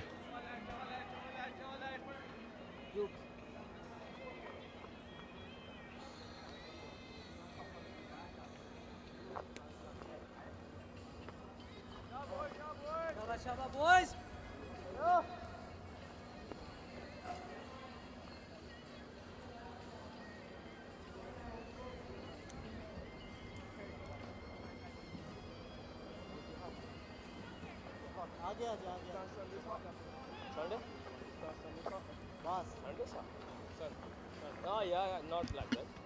87 more required by the West Indies. Pakistan will start feeling the pressure of this partnership. 65 so far.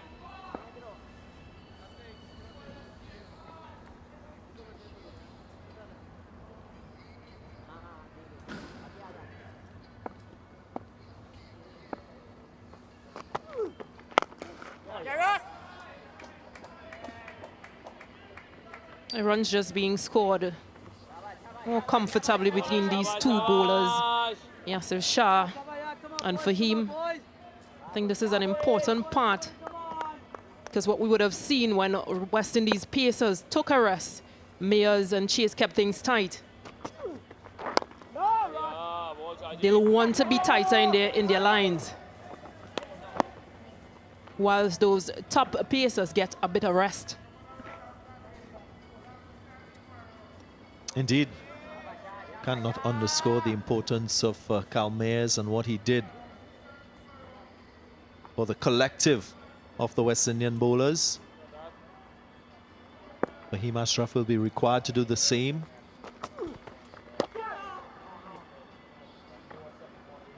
He'll try to bowl very straight lines. Yasir Shah.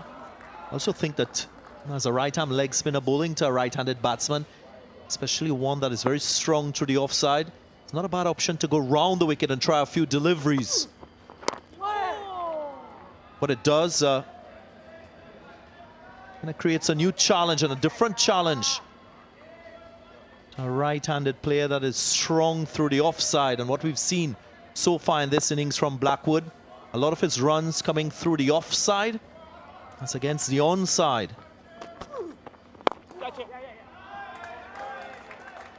I think that'll be interesting, Darren, because of the fact that you have that short a leg player catching. So coming from that angle and bowling straighter, you may just work Blackwood into a false shot playing off his hip. Might be variable bounce because of the foot marks in that line. Defends well, Ruston Chase, 83 for 3. And we'll have a Blue Waters drinks break.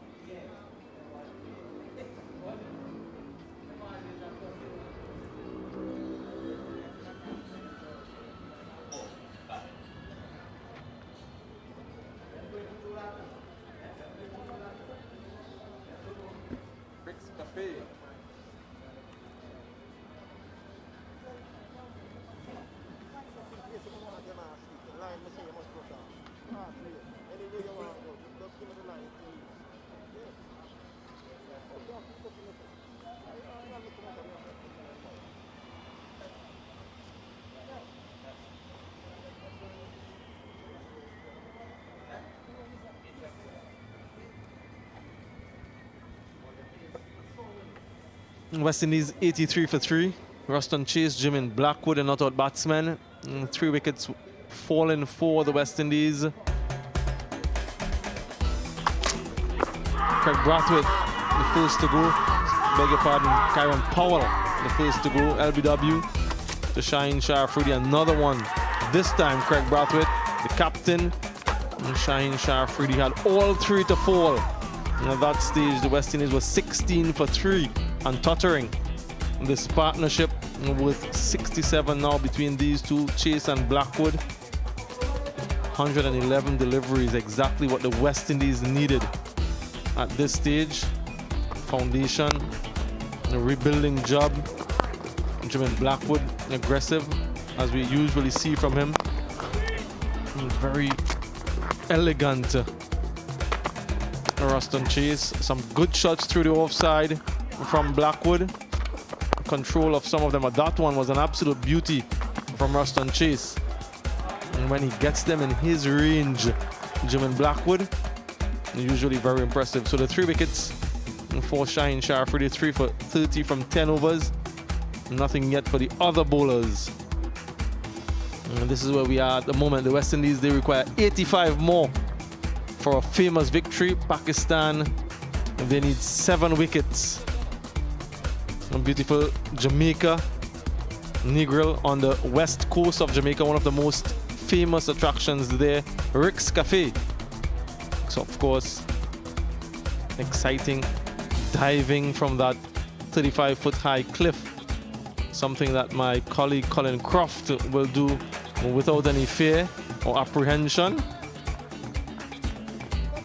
But something for you all to experience and enjoy. Get that GoPro, get all your pictures, all your videos, and all your memories in beautiful Jamaica. I have done bungee jumping, of course, and skydiving, but I didn't know about cliff diving. It's another one altogether.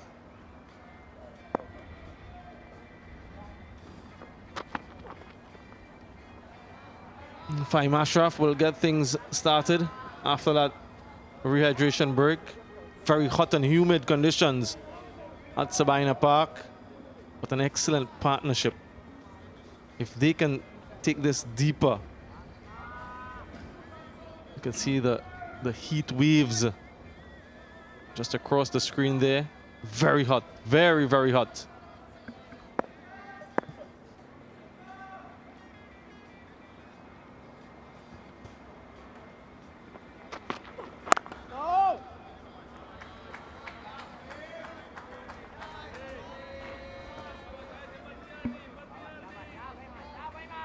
A lot of headaches for the Pakistani captain.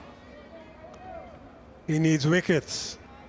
85 runs for the West Indies to get. Very difficult to defend that in this session, and session after tea, then if anything tomorrow. So he needs wickets.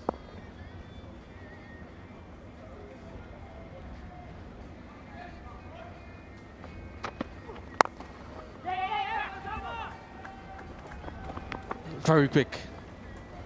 We've seen that from Jayden Blackwood.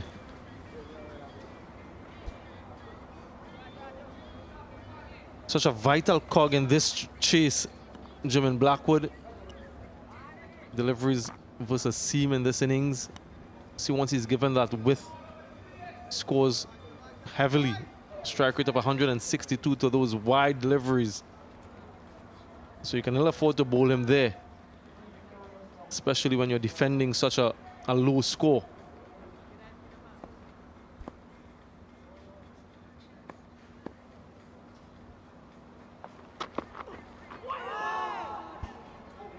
There we go again, that variable bounce.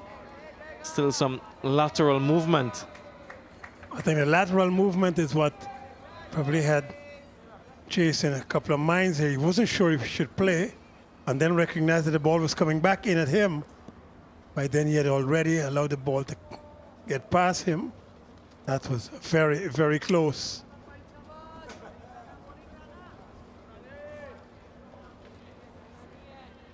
There's some work to do by the West Indians, even though this partnership has been very productive. 68 from 115. Edged, no, almost. Some deviation again Might have been interested there for just a moment. I was excited. Yeah, some extra bounce. That ball must have hit the top of the seam. Some medium fast bowlers, they do this. They hit the seam and hit the top of the seam, it bounced.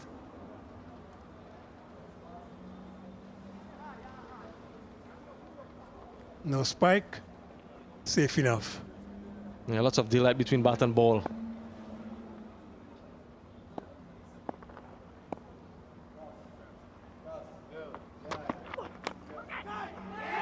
Edge this time. This time he's taken Imran Butt, the catcher. A brilliant slip fielder, Imran Butt. Success for Fahim Ashraf and Pakistan.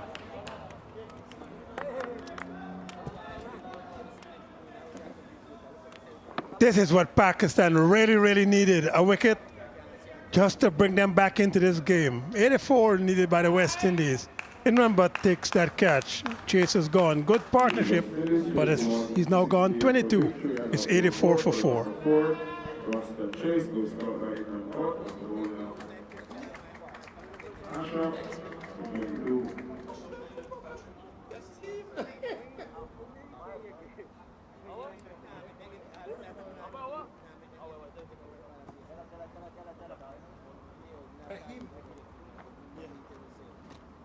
Yes, sir.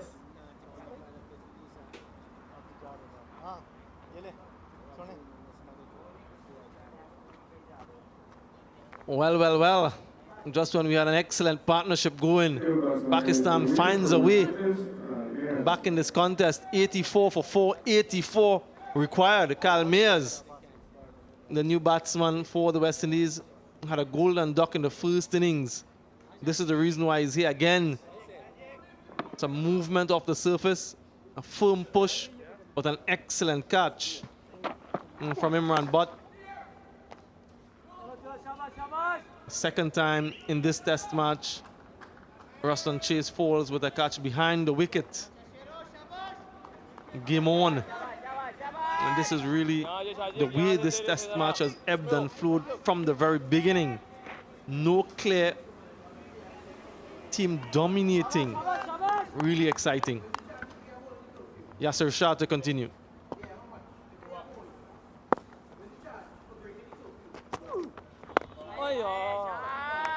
Big spell for Yasir Shah. He needs to get some wickets for his team. Ramiz Raja, the former Pakistan captain, had done a critique on him yesterday.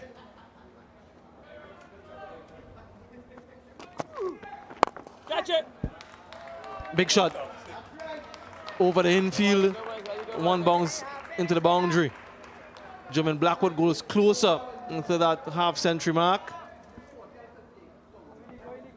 Yes, Samuel Badri and I were talking about Blackwood this morning, and I nominated him to get some runs.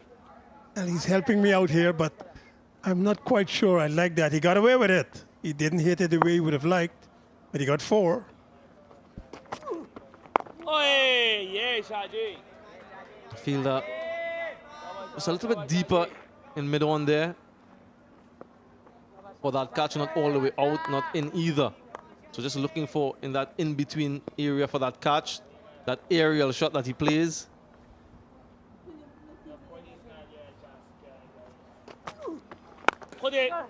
But his wicket is quite crucial. He averages 49 in successful chases for the West Indies, batting in that 4th innings with a best of 95 against England in 2020 in that famous win.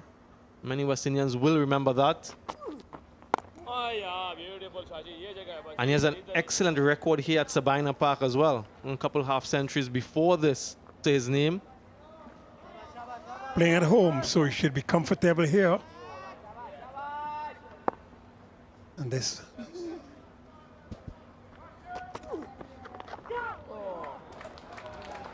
Just have to wait to see if that brings up his 50. Jermaine Blackwood, it does. So some bat involved. And another landmark and milestone for him, and appreciation all around. But not just there yet. Jermaine Blackwood and the West Indies, 92 for 4.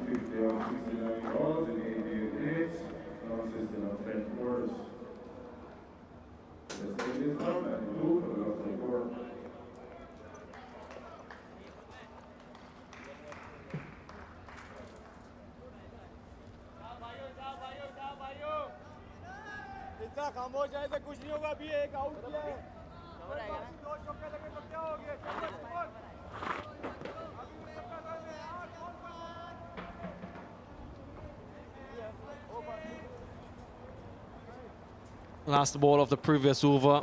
Just trained down the leg side, Yasir Shah. Tickle.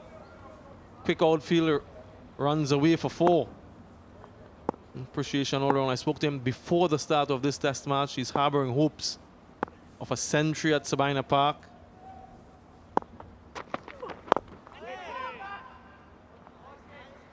It has eluded him thus far. 3 half centuries here with 76 needed. So a possibility of him getting there. And that would be an amazing accomplishment for him. Yeah, just 2 centuries from 15 half centuries. So the conversion rate, not good. If he doesn't get a century here, what he needs to set his stall out is not to get out. It will help his average. It will help his confidence. So yes, he needs to be continuing.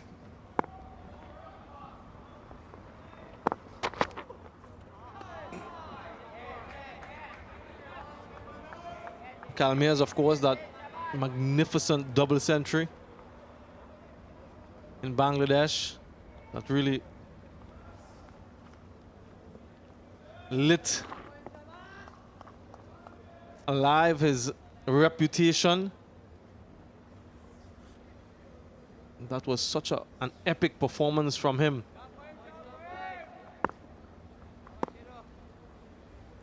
Debut test match and getting that sort of runs.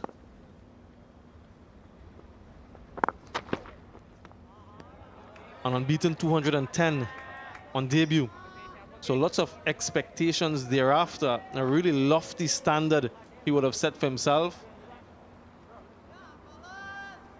And the additional part of that is that the West Indies won.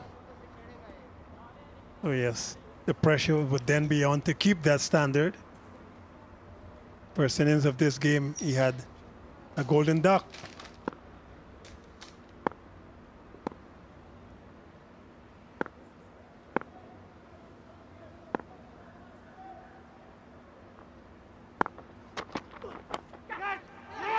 Ejjan gone, that man again. Imran Butt and Fahim Ashraf. What a combination for Pakistan. A pair of ducks for Kyle Mayers. We're just talking about an unbeaten double century. Well, it's 2 noughts now. This is Imran Butt's 3rd catch of this test. And again, he stays down, number 62. Just waits for the ball to come into his hands. Didn't rush it. Just allowed the ball to come him. And Mayers is gone. He's gone for no score. 92 for 5. The West Indies wobbling.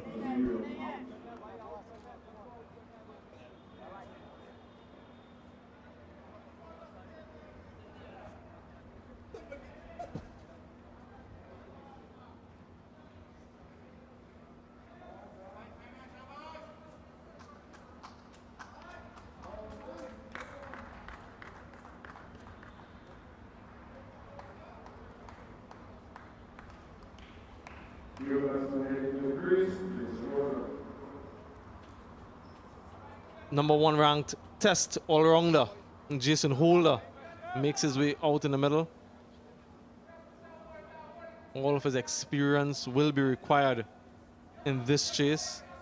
Another good delivery from Fahim Ashraf, just angling across the left-handed Kyle Mayers. Such safe pair of hands, Imran Butt. Really an exceptional slip fielder. From all reports, it's highly regarded in that region. Speaking to Misbah ul Haq before the start of this test match, he was very pleased with his slip catching and what he would have provided in that series against South Africa in that slip cordon. Catches win matches. So far, so good for Pakistan. West Indies will need another partnership. Not an easy position to field, but he's making them look easy. Quite easy, Imran Butt.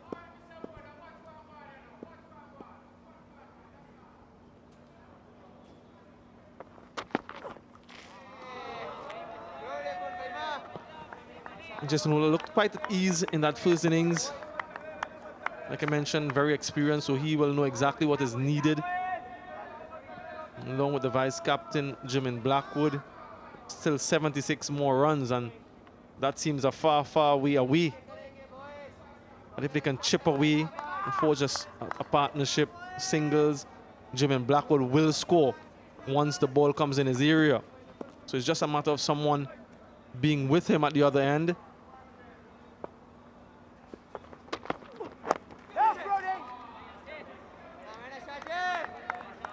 Successful over for Fahim Ashraf comes to an end, 92 for 5. Come on, Eddie, your turn, buddy.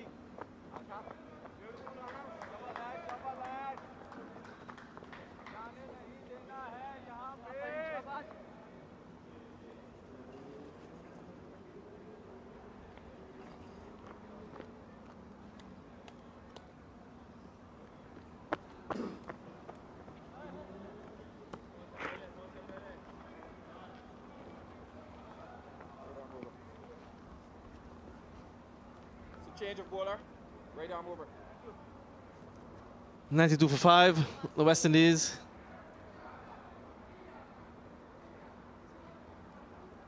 Yasir Shah Fruity picked up that 3 wickets very early in the plot.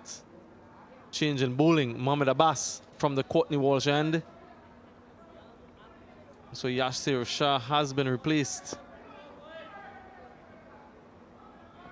And let's see the approach from Jayden Blackwood now. It's not going to get anything loose from this man. Very consistent, probing areas.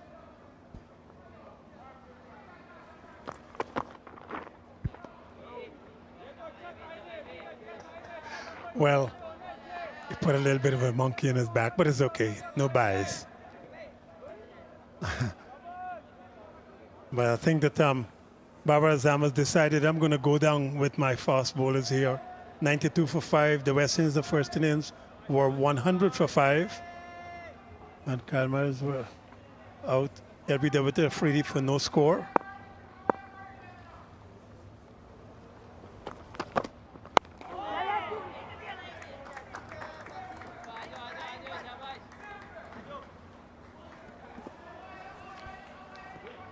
Jayden Blackwood, quite resolute, good knock so far.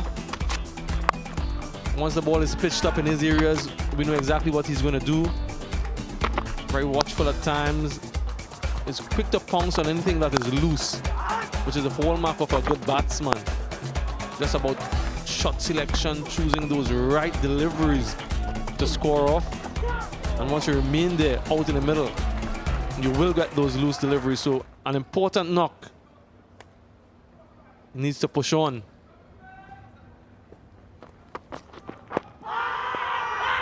Huge shout. Might just be going down the leg, but kept very low.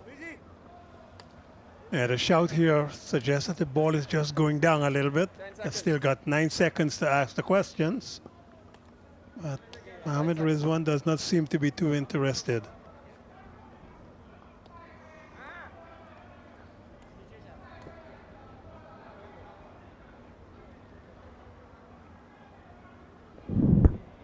Yeah, clearly going down the leg side.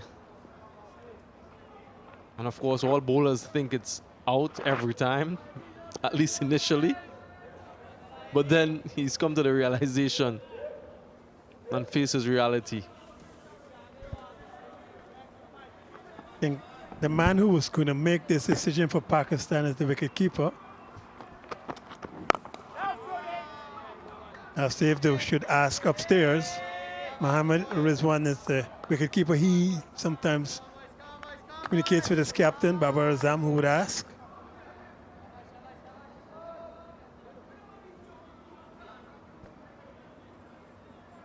Babar Azam is feeling at mid-off, so his perspective would be a little bit different to what the wicketkeeper would see.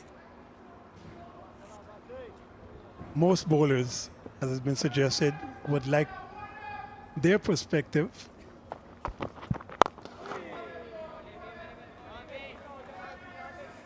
But when a bowler delivers, his first movement is away from the pitch. And therefore, when the ball actually hits the batsman, the angle that he sees is not the angle that the wicketkeeper sees. It's a little bit, 10, 15 degrees off from to the left.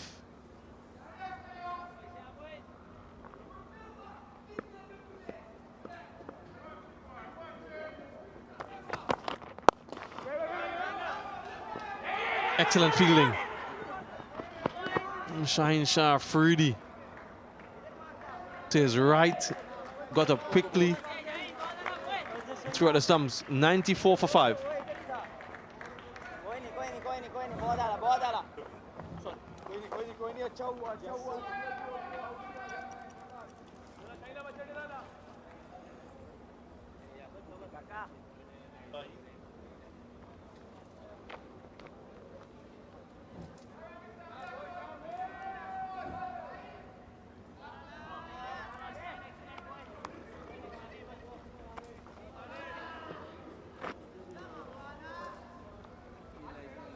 Brilliant bit of fielding, the last ball of the previous over.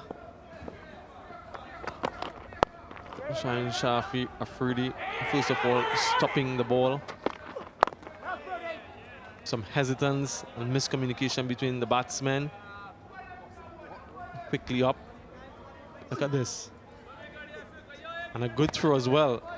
Would have been out if it was a direct hit.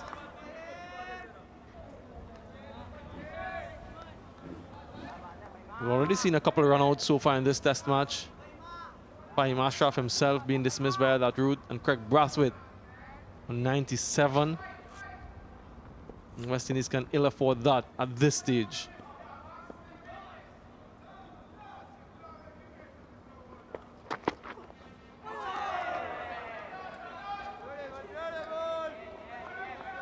Fahim Ashraf did get Jason Holder out in the first innings. He'd made a really well-made 58 before he tackled one to the wicketkeeper, Mohammad Rizwan.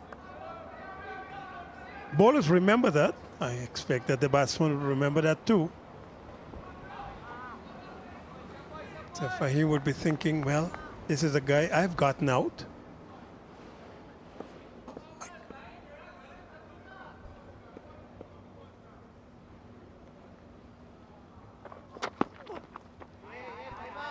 Mentioned that first inning score from Jason Holder, 58 from 108 deliveries. And this is the way he was dismissed, Fahim Ashraf. Good delivery. And that partnership between Jason Holder and Craig Brathwaite with 96. And he will want to forge something like that with Jermaine Blackwood, this time the vice captain, and Jason Holder. Two all-rounders up against each other, Fahim Ashraf and Jason Holder.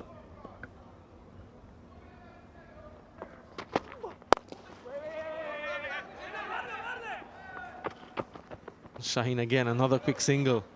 Much more comfortably this time. But you can see the desperation in the field. Tension out in the middle.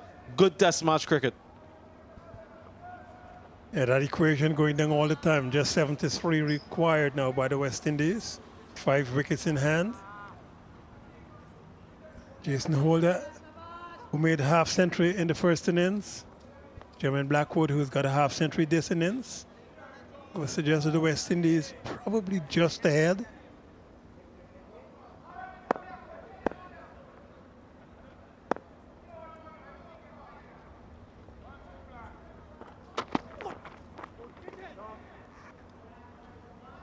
Remember, Colin Croft, this is the first test match for both these teams in a new cycle, the World Test Championship, so points on offer for both these teams. And in 2021, West Indies would have played, what, 6 test matches, 2 against Bangladesh, they won that, 2 against Sri Lanka, no result drawn, and then 2 against South Africa, they lost that. So 2 wins, 2 draws, and 2 defeats. What will these 2 test matches against Pakistan bring?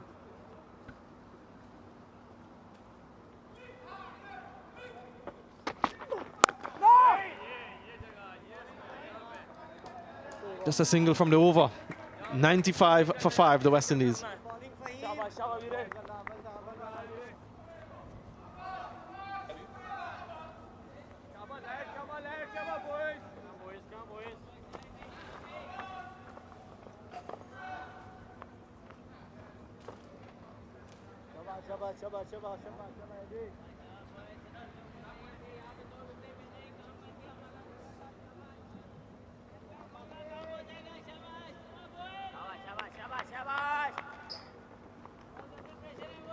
Pakistan tour of the West Indies 2021 started with the 40-20 internationals. Pakistan won that series 1-0 and went into the first of 2 test matches.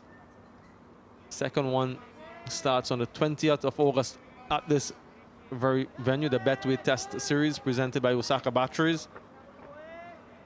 And this test match is the 5th between these two here at Sabina Park. Pakistan has won 2, the West Indies 2.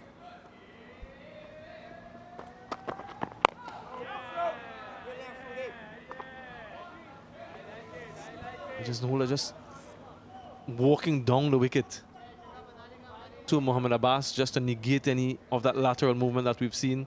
Some batsmen start out of their crease to achieve that same result. And Jayden Seales that time was taking a walk down. So not threatened by the pace of the deliveries, but more by the lateral and sideways movement.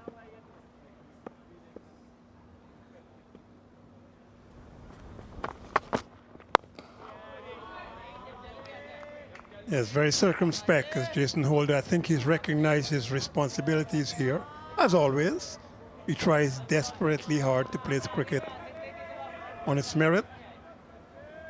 But he also recognizes that were he to fall quickly, then the pressure would be put on Joshua De Silva and the late order batsmen.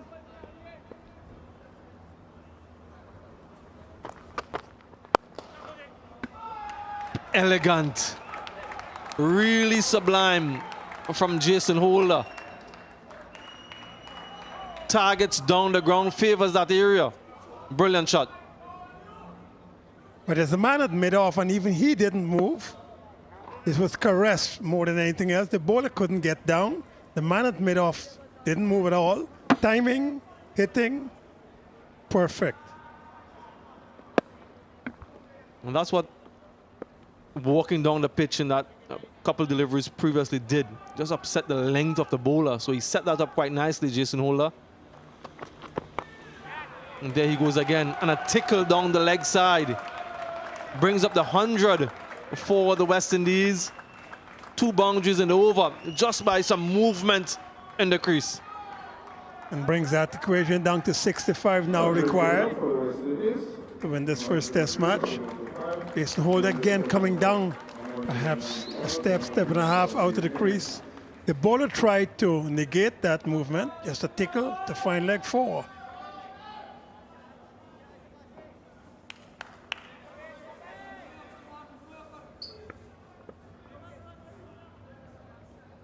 They'll be thinking small targets. Let's take it in targets of 10. Bring that down. Once they get under 50, feel a little bit more at ease.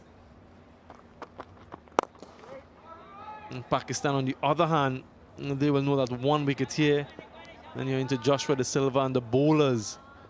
Don't think that it's too far from that man coming back. Fahim Ashraf has been the standout bowler so far. This is a movement from Jayden Seales, just off-putting for the bowler. And a nice tickle. I suspect that he will be brought back in quite imminently, given the score.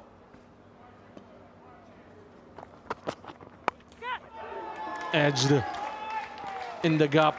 Another 4, 3 4s. Expensive over.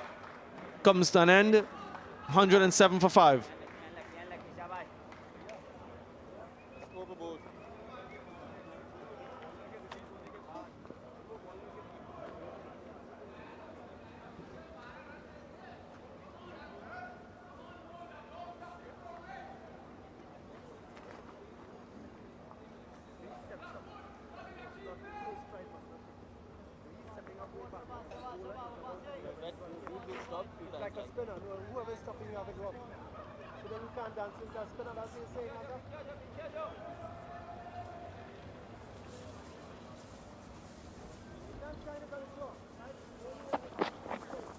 Jayden Seales clearly in an offensive mood.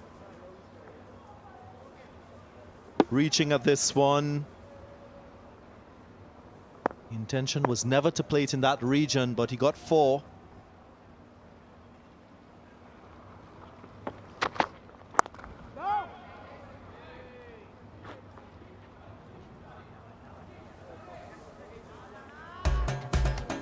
Last over 3 boundaries coming off the bat of Jason Holder. The first one exquisite down the ground, then a clip through the onside. Streaky, the third and final one.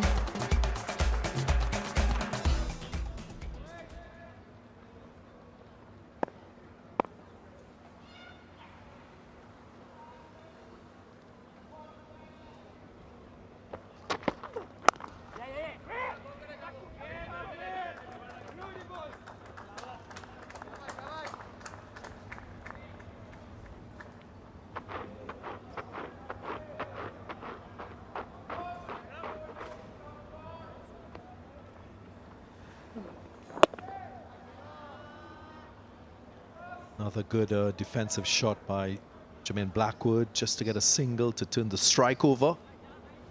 Afternoon, Ian Bishop. Does this innings please you from Jermaine Blackwood? Most of it. 95% of it.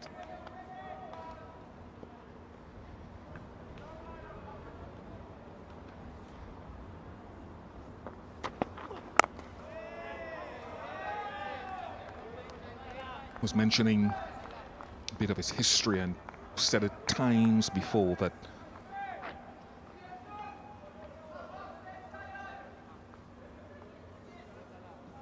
his tough early encounters were not necessarily fair to him.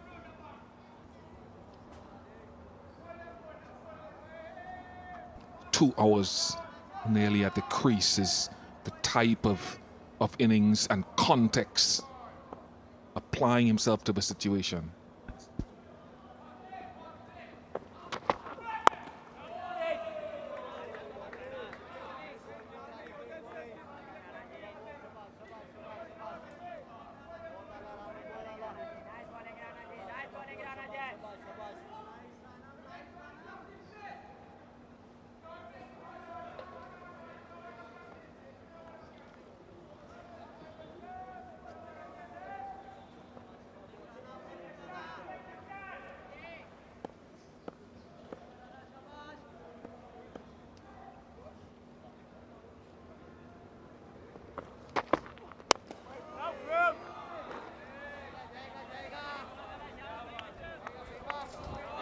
Jermaine Blackwood, his strike rate in this innings in the 70s. Highest for top 5, top 6 batsmen throughout this entire test match. In the context of the run chase, I think the way he's gone about executing run scoring would have pleased his coach, his captain. Maybe one false shot in that entire innings.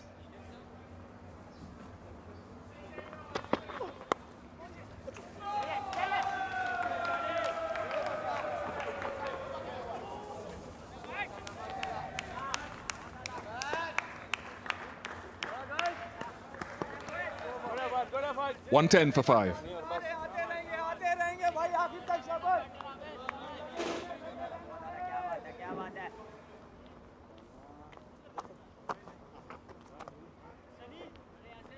West Indies chipping away.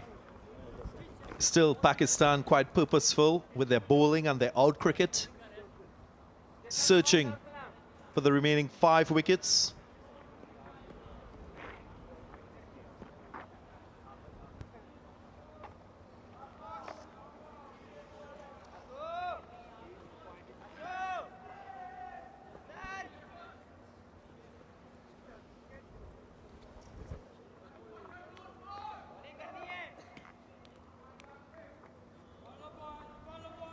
Joshua Da Silva would be padded up.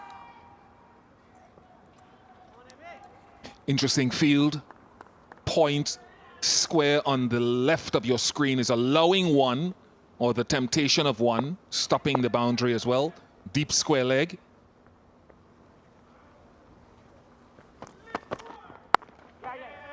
That's the one right there. Are they asking him, are they looking to save the boundary, or are they tempting him to run the ball in that area to bring slip into play? This is captaincy smarts from Babar Azam. I like this. And that is why this format of the game is so enticing. What Babar Azam is doing is he's getting Blackwood accustomed to playing at more deliveries outside the line of the off stump. And previously he would have felt that he had to leave. Now he's enticing him to play more with his bat and possibly away from his body and entice the edge.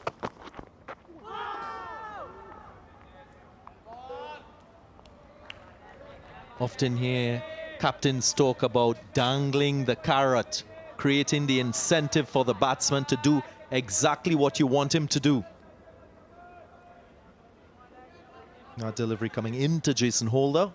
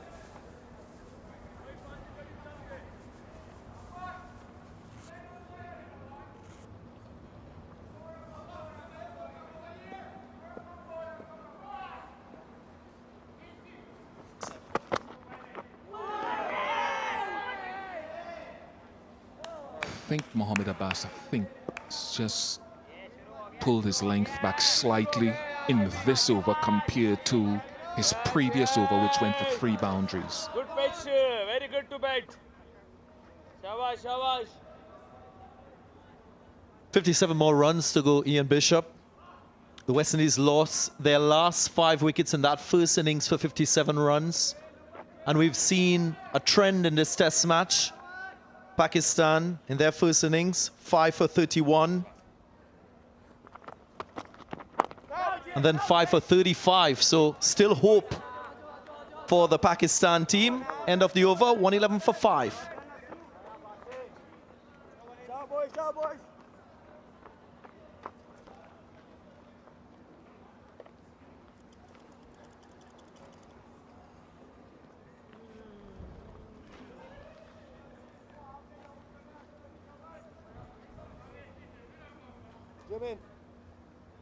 Blackwood.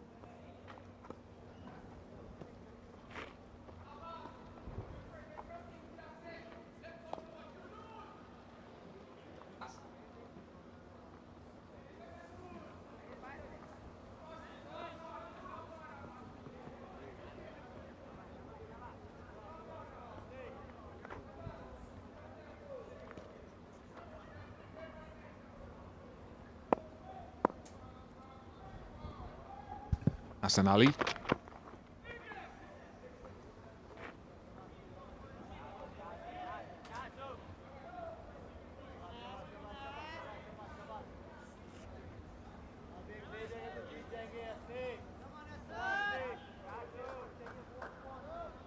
This equation, a little more fuel for the remaining West Indian batsmen if they do get the chance.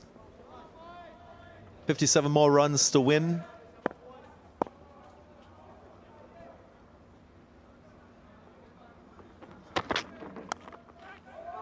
That's a brilliant catch. Imran Butt again. He is Superman.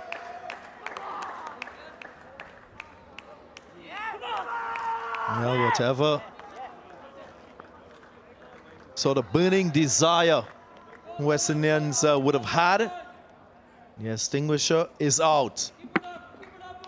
Just playing away from his body, a wide-ish delivery. How about this for an effort? Imran Butt diving away to his left, and accounts for the wicket of German Blackwood. Gone for 55, 111 for 6 now.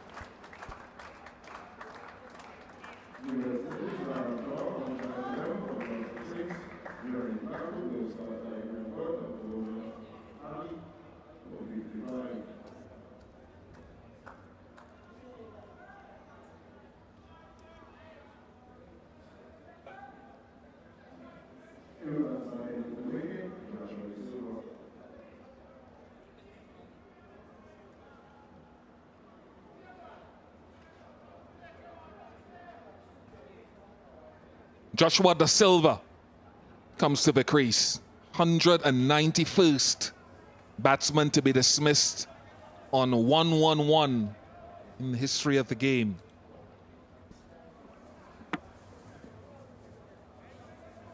Yes. 99% of this is about the catch. That would have gone straight into the lap. And First Slip is asking why. If we see that again, he's asking, what are you doing, Imran? But that's mines.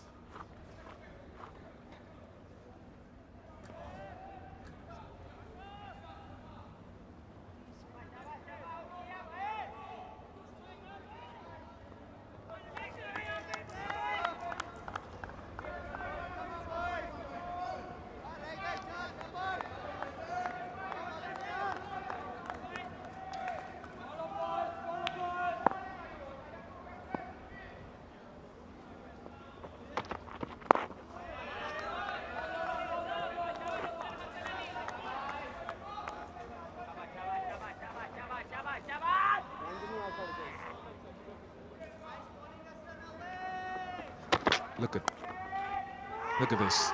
Second slip moving to his left. Absolutely brilliant.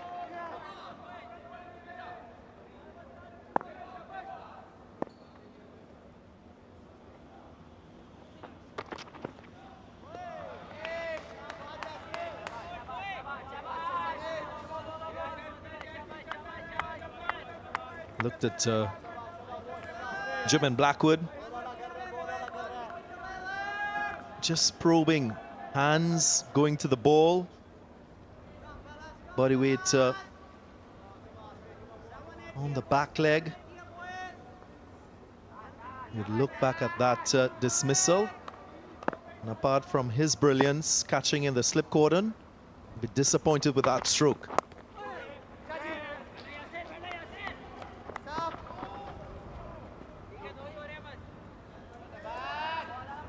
Nelson, if you believe in such a thing, claimed the wicket, but now they've moved on.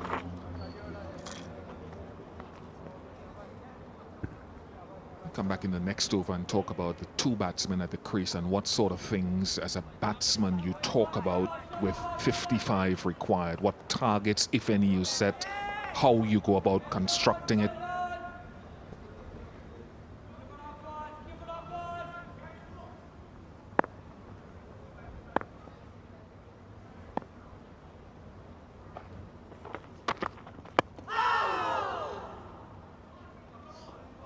.113 for 6.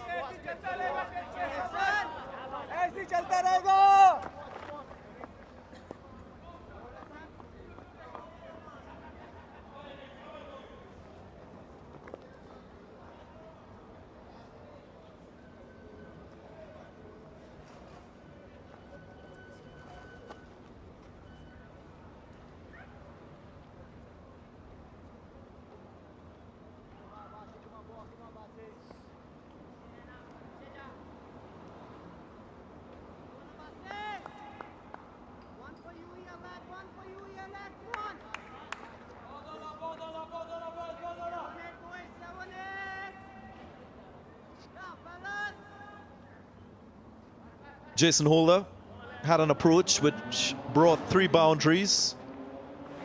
of one particular over from Mohammad Abbas.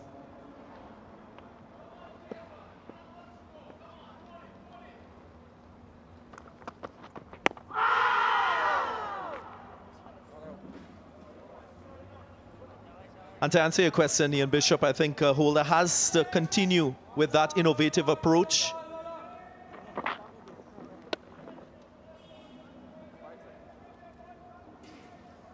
You saw the first slip. You saw the first slip's left hand.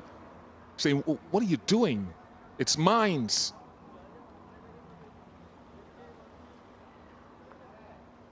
Move from a wide to a yes. Oh, yes. Well done.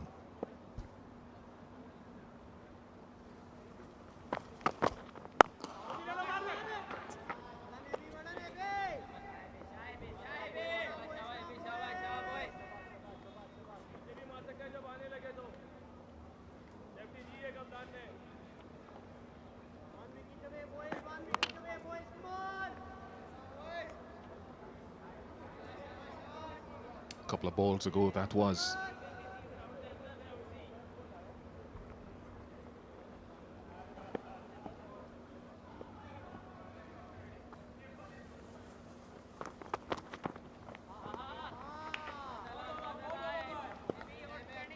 Jason Holder will feel that he has the responsibility to see the West Indies home. Not only because of his wealth of experience, the fact that he's playing in his 50th Test match. He had a half century in the first innings. So he's well aware of all the Pakistani bowlers and the threats that they produce with the ball. I also feel that he has the responsibility to shepherd Joshua De Silva on the other end.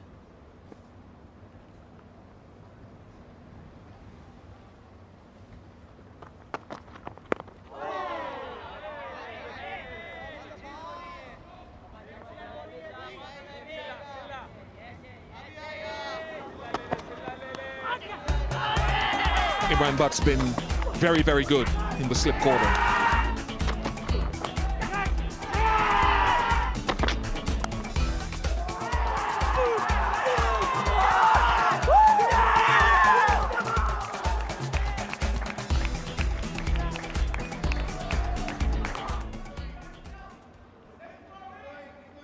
All good seam bowling lineups need good slip catches.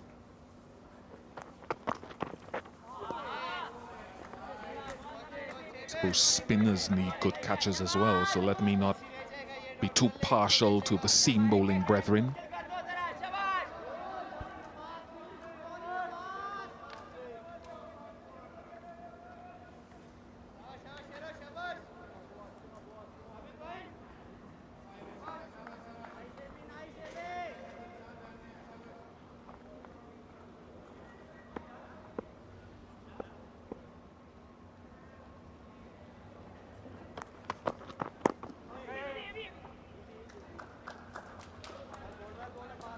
Just one off the over.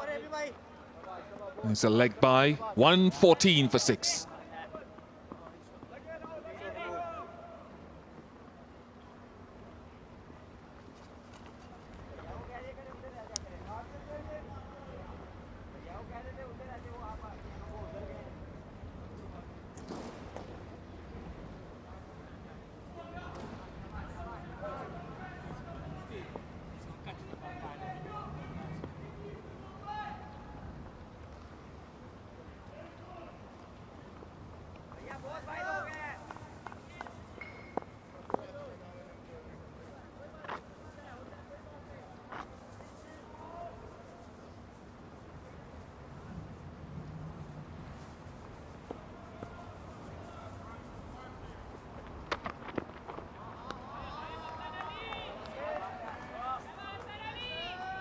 Many times when you're looking at a target and you're trying to get there, it's important for you to set yourself smaller targets and make it a lot easier, where the process in getting to that main target becomes easier. Jason Holder, as mentioned, he should try to take more of the strike to allow Joshua De Silva to get himself in and still maintain that attacking mindset. So far, we've seen few batsmen get out to deliveries that are quite straight unless it's pitched up and gets the LBW. But he'll be waiting for deliveries on him and those that are over pitched to score.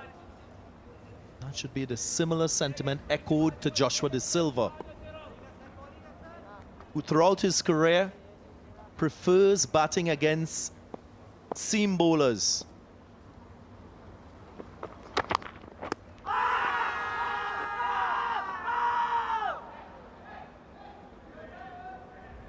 All alone there, Hassan Ali, with that appeal. 10 seconds. 5 seconds. Just in time. Copy, Joe. Third umpire, the television director. We have a player review for LBW. The original decision is not out. I've already checked and established it's a fair delivery. Can you move on to front on spin?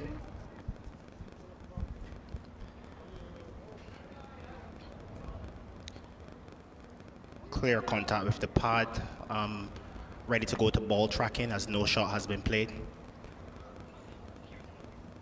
Just waiting on ball tracking, Joe.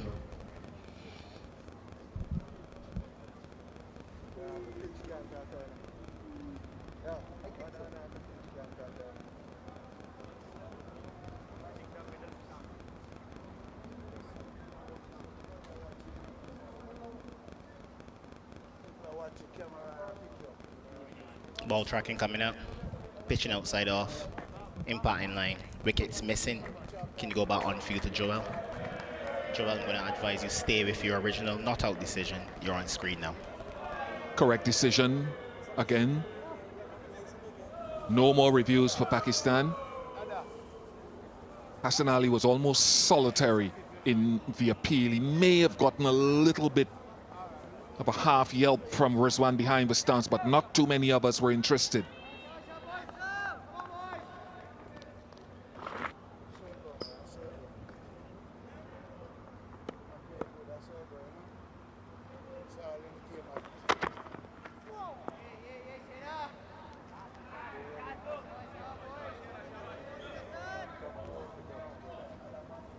What I'd also say is that as a batsman on this surface, you've got to decide what are your scoring areas and commit to it. To me, when you look at deliveries that are back pitch, using the horizontal bat through the offside is a better option than going vertical. So Jason Holder and Joshua De Silva should be looking to pounce on anything short, with a little bit of room outside the off stump. One boundary and an over is going to put added pressure on that particular bowler and the bowling group from Pakistan as a collective.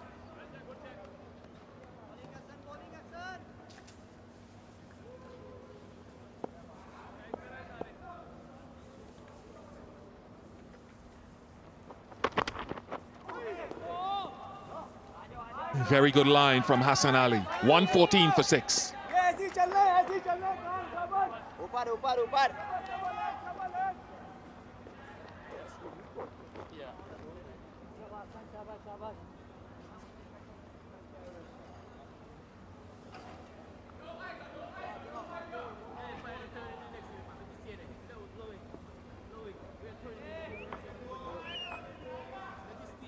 Just a little to you. Right. That's middle.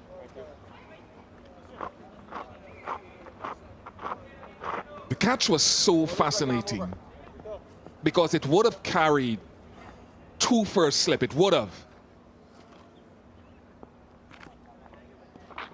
But Imran Butt made up his mind that he was going. He committed.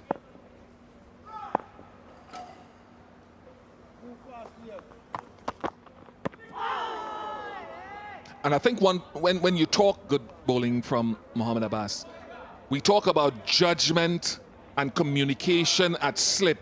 It doesn't always have to be. Imran Butt was confident that if he went, he would go for it regardless in that split second of whether it would have carried to first slip or not. such as his confidence and agility.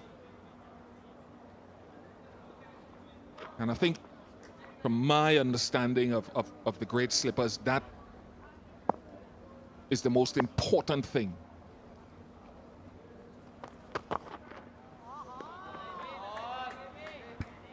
While you're making your point, Ian Bishop, Jason Holder had a mid-pitch discussion with Joshua De Silva. Just have a funny feeling he's making him well aware of that front foot coming across his stump. That is where Pakistan will be targeting his dismissal. Saw him get LBW to Yasir Shah Afridi in the first innings, the last West Indian wicket to fall. And on a couple of occasions in this innings, just off the inside edge, close to that front pad. A case then for him to, well, again, it's a comfort zone, but maybe to find a way to bat a little bit further out of his crease. I'm not suggesting walking at the bowler as Jason Holder has done. That is a self-belief thing.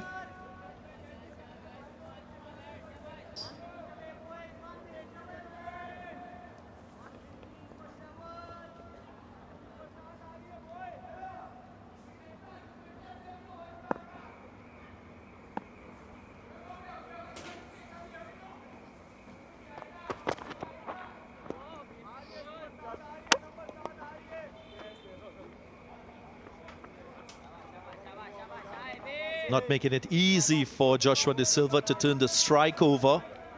Oftentimes, as a bowling unit, that's the best way of adding pressure to a batting pair. Especially if it's a new batsman to the crease and it's a new partnership. Tend to focus on the newer batsman.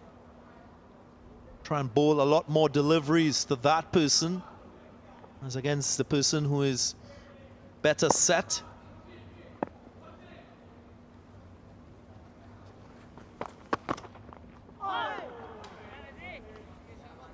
Silva will be trying to field ball on bat, trying to acclimatize himself to the conditions.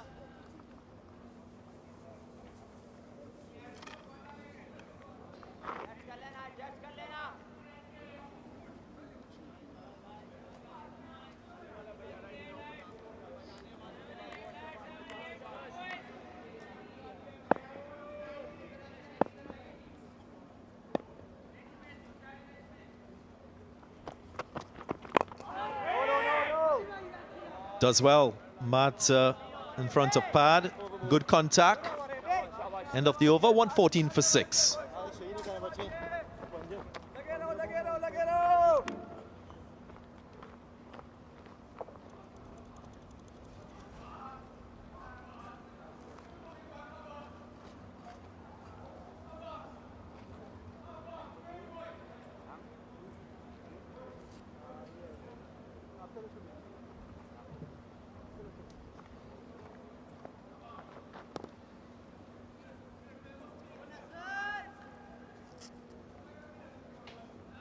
Three overs in a row now from Pakistan. Holder would have been confined to facing Hassan Ali, Joshua De Silva, Mohammad Abbas. That's not what you want as a batting pair.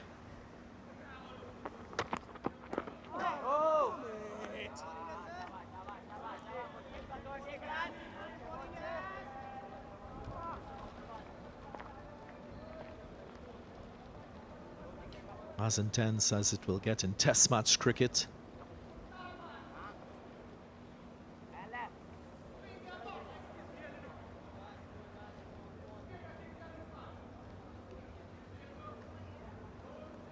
"54 more runs for the West Indies.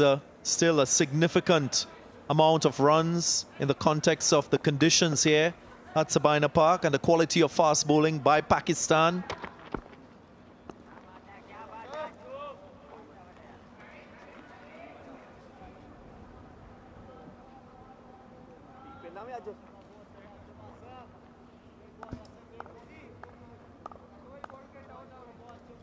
Hassan Ali has bowled 22 deliveries to Jason Holder in Test match cricket. Got him out once. No runs scored in that cluster of deliveries.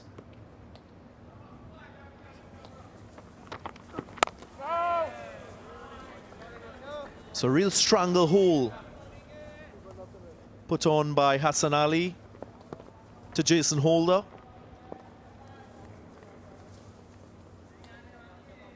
What he'll want is to get a single, go to the non-striker's end and take a couple deep breaths.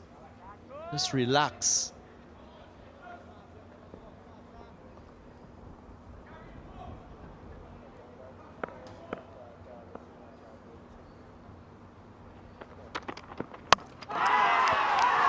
Castled. Second time Hassan Ali has gotten Jason Holder. And he conquers once again.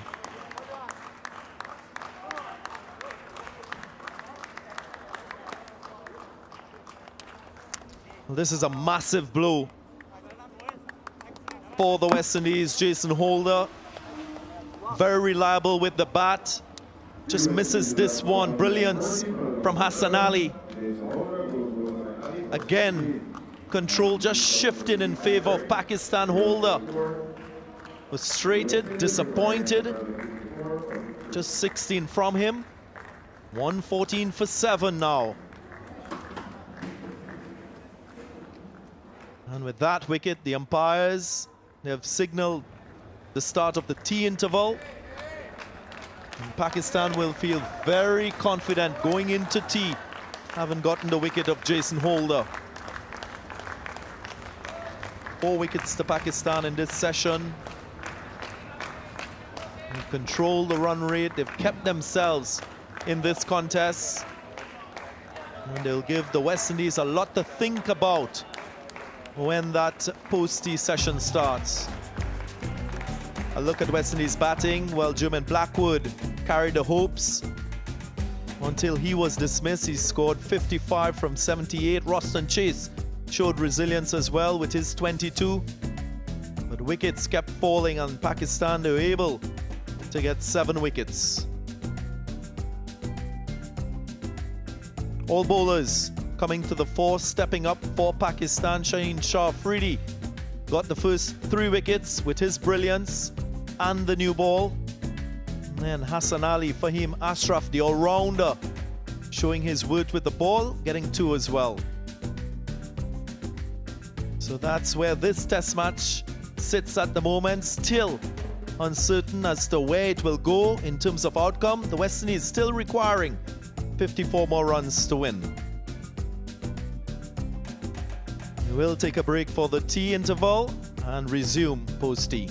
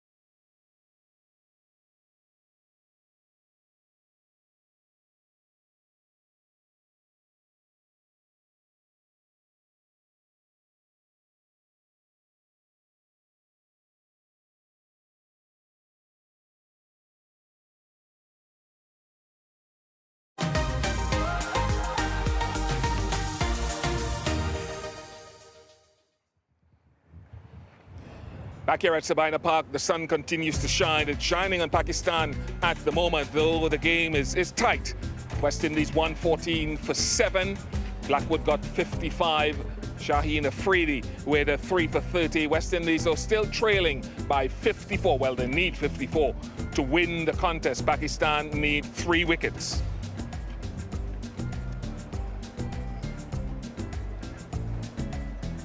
Joshua Da Silva was the last man standing at the interval for tea because Jason Holder got his off-stump knocked out of the ground. Colin Croft is here with me.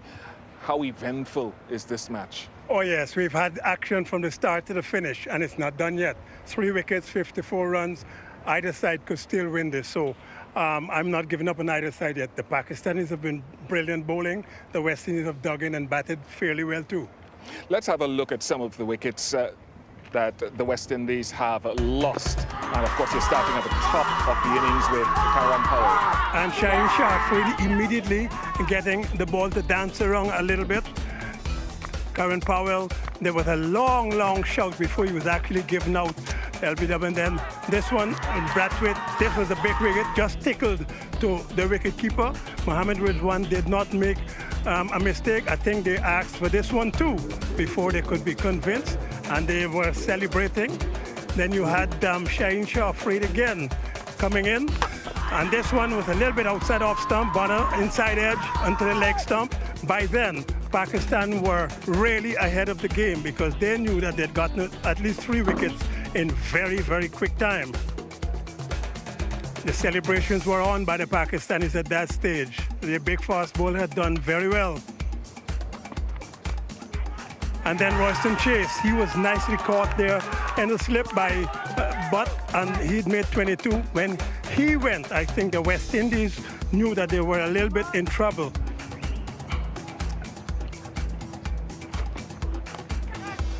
Kyle Mayers, he was out caught also. Now, he made a pair, so he was really struggling. He had a first ball duck in the first innings. This was a very juicy edge again, so slip again. Imran Butt taking that catch. So by then, the Pakistanis had a real big chance in this. Blackwood, a very good catch there again by Imran Butt. Blackwood had played really well for his 55, but this is a magnificent catch by Imran Butt, diving in front of first slip. Pakistan then, they were celebrating because Blackwood had played really well for that 55. Then Holder being bowled by Hassan.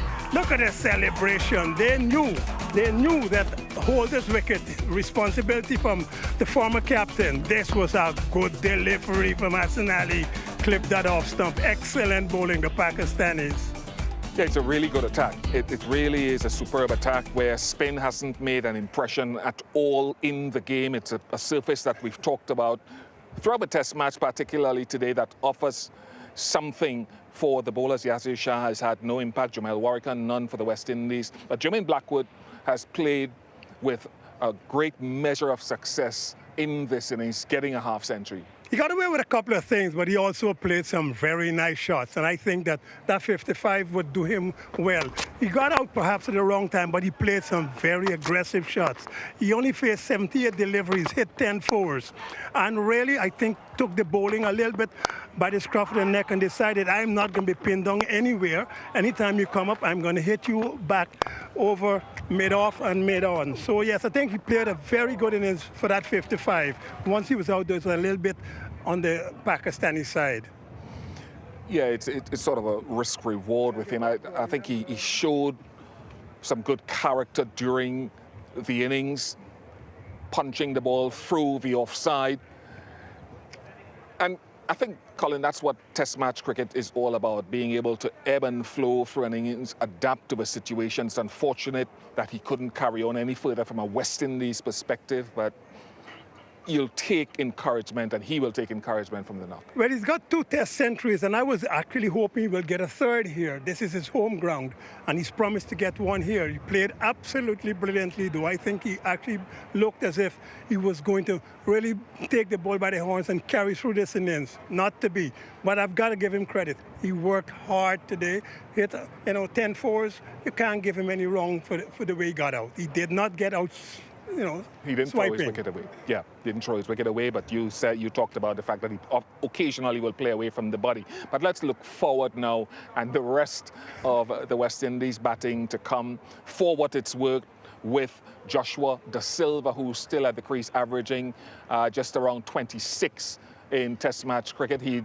do well to get 26 more here today with Roach, Warrican and Seales. Well, Joshua Da Silva is going to have to take the responsibility as the senior batsman. Only a couple of Test matches he himself has played, but Kemar Roach is not a bad batsman coming down at the bottom. So I think he's going to have to bat right through to the end of this if the West Indies are going to win this game. It's as simple as that. Does he look to control the strike, though? Yes, I think he's got all the temperament of somebody who could do that for the West Indies, but the Pakistani bowlers they're not going to give that up without a fight. Let's refocus on Pakistan and the way they've bowled, the way they've picked up their wickets here again. The ball tracking is giving us a good indication about lengths and where the successes have come. The lengths are excellent, but I was also impressed by the direction. Very, very few deliveries were outside leg stump. They bowled mostly outside off stump or on off stump.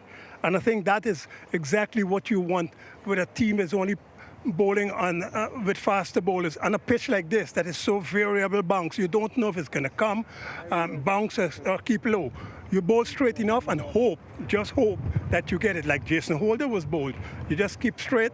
The bowlers did a very, very good job. At good length has taken a pounding once again as the Test match has gone on. The lines obviously would have been straighter. We heard that from Kemar Roach last night. The length sometimes, if the ball doesn't swing as much, is drawn back. So, look, it's going to be finished in this session coming up. How challenging is it, though, for Joshua Da Silva to try to manage the strike, given the quality of the bowling lineup he's up against? I asked a couple of questions about Joshua Da Silva from people who knew him. It's the first time I'm seeing him bat. And they've said he is a very mature head on a young shoulder, set of young shoulders. So they are convincing me ages ago that he is up to this kind of task that he has this afternoon, this fourth afternoon, the first Test match. We'll see. But I think he made 30 in the first innings. I think he could do that again in the second innings. And Pakistan, it's obvious with Hassan Ali doing what he has done from that Michael Holding end there. How refreshed will they be with, I suppose, victory in sight? If you have a Test match to win, you are not tired. They're going to be rushing in. They bowled really well, wicket to wicket. A couple of LBWs, some edges. Jason Holder, the last man out, bowled.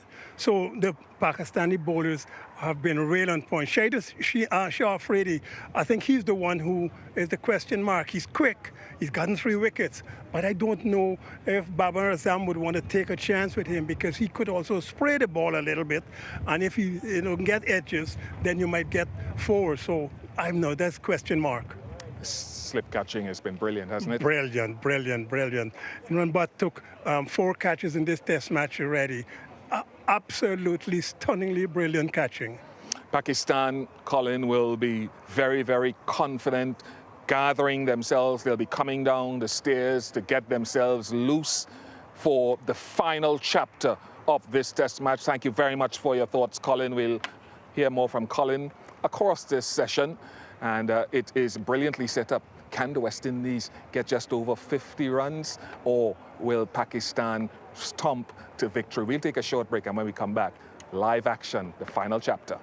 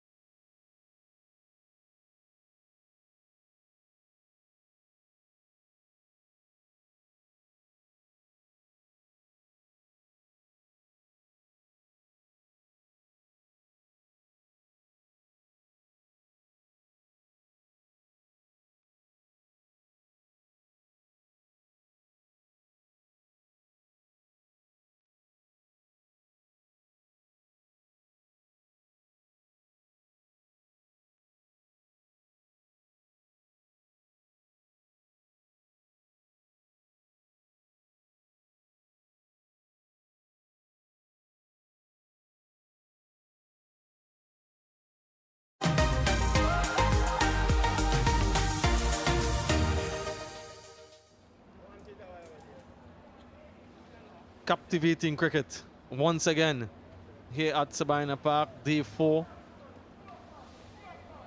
In the match summary, Pakistan 217 being sent in by Craig Brathwaite, West Indies 253, a 36-run lead. The second turn, Pakistan got to 203. And West Indies 114 for 7, still 54 needed for victory. Hassan Ali has been exceptional just prior to tea. And picked up the wicket of Jason Holder just on a stroke of tea. Kemar Roach, the new batsman, a best of 41. Has been in this position quite a few times. Kemar Roach, always a upbeat personality. And 2 wickets for 23 runs in 9.4 overs. Fired up Hassan Ali. 3 wickets to get for Pakistan.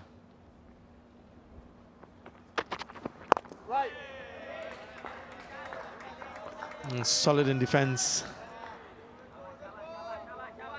Can they get that 54 that's required?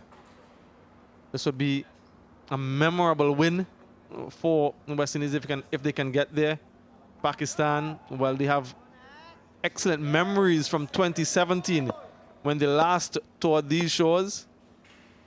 2-1 victory for them.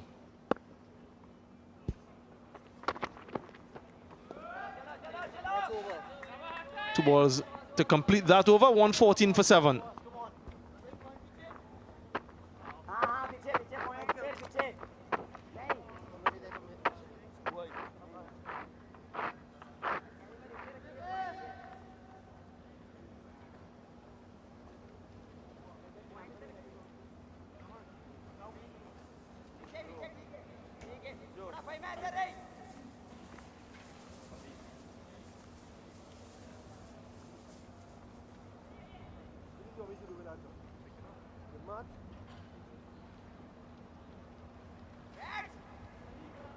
Mohammad Abbas once again a little bit surprised. Haven't seen Shaheen Shah Afridi just yet. 4 wickets in the first innings, 3 in the second. Babar Azam continues with Mohammad Abbas from the Courtney Walsh end. Good afternoon, Stacey and King. Good afternoon, Sammy. Good afternoon to all our viewers.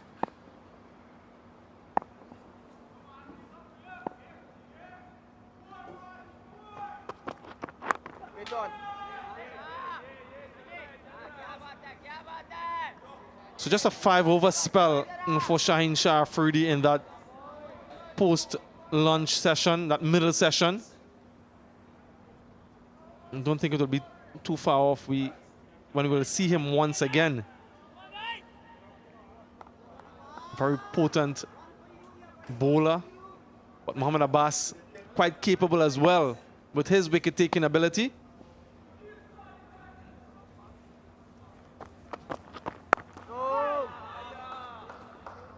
He has had some maiden overs previously.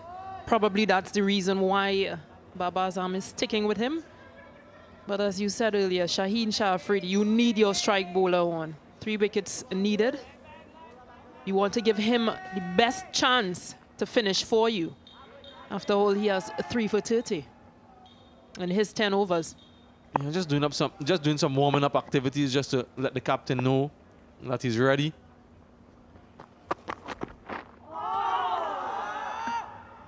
But Mohammad Abbas producing that sort of delivery will justify the decision of Babar Azam to keep him on.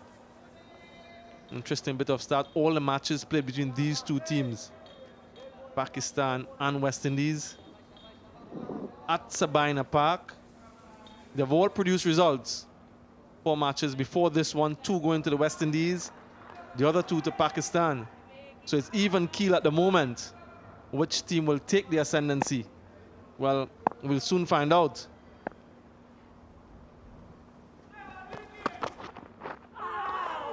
Another play and a miss. Excellence from Mohammad Abbas. And that's why he's on, Stacey and King. Yeah, it's also important that once he's on, that he maintains and keep things tight.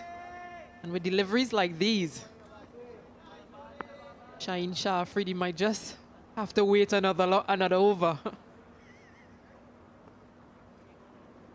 Just squaring up Joshua De Silva, that right shoulder pointing down the ground towards the end of that shot.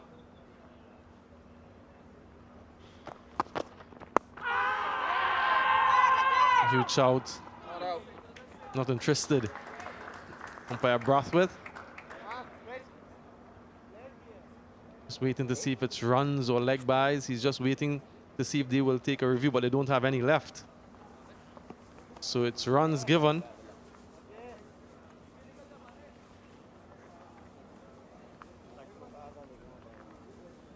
Please. That's the first run scored of Mohamed Abbas in 3 overs. Was on course for another maiden. I don't think he hit that one. Well, doesn't matter. Goes against him.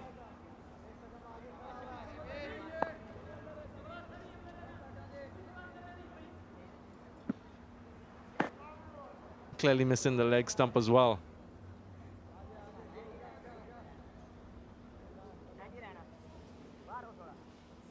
Babar Azam himself going into that 3rd slip position. 3 slips in a gully for Kemar Roach.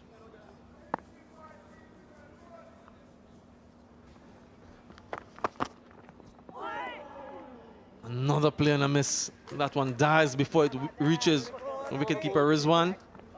115 for 7.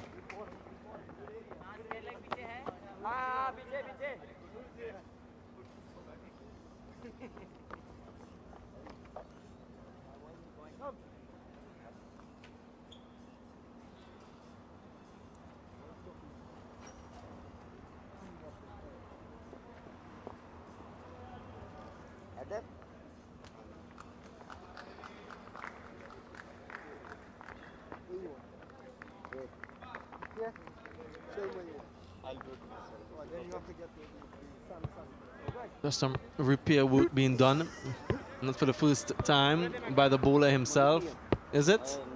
Hassan Ali. He knows exactly what he wants. The last ball of that previous over. Again, variable bounce here at Sabina Park, keeping very low, dying on its way through to the wicketkeeper. Showing good commitment, taking one for the team. Sledgehammer makes its way off.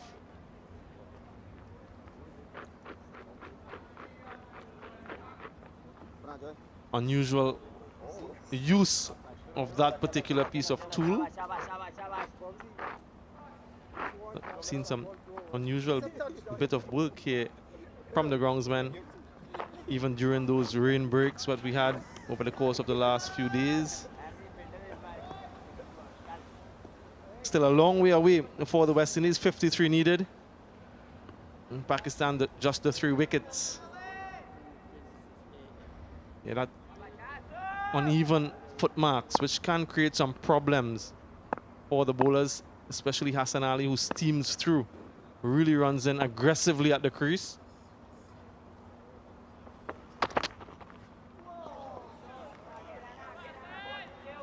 In the last few deliveries, Stacey and King, how many balls have we seen beating the bat?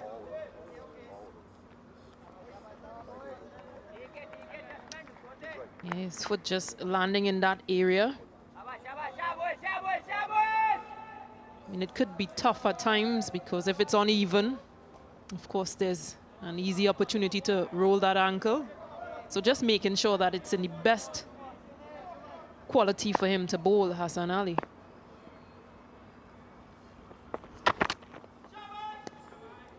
Yeah, lots of stress being placed on that front foot, ankles, knees from that exertion and repetitive action of the bowlers.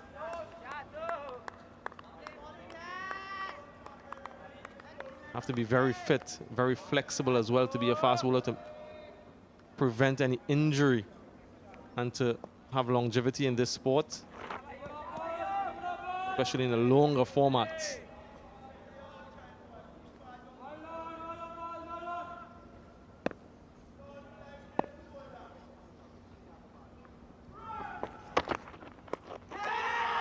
Goes for it. Dropped it. Mohamed Abbas. It would have been a brilliant catch. We've seen quite a few of those already in this test match. Just not to be for Mohamed Abbas. Joshua De Silva taking on that short delivery, not in control, but lives to fight another day. Yeah, clearly being a bit high in and spilled. Yeah, not very pleased with that. Hassan Ali from one bowler to the next. Mohamed Abbas to Hassan Ali. He will expect better.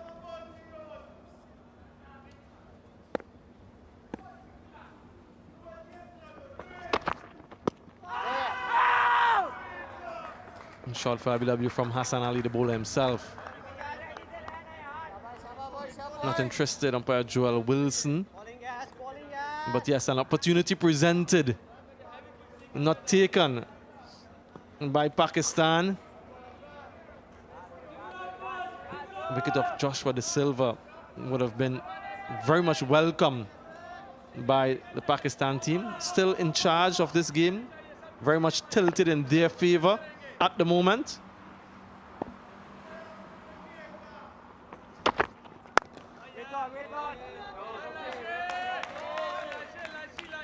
The middle of the bat found, no runs.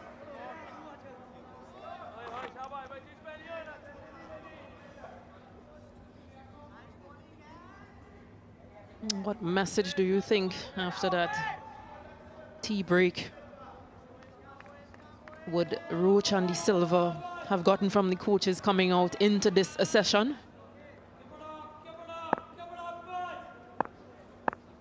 Some pensive faces and deep thought, coaching staff at the moment. 117 for 7 West Indies.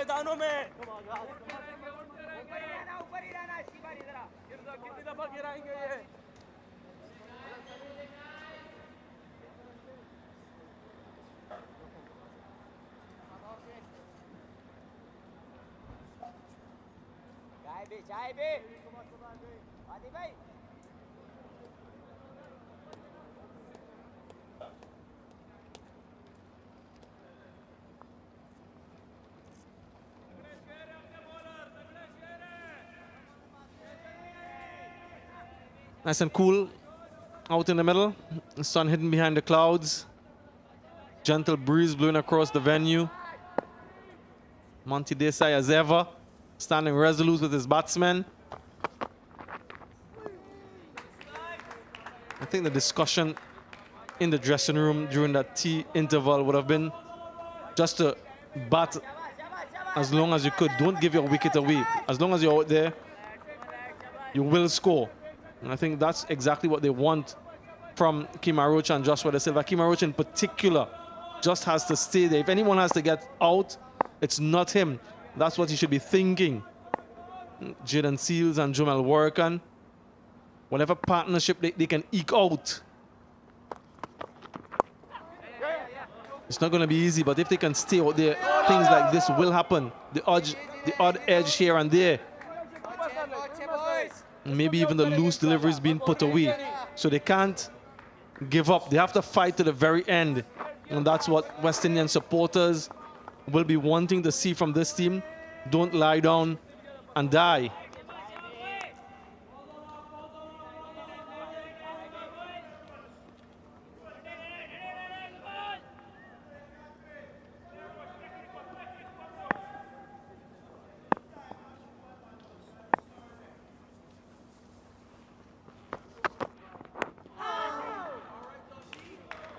And Kemar Roach, being one of the more senior players in this team, may not be a top order batsman, but is capable of just staying there and making sure that Joshua De Silva, as that junior player, is also guided.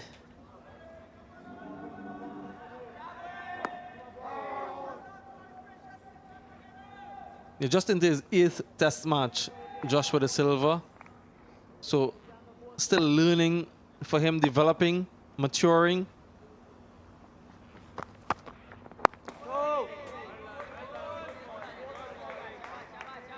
not very experienced at the first class level either. So you need that support, that guidance, that shepherding, even from someone like Kemar Roach, who's been around for a long, long time.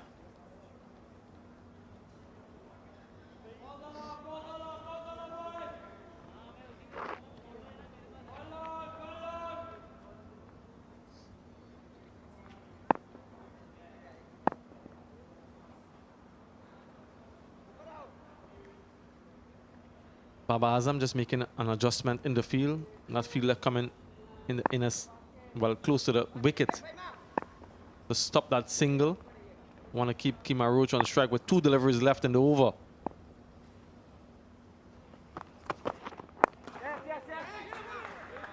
Quick single.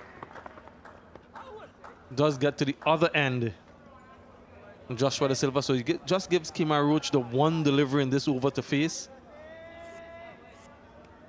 And less than 50 required now, so 49 is the target for the West Indies. Still 3 wickets for Pakistan.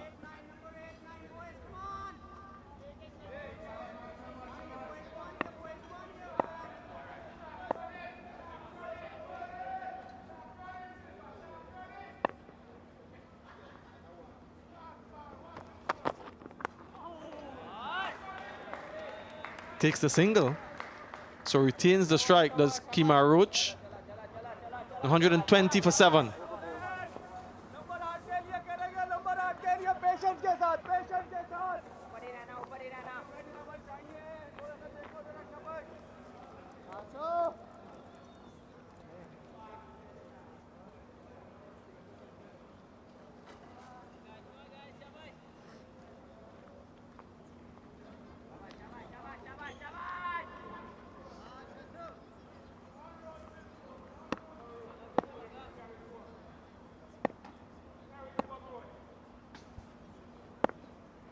Hassan Ali continues.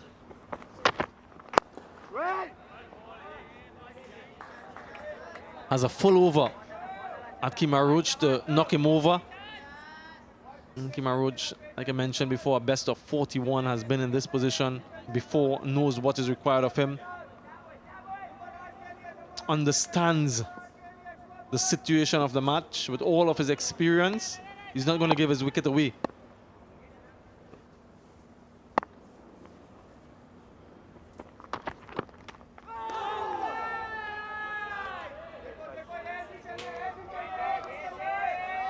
Yeah, but this is good from Hassan Ali, just maintaining those lines, those testing lines and lengths. He's trying to force Kemar Roach into playing at this.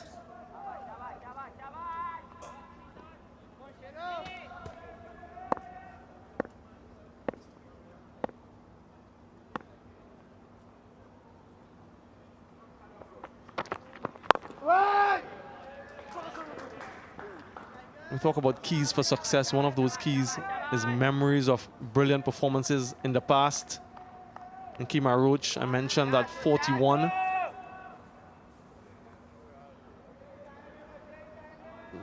That 41 in 2012 versus New Zealand, right here at Sabina Park, in a winning effort. And they were chasing 206. So even though it was some 9 years ago, Kemar Roach will draw from that memory.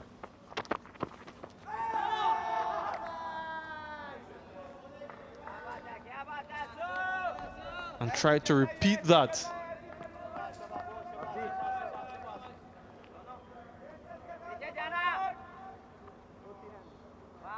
Well, his team would love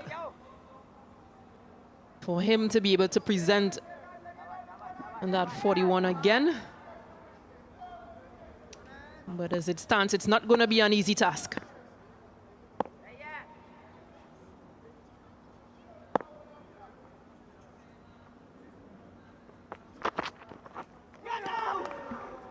Another play and a miss. A high percentage of that post-tee from the West Indian batsmen. The important thing, however, is that they're still there. Quickly forget about that. Concentrate on the next delivery to come. 48 needed. Kemar Roach can get 15 or 20. Joshua De Silva can do the same. and the other two batsmen to come. That's the sort of thinking and positivity they should have. Pakistan, I'm not too sure how much longer they can keep Shaheen Shah Afridi out of the bowling attack.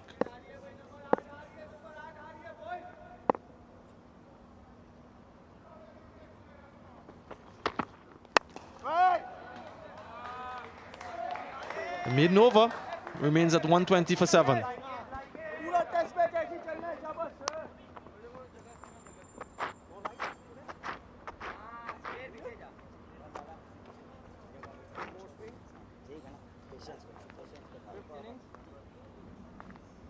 And 6th innings.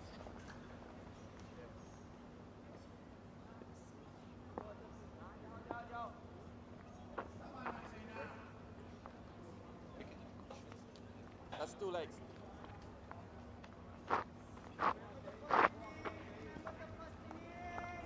Left arm over. Well, we've been calling for Shaheen Shah Afridi. Babar Azam has eventually decided to introduce him once again into the attack. 3 for 30 from his 10 overs from the Courtney Walsh end.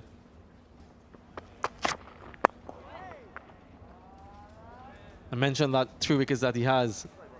All 3 wickets coming in that pre-lunch session. Karen Powell, the first LBW, tickled through Craig Brathwaite. And then inside edge, castling that leg stump off Nkrumah Bonner. Really blowing the game wide open at that stage. He took those 3 wickets as West Indies' top order lineup. Such a big impact he has on this game.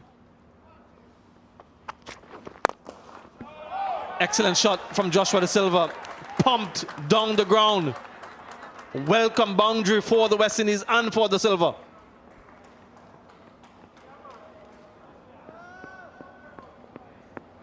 Just made that initial movement across the off. And how sweet was this driving in the air upishly? 4 runs.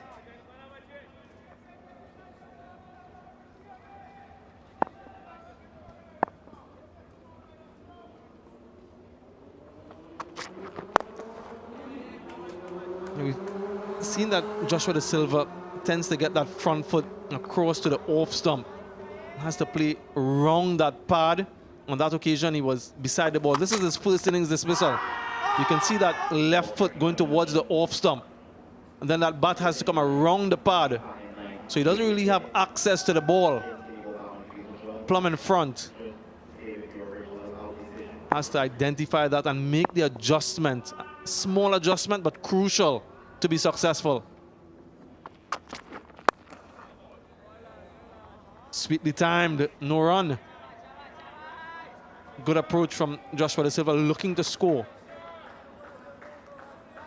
Makes little sense just trying to survive and bat time or occupy the crease.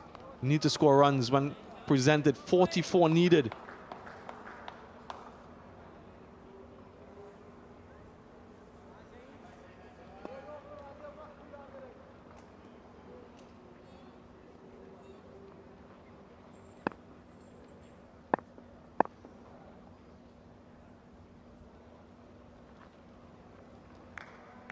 And you mentioned his stance. It's important as a, I mean, he only has 8 test matches under his belt. But it's important to start working out those little areas, because with video analysis available, teams will be trying to work him out. 2 additional fielders come in to cut the single.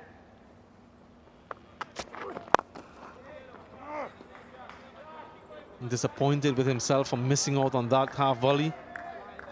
The tension is palpable here at Sabina Park. Both teams trying to get that first win, register that first W and get the points, the important points on offer. He'll be looking for a single to get the strike. Leaves it alone, has faith in Kemar Roach, 124 for 7.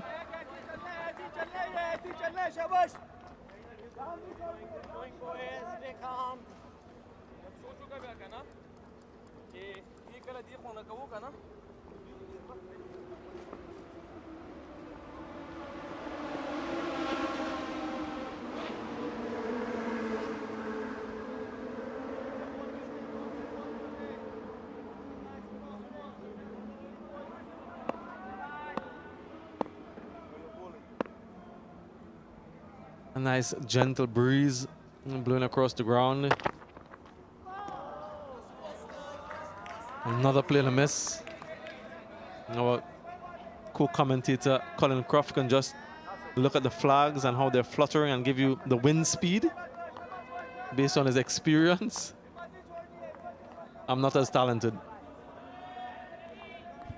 Stacey-Ann, would you venture a guess as to the wind speed at the moment? I'll stick to my comfort. Describe what Hassan Ali is doing. And what Kemar Roach is doing, he's doing exactly what is required. Just staying out there with the more established batsman in Joshua De Silva, building a partnership. Just 10, but only 44 needed. And I say only loosely. It's been a tough scoring test match across both teams from day one up until this point. So it's not going to be easy.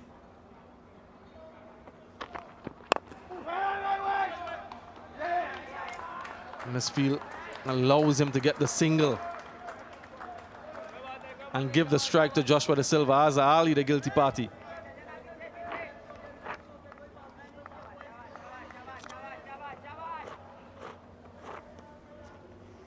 You're not pleased with that single. Hassan Ali really giving it his all. He's running in hard and trying to pitch in some good areas, good lengths.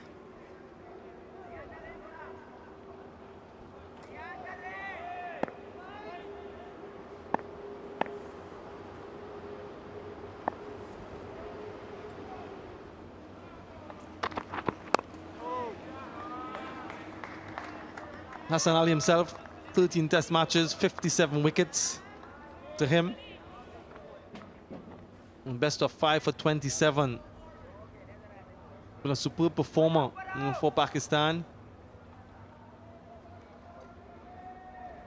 That was before the start of this game, so 14 matches now, 60 wickets.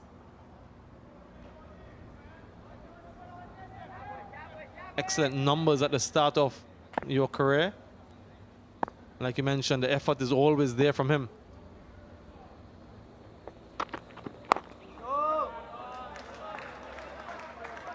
There's really no room for error in his bowling. He's attacking the stumps. He's making sure that Joshua De Silva or Kemar Roach has no other choice but either to get out the way or to play defensively.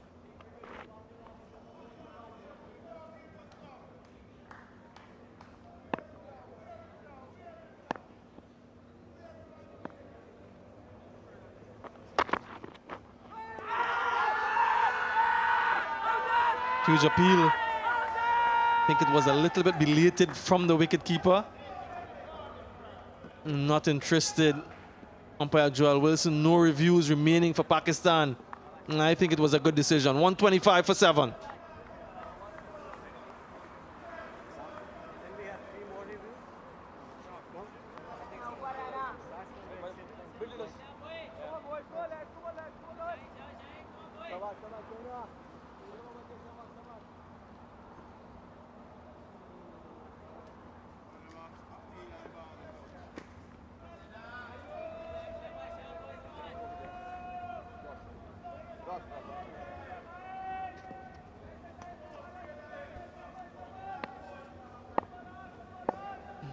Large percentage of plays and misses in this post-tea session.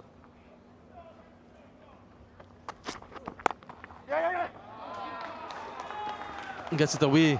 Kemar Roach will pick up a couple. They all add up. And the last ball off the previous over. A huge appeal from the back of the wicket. A little bit belated from Mohammad Rizwan. Look at him. Wasn't too sure. Confirmation from Ultra Edge that it was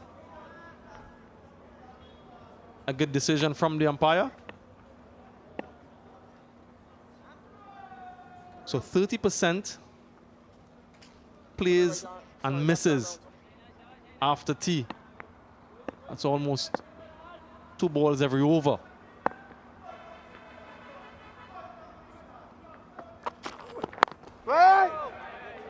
Change of the angle now from round the wicket, the left-handed Yasir Shah Afridi. I think just trying to take away that angle that Kemar Roach has scored so far on. He's just opened the face more or less and guided into that slip region, that backward square region.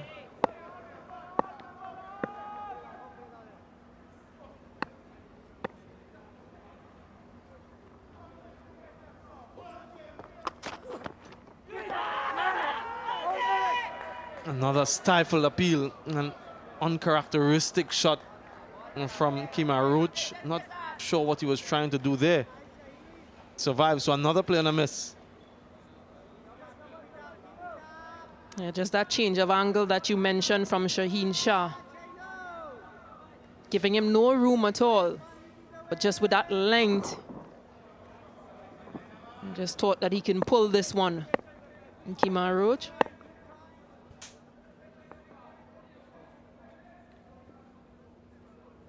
Fielder goes to the deep backward square leg position. Just to have him think about the short ball, so the double bluff, ball full. Kemar Roach, an experienced bowler himself, will not fall for that old trick. Lots of encouragement from this supporter in particular. Be a member of either the ground staff or the technical staff. No spectators allowed in, but he's been very vocal and vociferous every delivery, letting them know what is required if they don't know themselves. Was that an inside edge? Let's see what the umpire signals. Runs given. So when he does get the edge, Mohammad Rizwan wasn't able to hold on. But that angle from round the wicket causing some trouble for Kemar Roach. Confirmation. We've seen him done so well, Mohammad Rizwan. Yeah, confirmation of that edge. I spilled this one, but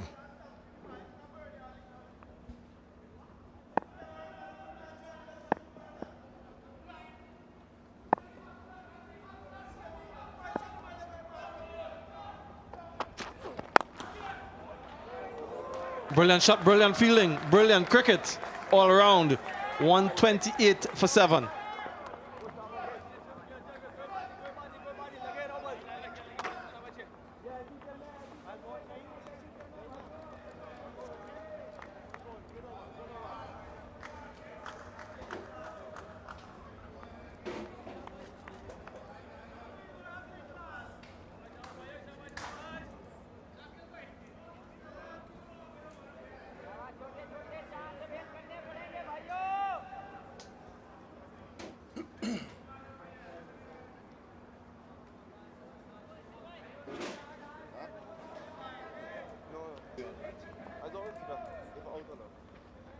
More required to win for the West Indies. 3 wickets for Pakistan if they are to win.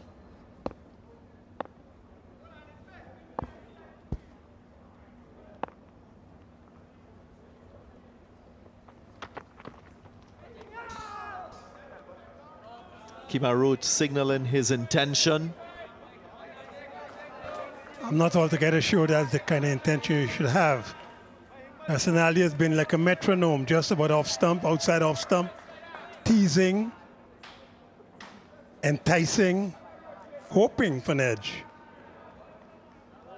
I think Kemar Roach should be better advised just to let that go and allow the Joshua Silva to, it's a swipe that has no future.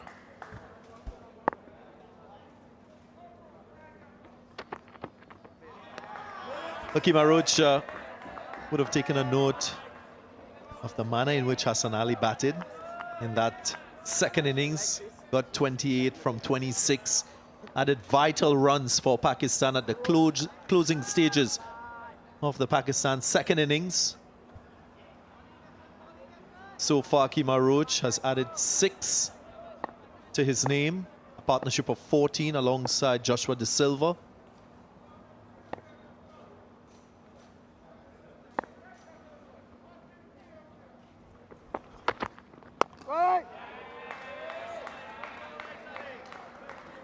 Pakistan trying to get his 3 wickets. This is Joshua De Silva being dropped by Muhammad Abbas at fine leg. Should have taken that. It went straight in and then dropped out. Disappointed. And then Muhammad Rizwan, the wicketkeeper, who's been good. Nice inside edge here from Kemar Roach. But that's a difficult catch. I think that really expected him to catch that. You can only look back on that opportunity. The last one, Mohammad Rizwan had a chance of going with one hand, opted to go with both hands, and sometimes you don't get the type of reach when attempting a catch with both hands. You were talking about soccer a little bit earlier, yourself and Mr. Badri. Goalkeepers, when they dive to their right, they actually save with their left hand. And when they dive to their left, they save with their right hand. So maybe Rizwan is thinking the same thing.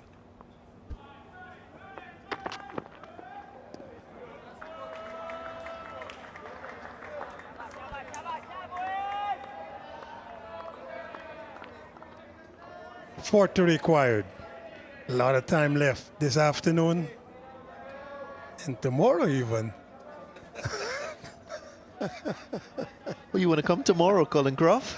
I didn't say that. What I'm saying is, just in case tomorrow is well open, there's no weather that will suggest any thunderstorms.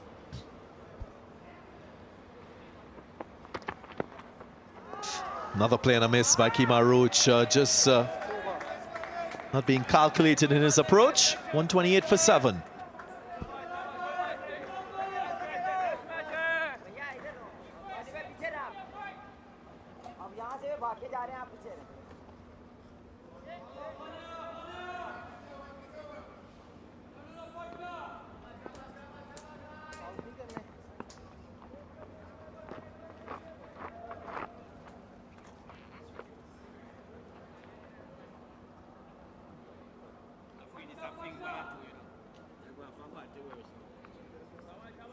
.35 overs left today officially. It's nice and bright. There's a little bit of a haze over the top of the scoreboard.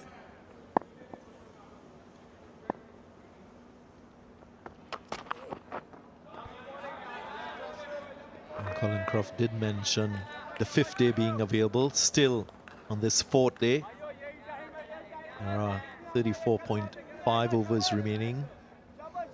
So a lot of time for either West Indies to get the remaining 40 runs or for Pakistan to get these 3 remaining wickets.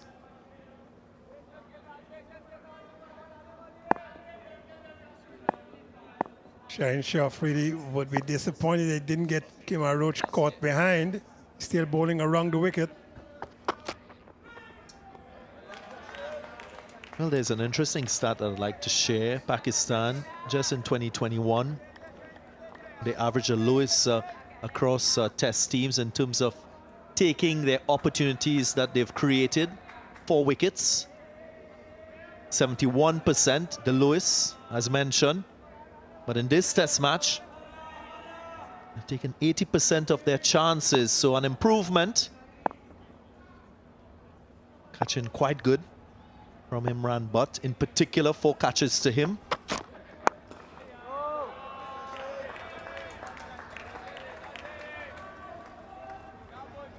Afreed is cranking up. He's at 141 kilometers per hour. The pitch has not played too badly this afternoon. Joshua De Silva generally comes onto the front foot and waits. He does bring the bat around the pad, but the last ball, 140.7. Not bad, 131 average. He's a single, Yasir Shah Freddy. Always thinking that last delivery. He reverted to over the wicket. Just trying to change the angle again on Joshua De Silva. Those subtle variations could result in wickets.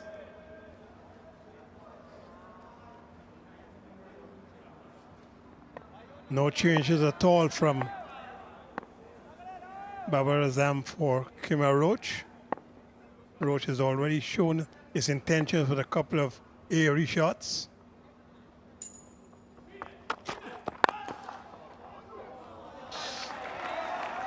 Superb in that cover region. Babar Azam diving away to his right with a one-hander. It was a firm strike from Kemar Roach. Would have gone for 4. I think this is the second or third time that he's done that. This was hit really hard, diving to his right. The last over, he did exactly the same thing.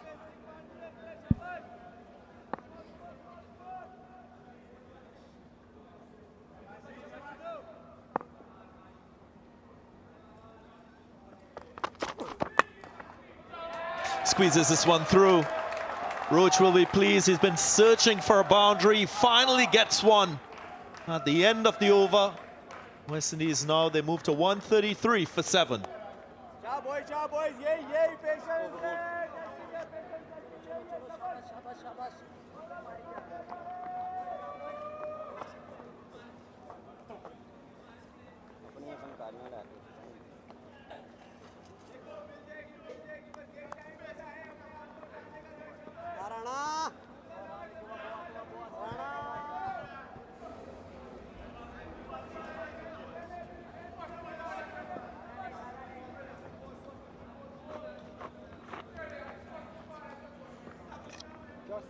Last delivery for the last over.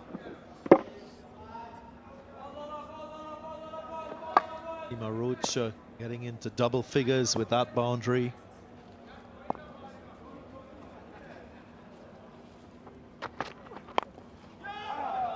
Worked away through the onside for Fahim Ashraf, the new bowler, replacing Hassan Ali.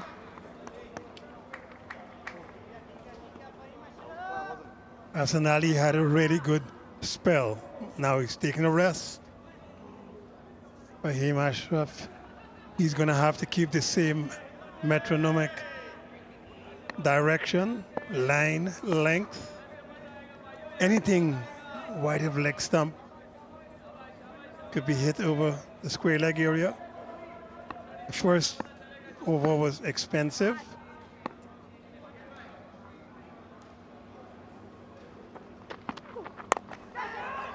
Just wide of that fielder in that fourth slip position. Chase is on. Just a couple runs. The West Indies chipping away towards this target. Now 32. Well, just evading Yasir Shah. Yeah, there were tremendous shouts of catch from the wicketkeeper and the bowler. And Roach just dabbed that one outside off. Yasir Shah not getting to that.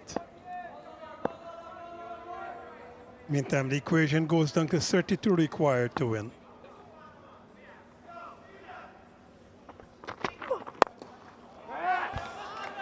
Beautiful. More control on this stroke from Kemar Roach. Hitting on the up with a straight bat. I think he's becoming more confident. He's got 13 from 31. Joshua De Silva, 11 from 38. De Silva talking to himself. This change of bowling is very important for Pakistan. Fahim has been brought on here to get a wicket.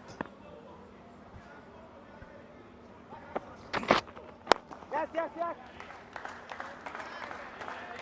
Runs coming easier now for the West Indies.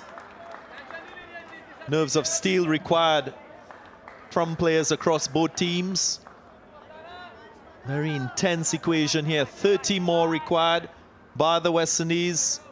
Pakistan will be hoping that Fahim Ashraf could repeat what we saw in his second spell when he picked up 2 quick wickets.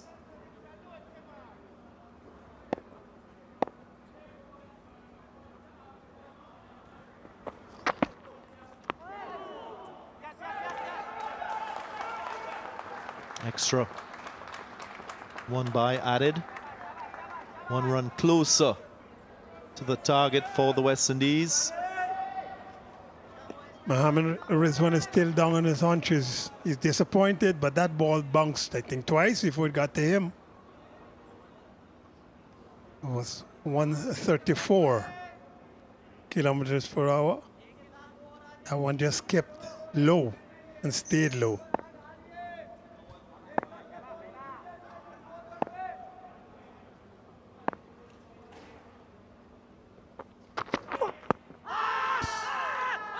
Trying to clip this one across the line. Joshua De Silva, maybe just a little bit of bat on it. 139 for 7.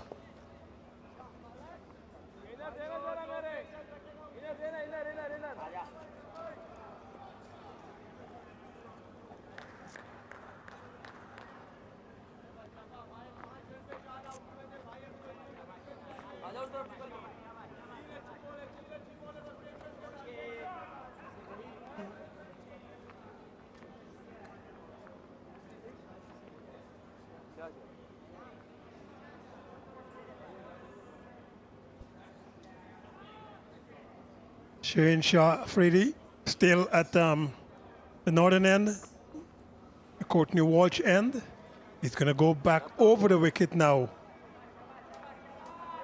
The Kemar Roach, still the 2 slips, no third man, man at cover point on the boundary.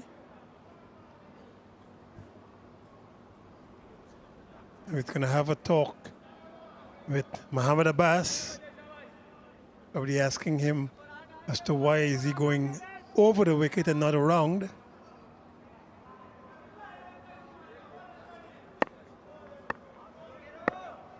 Man, deep backward square leg and a wide fine leg. Goes short. Roach gets it in front. Just a single. And you sense that the communication that Yasir Shah Afridi had with Muhammad Abbas was centered on him bowling a short delivery, getting it high. Didn't go as high as he may have wanted. This is panic time on the pressure of Pakistani bowlers. Now 28 required.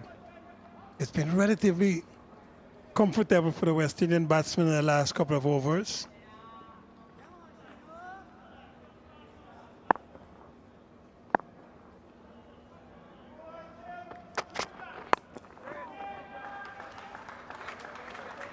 Joshua De Silva, just 23 years of age. Both himself and Kemar Roach having to absorb this pressure, the pressure of the situation. I don't know what's the measurement for pressure in cricket, Colin Croft. Surely not PSI. Your heart rate goes up, it comes down. Well, if you're a fast bowler, it stays up. As a batsman, I expect you guys have to get it as cool as ever. You know, if you ride cycles a lot, the cyclists, they go down to 35 beats per minute, real low, sometimes 32.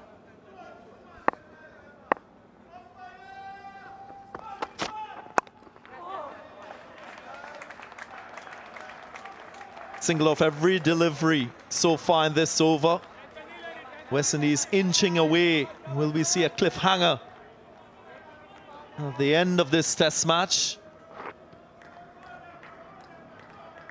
Just 3 deliveries could bring a win for Pakistan, so they will maintain hope all the way to the end. I agree, but I think that right now Pakistan are panicking a bit. 26 to go. The last couple of overs have Been runs coming by the singles, but coming. I think Pakistan right now feel a little bit more under pressure than the West Indies. Edged, and gone. So the breakthrough finally comes. Yasir Shah, his persistence paying off. And Pakistan strikes. And this is the wicket that they really needed. Joshua Da Silva pulled across, away from his body. There's no movement of the feet. The ball is going well wide. Yasir Shah celebrates.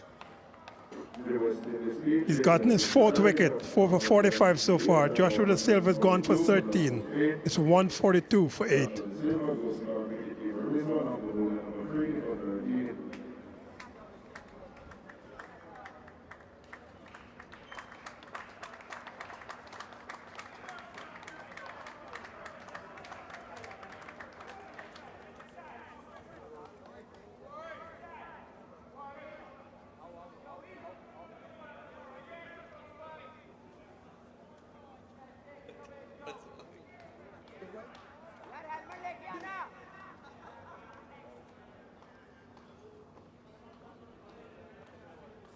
Jamal Warrican. Have to appreciate the situation and the pressure that he's under. Advice coming from off the field. Little too late for Joshua Da Silva.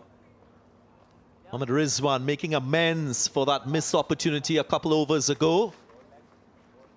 That's middle. Yes, the Pakistan is celebrating. That wicket was a big one. Joshua Da Silva, the man they really wanted to remove of the last 3 batsmen. Now you're really down to the last 3 bowlers. Warrican, Roach, Seales. Warrican in the first innings made 1. Roach in the first innings, 13. Seales was left not out, no score. Roach has gone past his first innings score. He's got 15 not out. He's now the senior batsman. Warrican has a 41 in Test match cricket. That was against Bangladesh in Chattogram.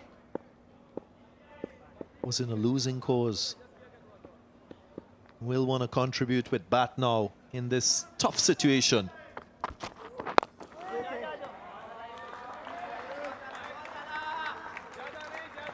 Faster bowlers have really controlled this Test match. They've worked hard in this pitch, given them a little bit of help. The batsmen have never been in totally on this pitch. Yasir Shah really doing everything to get a 5th wicket in this innings. He had 4 in the first innings also. Mohammad Abbas didn't get any wickets so far. It's been tight.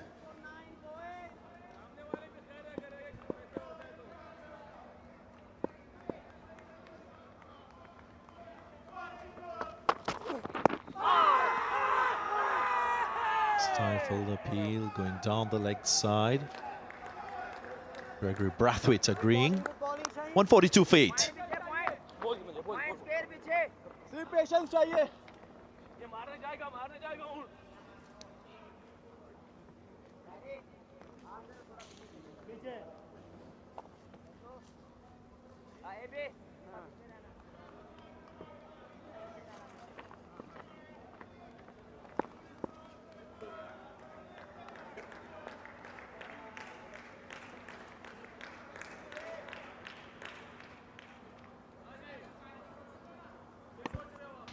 Tension high. 26 more required by the West Indies. 142 for 8. Last ball, last over. Shout for LBW by Yasir Shah Afridi. Would have been umpire's score. Closer than I thought.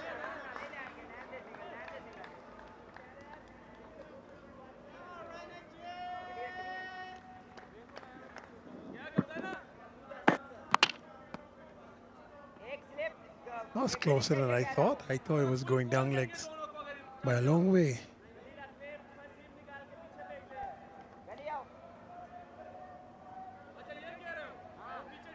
So what would be Roach's approach here? Just one slip, a gully now. Third man still in place, or two slips earlier on. There's the man at backward point on the boundary. Mid-off is deep.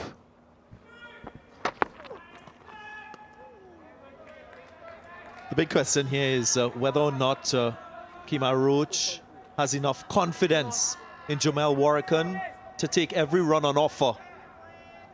What Babar Azam has done is he spread the field. He's allowing Kemar Roach to take a single if he wants. Hasn't made contact with the ball off that first two deliveries, but it'll be interesting to see whether he goes for the single straight away or attempts to take more of the strike in every over.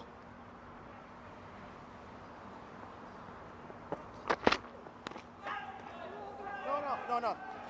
Edge not carrying, is bouncing before the wicketkeeper, but no run, importantly. Timed at 135, Mohammad Rizwan getting a pat on the back. Because he's done very good work behind the stumps, as did Joshua Da Silva. But Rizwan, I think, he's had the ball roll a little bit more, because in this fourth innings, this fourth day, the ball is kept a little bit low. He's taking some hits around the body.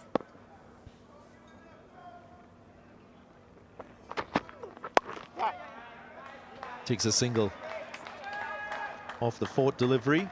He's happy with Warrican facing.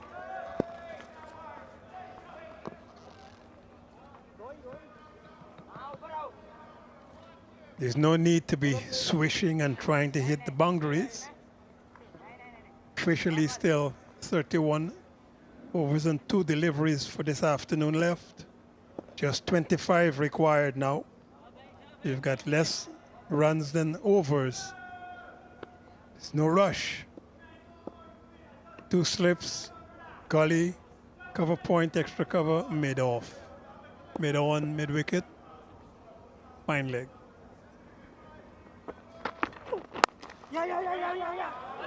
Should be 2. And it's 2. Lovely stroke from Jamel Warrican, the crowd getting involved. Might be more staff than crowd. But well played. Didn't look anywhere perturbed. Well, there you are. Ground staff. But that was well played by Warrican. It's pushed out to extra cover, gets 2.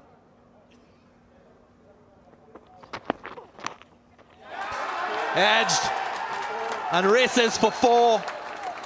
He will say he finds the gap. All West Indians will say that.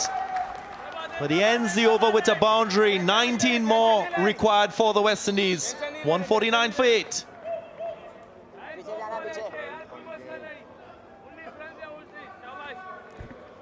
He's enjoying this. He is too. They are here for varying reasons. They would like to see a West Indies win, as will they. The West Indies are really coming close now. 19 to win this game.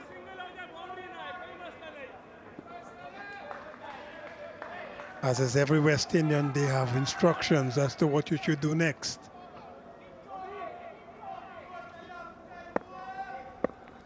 Joshua Da Silva, the last wicket to fall for 13 runs. Shaheen Shah Afridi now to Kemar Roach. Short, goes for the pull shot, it's in the air. And it's dropped. Was that the match? Hassan Ali couldn't hold on. He's very embarrassed. He well should be.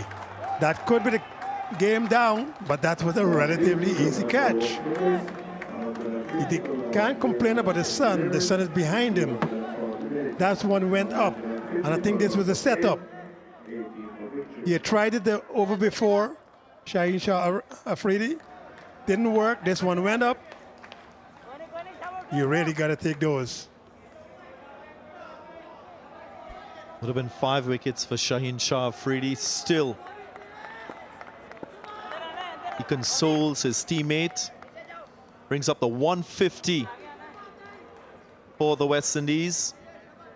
And it's a plan Pakistan has had all along for Kemar Roach. Deep backward square. At some point, we were expecting that short delivery. There it came, the opportunity came. Hassan Ali couldn't hold on.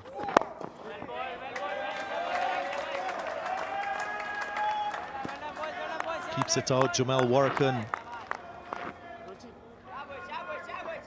Greg Brathwaite and the West Indies would have invested in Jamal Warrican for his left arm spin. Now, they'll be banking on him to score these remaining runs.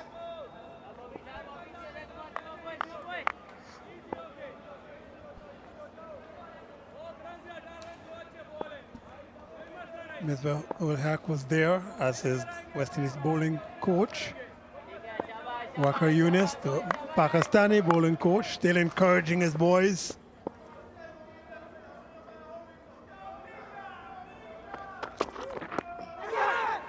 Short, and luckily for Warrican, took his eyes off that one. Got high on him. He punched it down.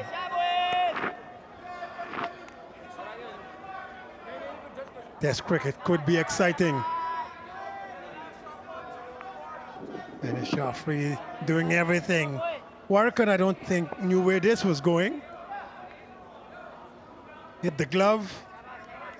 His head is down, but the ball hits the glove. Okay, you would say he played it well. Jesse fades the fielder in that short leg. Here we go. Short again. This time, Warrican keeps his eyes open. Plays it down comfortably. Wonder if there might not be a little bit of a think by Babar Azam to change the field a little bit. Since he's asking his fast bowler to bowl around the wicket and then bowl into the body of the Warrican. He's now got 2 slips. The man at backward short leg probably could be held.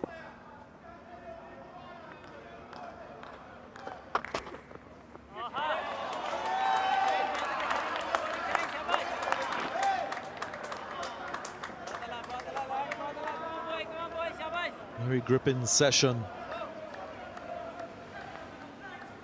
Everyone switched on, not only at the ground, I'm sure all of you back in your respective homes. Wherever you may be, you're switched on to the action here at Sabina Park. This first test match, producing an absolute thriller so far.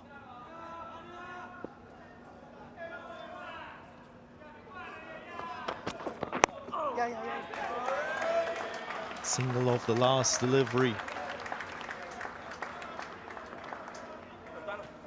Leg by, the call. 17 more required, 151 fate.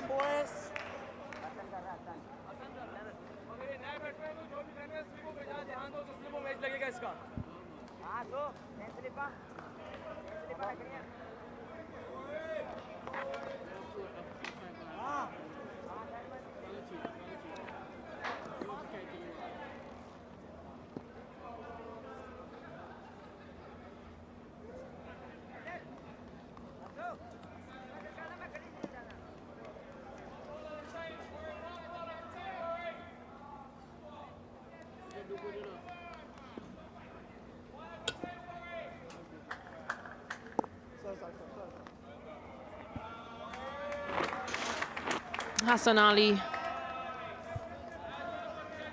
replaces Fahim Ashraf.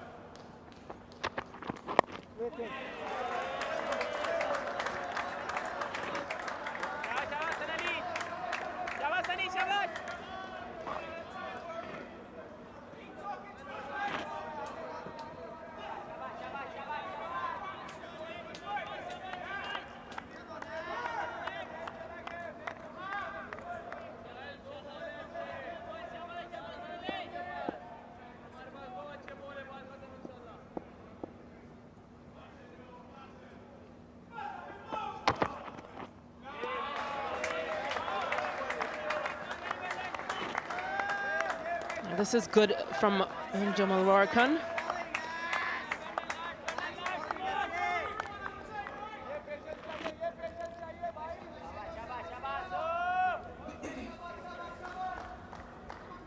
He really has to dig deep, him and Kemar Roach.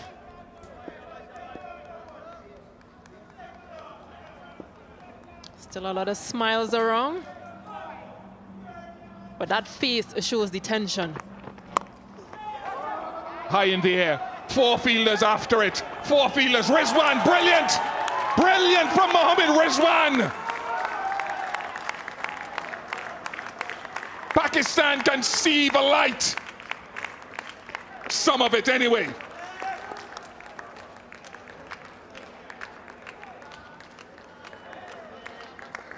Well, if it ever comes down to catches win matches,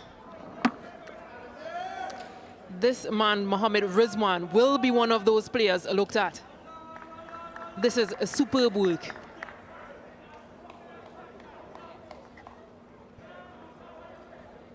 Even the reserve players ran on the field to enjoy that. Jamal Warkan goes for 6, West Indies 151 for 9.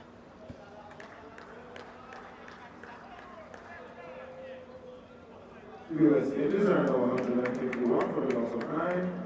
Johnny Warrican goes for this one of Ali for 6.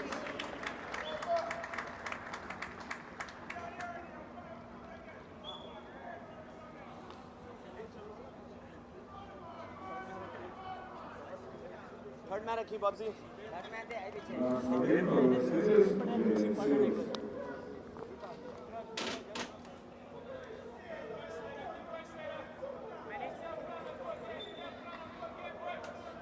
After getting his first 5-wicket haul and becoming the first teenager to do so for the West Indies, as so often happens with bowlers, they have to put in the hard yards with the bat. But it seemed as though Mohammed Rizwan ran forever, out-sprinting 3 other men, even with pads on. That is a catch for the ages.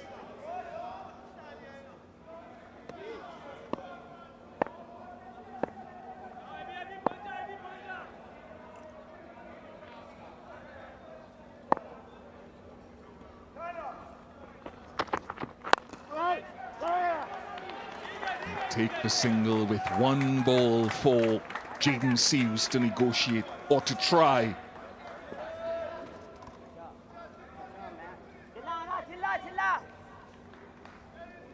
Look how far Mohammed Rizwan had to run.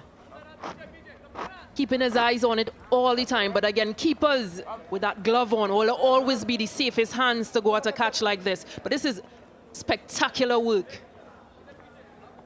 Well done, Mohammed Rizwan.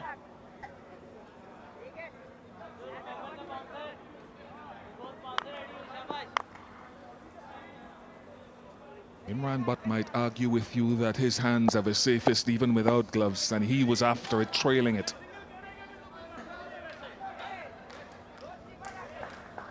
One ball in the over, 1 wicket away from victory.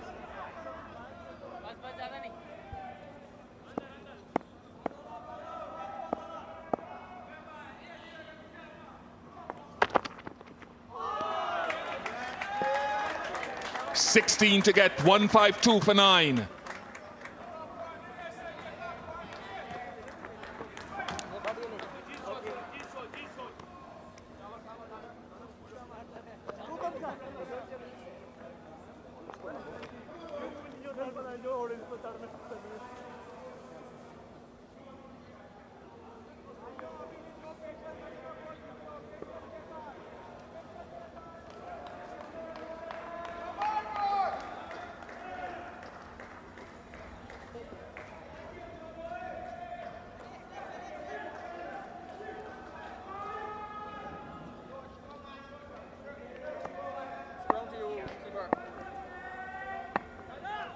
4 for 46 for Shaheen Shah Afridi.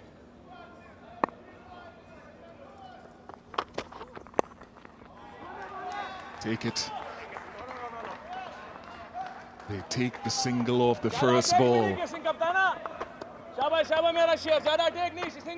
Kemar Roach showing faith in Jayden Seales to face 5 deliveries from Shaheen Shah.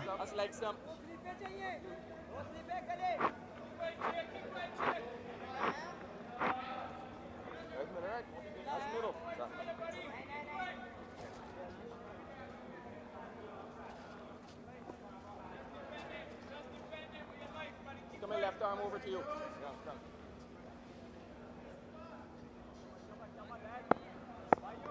It was a free-to-go Yorker.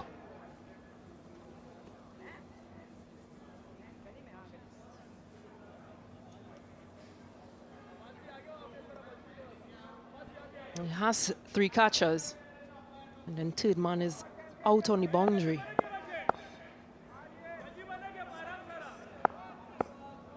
Was that faith in Jayden Seales misplaced?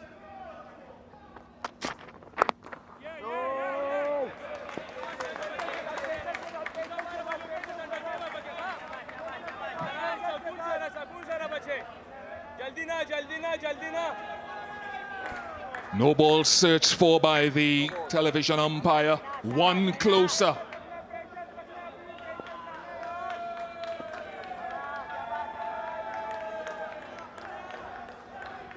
Evidence of that no ball.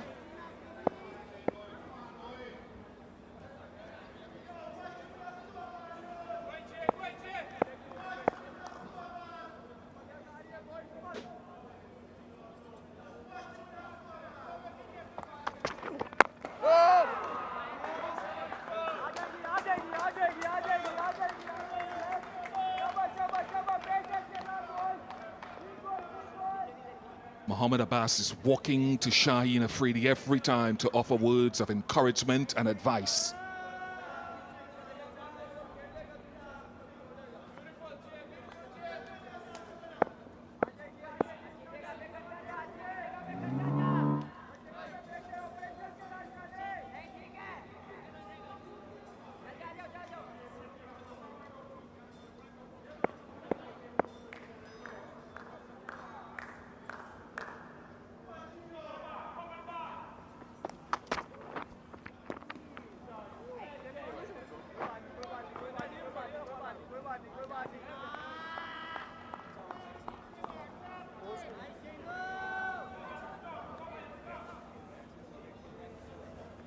Just a little chat between both batters. Kemar Roach, of course, just saying to Jayden, he's continue to do what you are doing, I'm sure.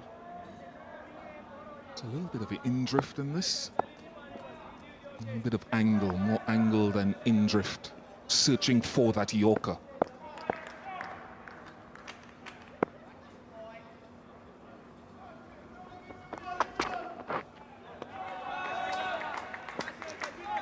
And he has the protection, Shaheen Shah.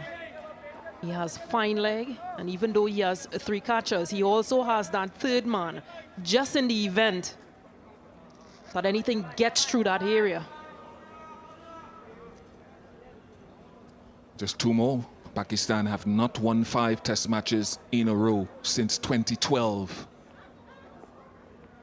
They beat Bangladesh twice then and England 3 times in the UAE.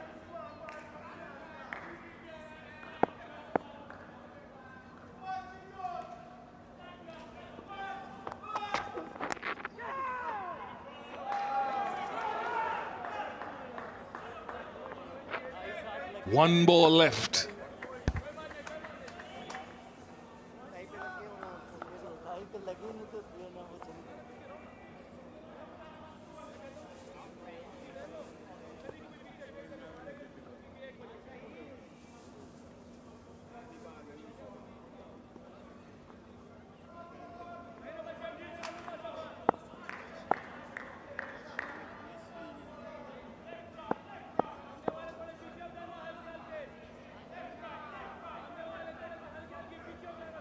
afraid he has settled himself. He's taking his time at the top of his mark. Last ball of the over.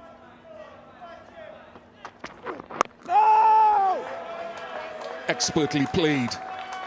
And we all get a relief from the tension for the moment. The Blue Waters drinks break.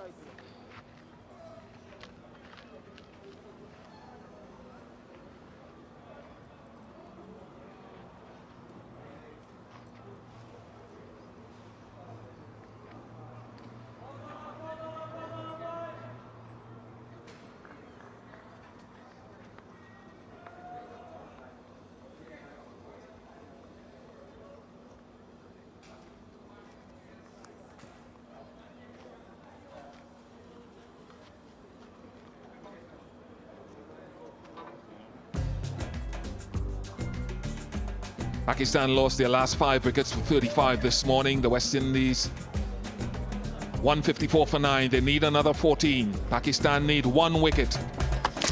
Sisian King. Let's look at the 9 that fell. Kiran Powell. Yeah, reviewed initially, but of course had to go. Craig Brathwaite was his 2nd wicket to Yasir Shah. And then Bonner getting him his 3rd. Ruston Chase was next, getting caught in slip. And he just went right after. Blackwood showed some resistance, but eventually had to go caught slip to butt. Jason Holder, magnificently bowled. And then Josh G. Silva gave some resistance in the end, but caught my wicketkeeper. And then this catch by Mohammad Rizwan. Pakistan will be pleased with their outing. And many in a nation will be on their knees praying. Hassan Ali, deep square, fine leg in place. Will they look for 2? May not be a thing. Is a thing. 2 gotten, 12 to get.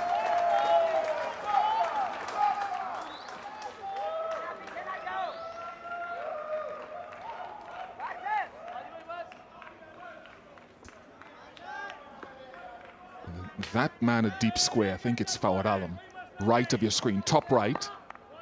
Therefore, the hook shot, he's just come in a bit in case to stop the 2.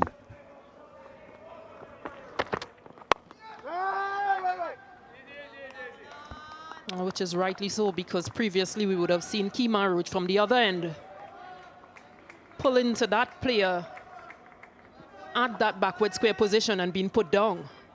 So again, just trying to entice him into playing that pull shot. Hassan Ali. The thing with pulling where Kemar was dropped is that was with the wind.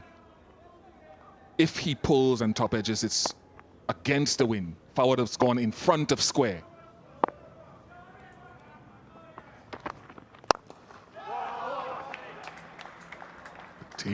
the single, everyone.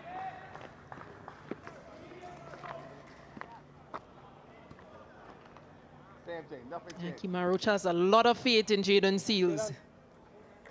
3 balls. They do not pay bowlers enough. We have to bowl, get wickets, and then we have to come and make some of the batsmen's runs for them.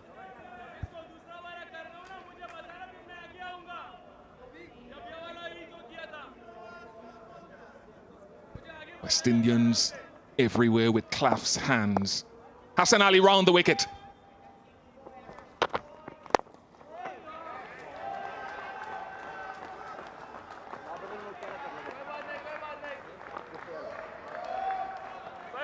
Ten more.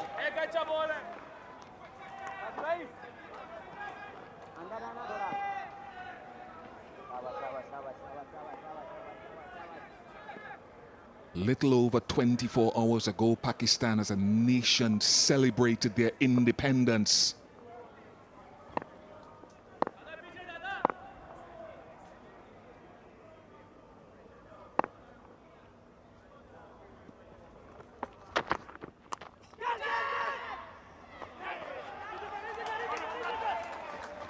Nine to get. 1 ball to survive.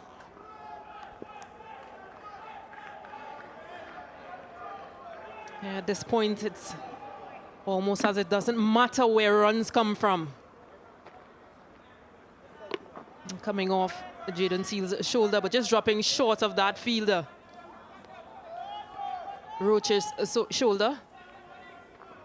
And with that misfield, they get that single. So taking it from double figures into that single figure. Sonali looking to attack the stumps.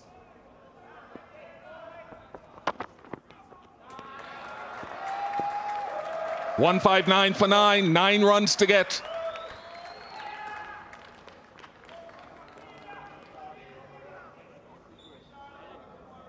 The last time Pakistan were in the Caribbean, it was that moment at Rosso in Dominica. Yasir Shah against Shannon Gabriel gave Pakistan their first series win in the Caribbean.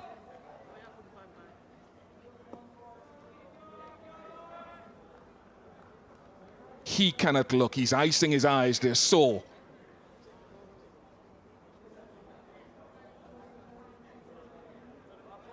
"21 years ago in Antigua, Stacey and King, there was a 1-wicket win. West Indies won by a solitary wicket. I think it might have been Director of Cricket Jimmy Adams. I think Courtney Walsh. Adams 48 not out. Roach 23 not out.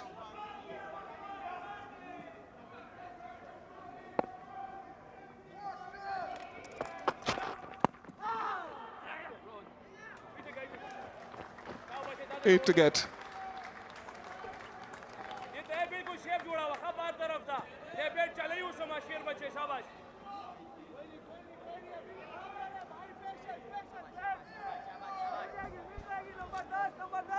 Yeah, sore neck, sore eyes. Number of persons just can't sit. It can't keep you on your seats right now. The excitement is just too much. But still a little way to go. Jayden Seales and Kemar Roach will need to pull off something magnificent here for West Indies. Here is that Yorker.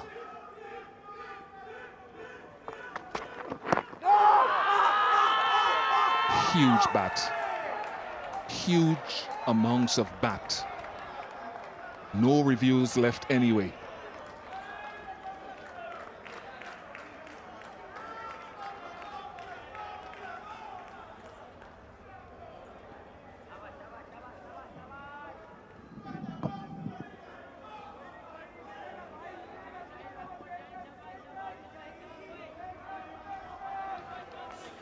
At this point, an appeal will go for anything. Pakistan are smelling victory, but so is West Indies.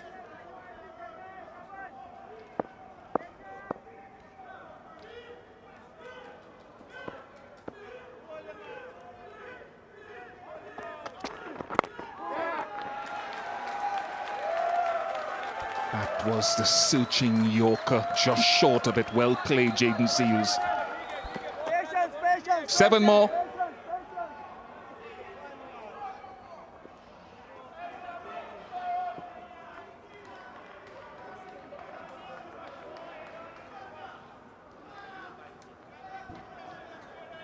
One of the most entertaining test matches. Bowling conditions through and through every day. What a spectacle.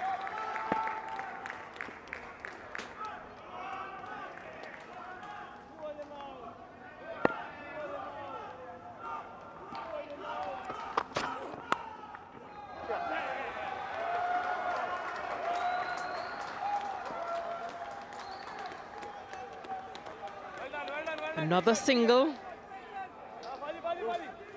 brings even more.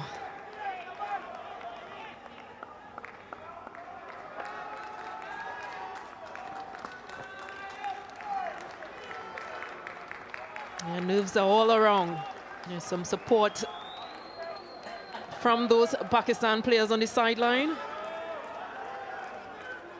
And of course, there's just a couple members of staff, ground staff, who are fully in West Indies support here.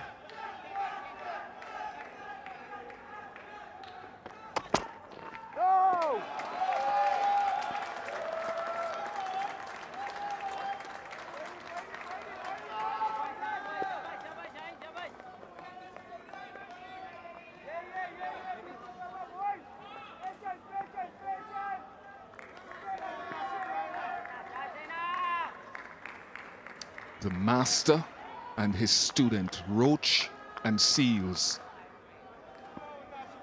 Not with their preferred tools in hand, but they've taken on a student-teacher relationship.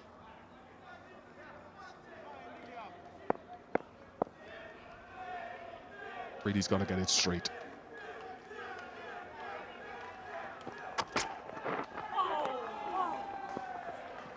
Serious pace, serious legs and hang time from Rizwan.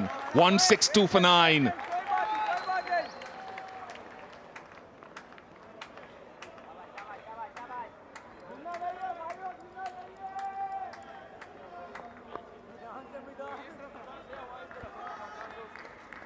Hands on heads, nerves all around.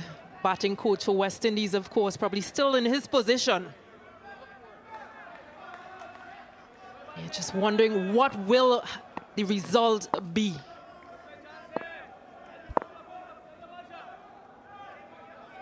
Hassan Ali wants his square leg right back. Will he go short?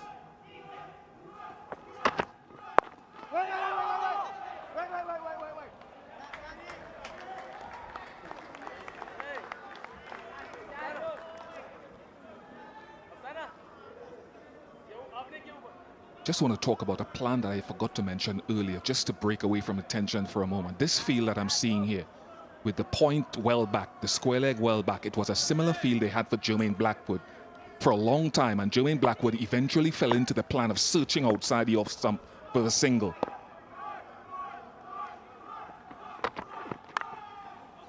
Four runs, West Indies are 2 closer. Is Rizwan from hero to 0? Or am I being harsh?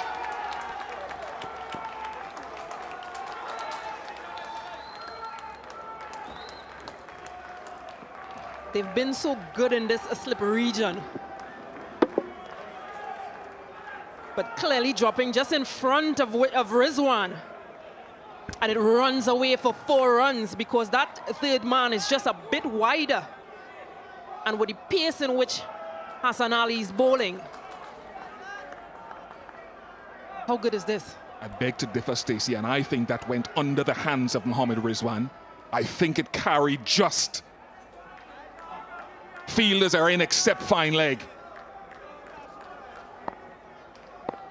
1 run to level the scores. Oh, why did he do that memory? No, it isn't.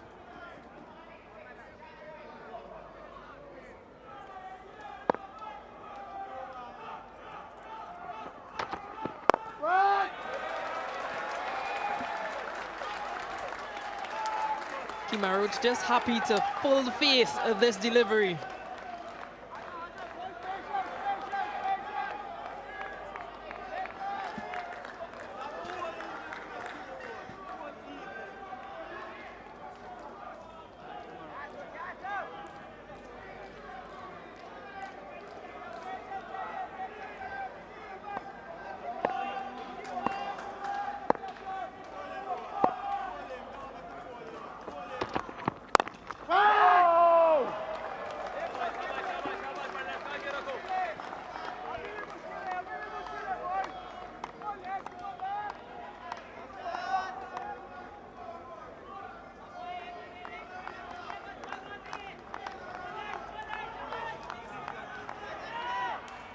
Let's have a look at that one that went for 4. Just slow it down.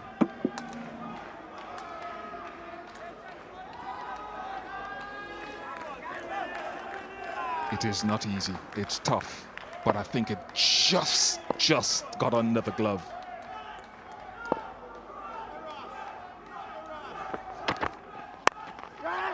The West Indies have won a most remarkable Test victory.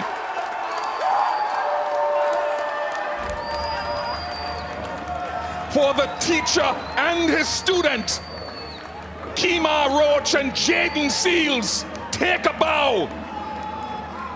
West Indies win by 1 wicket, just 1, and go 1-up in this series.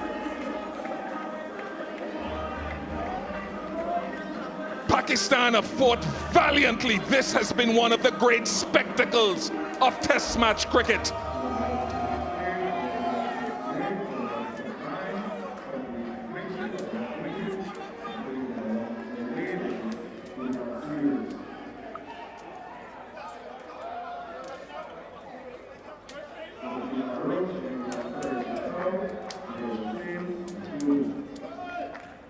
Jayden Seales, on the day that he picked up his first 5-wicket haul, the first teenager to do it for the West Indies.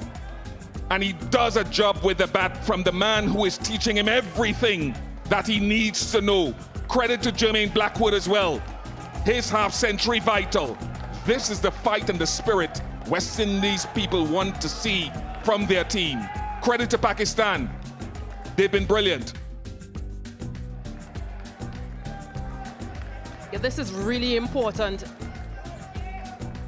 Seales, 2 runs, just 2 runs in that partnership of 17 of 13 balls. Kemar Roach, 30 runs of 52 balls, 92 minutes.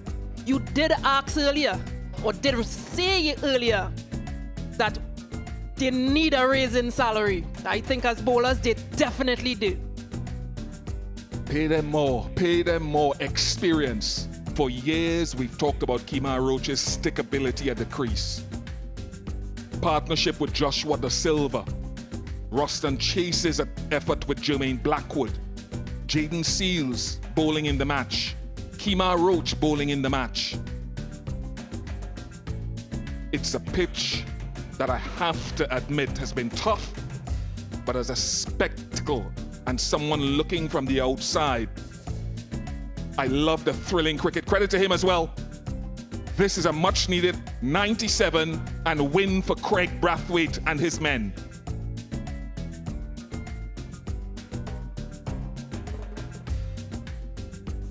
Can you imagine what his parents are feeling right now in Trinidad and Tobago? 19-year-old Jayden Seales. What Jermaine Blackwood, redemption. After his dismissal in the first innings, Phil Simmons has worked hard. Stacey Ann, Roddy Estwick, they deserve a lot of the praises. Monty Desai has taken a lot of criticism from some quarters. Michael Hilton, the groundsman, I'm not sure who else enjoyed the surface. Kent Crafton, the consultant.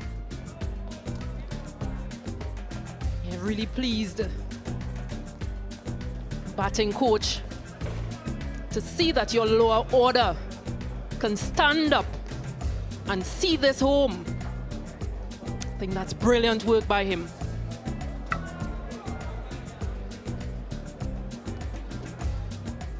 What a day. West Indian supporters everywhere can rejoice. One up in a 2-match series. Monty Desai showing no emotion. Darren Ganger showing no emotion. He's downstairs.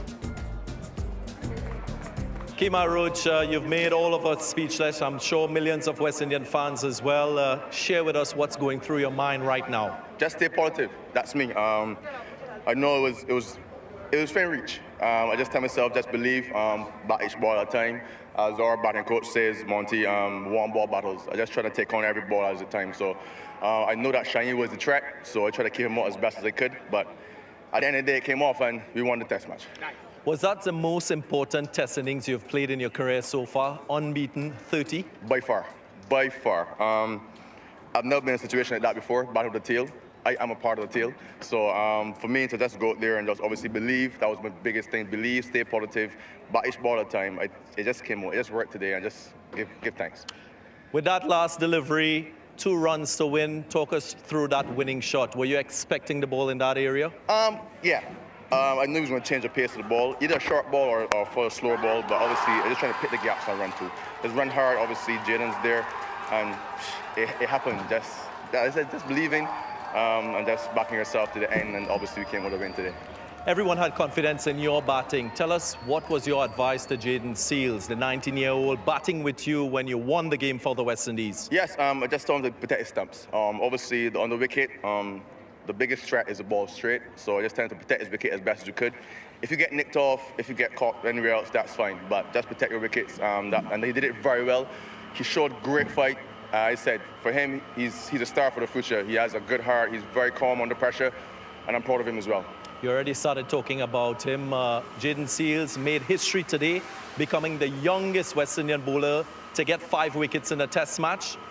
How does that resonate with you? Oh, amazing. It speaks wonders for our cricket going forward.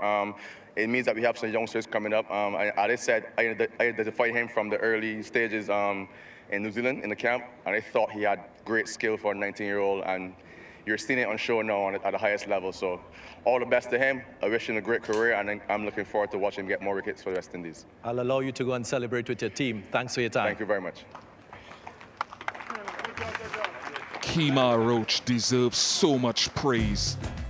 Pakistan at the start being asked to bat first, Stacey-Ann. Really good on forward Alam, who scored 56, and Babar Azam stood out with his 30, and Fahim Ashraf. They got to 217 in 70.3 overs. But West Indies, Jayden Seales had career best figures at that time of 3 for 70. Kemar Roach with 2 for 47, and of course Jason Holder with 3 for 26. Then the West Indies on the back of their captain, Craig Brathwaite, 97, run out. One of his more technically proficient innings in the last few years that I have witnessed from him. Jason Holder's 58, not to be understated, as well as Da Silva's 21. Abbas, as consistent as ever. Yasir Shah Afridi, a star under construction, in the making, 4 for 59, and wickets for Fahim and Hassan Ali.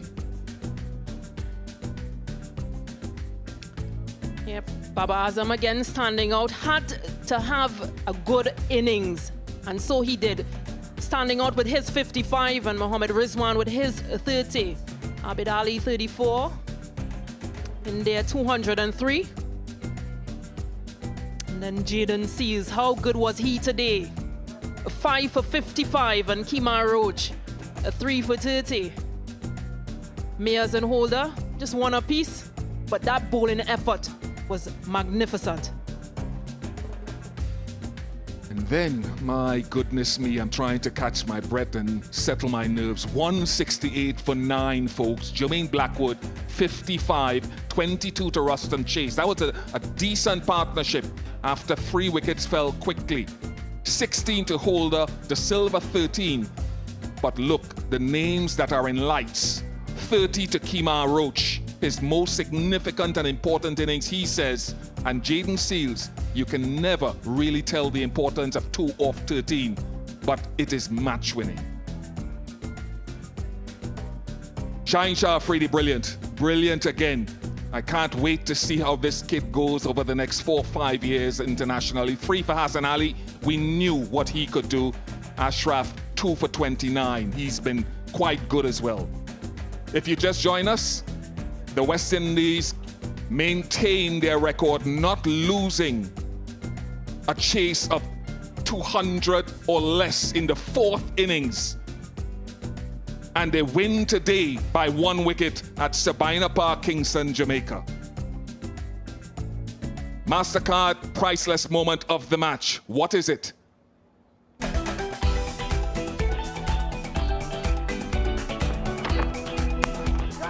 That is what it is.